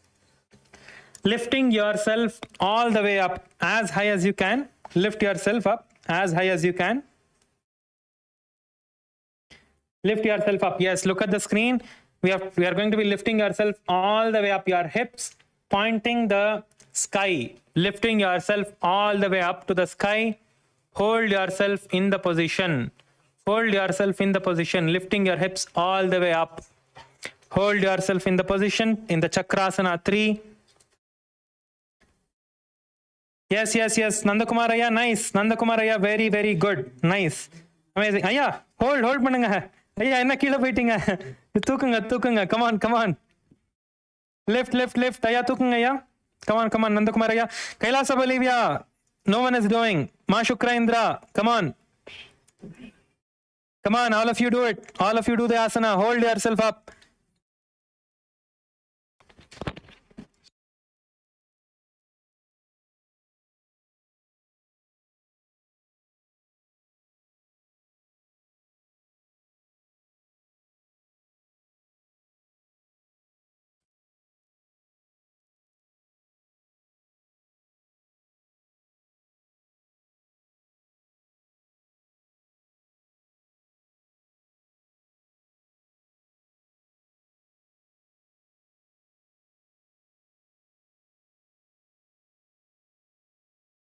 Yes, come on. All of you lift up. Yes. Your head is not on the ground. Your head is off the ground. Your head is not on the ground. Lift yourself all the way up to the sky. Lift yourself all the way up to the sky. Ma Shukraindra, your head is not on the ground, ma. Your head should be off the ground. You're just balancing on your hands. Yes. Correct. You're just balancing on your hands, not on your head. So don't bring your legs too close to the hands. That is the next asana. Just hold it normally. Yes. Perfect, ma. Perfect. Yes. But all of you lift up. Come on. Kailasa Malaysia. Come on. Try. No, ma. You have to lift your body down. So there is another variation of this. You can use a chair. You can use a chair to do this asana. This is the last asana for today. You can use a chair to do this asana.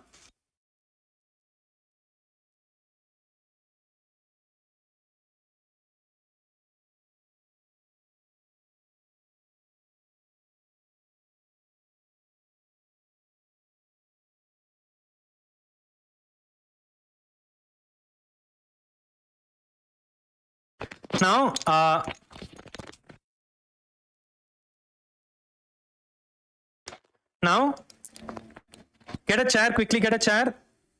We'll be doing this asana and another asana tomorrow, after this. Now, using the chair, you can just go down. With the help of the chair. So quickly get a chair if there is a chair with you. Yes, Balu, yeah, nice. Let your body go down and stretch nicely. Stretch completely and nicely. Yes.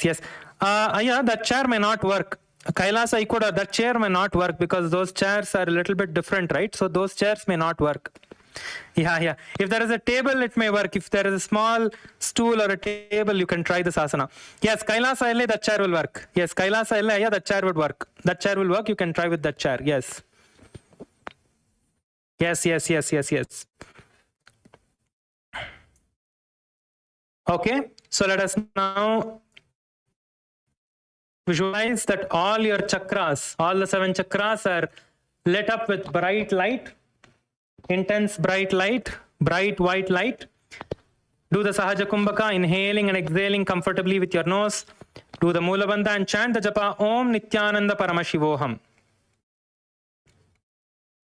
नोभ्यमारं समाकृष्य कुण्डल्याः पार्श्वयोः क्षिपेत गच्छता तिष्ठत स्व सधारणं न बलाद्यदा अनिशं सहज कुम्भ प्रोक्त श्रीकृत्तिवाससा. Now stay in the same position, but get your hands and legs close to each other. Walk your hands and legs close to each other. Get your hands and legs close to each other. Yes. Ma Shukrendra, the next asana, you're going to be getting your hands and legs close to each other from the same asana.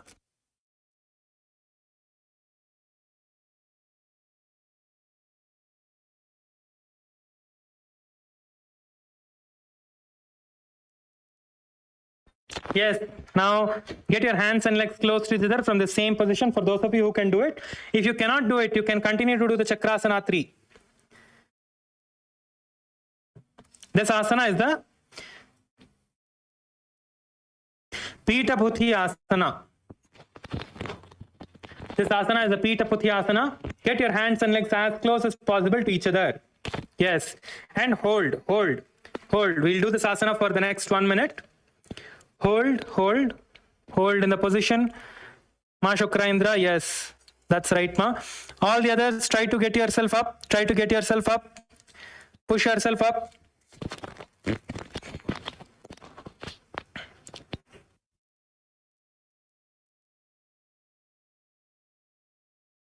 Madhbuta Charitra, yes, wonderful, Ma. Madhbuta Charitra is doing nicely on Kailasa, Malaysia. Ma on the green mat, Madhbuta Charitra, very nice. Wonderful. All of the others, try, come on. Yes, okay. Visualize Swamiji in your inner space. Do the Sahaja Kumbhaka. Tighten your perineum in the Mula Bandha. Chant the japa Om Nithyananda Paramashivoham. आसन को गुणपान अपान की गाठी छूटे जालंधर बंध लागे. Yes, now get down and lie down. Lie down in the Shavasana. Let's relax. You can just twist your knees to the right and left so you relax your back a little bit. Just twist your knees to the right and left so you relax your back. Just twist to the right and left and relax your back. Relax your back completely. And now lie down in the Shavasana. Relax your back, lie down in the Shavasana. Keep your hands by the side, legs apart. Lie down and relax completely. Inhale and exhale.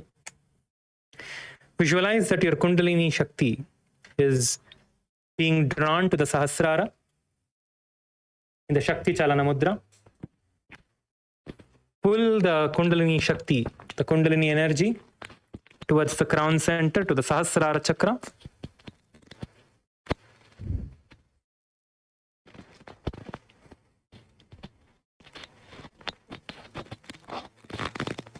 Unclutch from all the thoughts. Unclutch from everything. Visualize that the Kundalini Shakti is moving up from your Mooladhara to Swadhisthana, Manipuraka, your navel center, Anahata, your heart center, Vishuddhi, your throat center, Agnya, your brow center, your third eye, and then all the way up to the Sahasrara.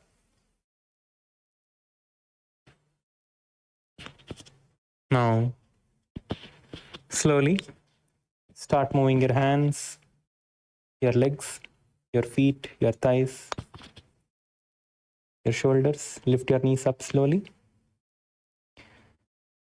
Move your knees from right side to side. Move your body from side to side.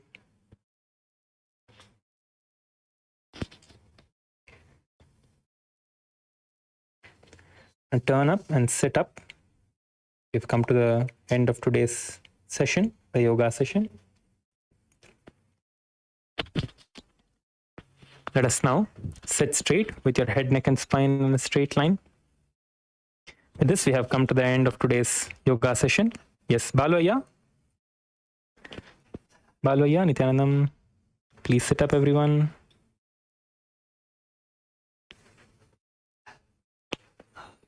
Yes.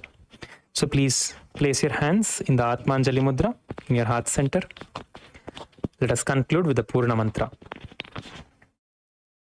Om Purnamadav Purnamidam Purnat Purnamudachyate Purnasya Purnamadhagya Purnameva Vashishyate. Om Shanti Shanti Shantihi. Hari Om Tat Sat. Sarvam Bhagavat Shri Nithyananda Paramashiva Padukarpanamastu. Om Nithyanandam. Yes, Nithyanandam, everyone. So the hall volunteers will be announcing the next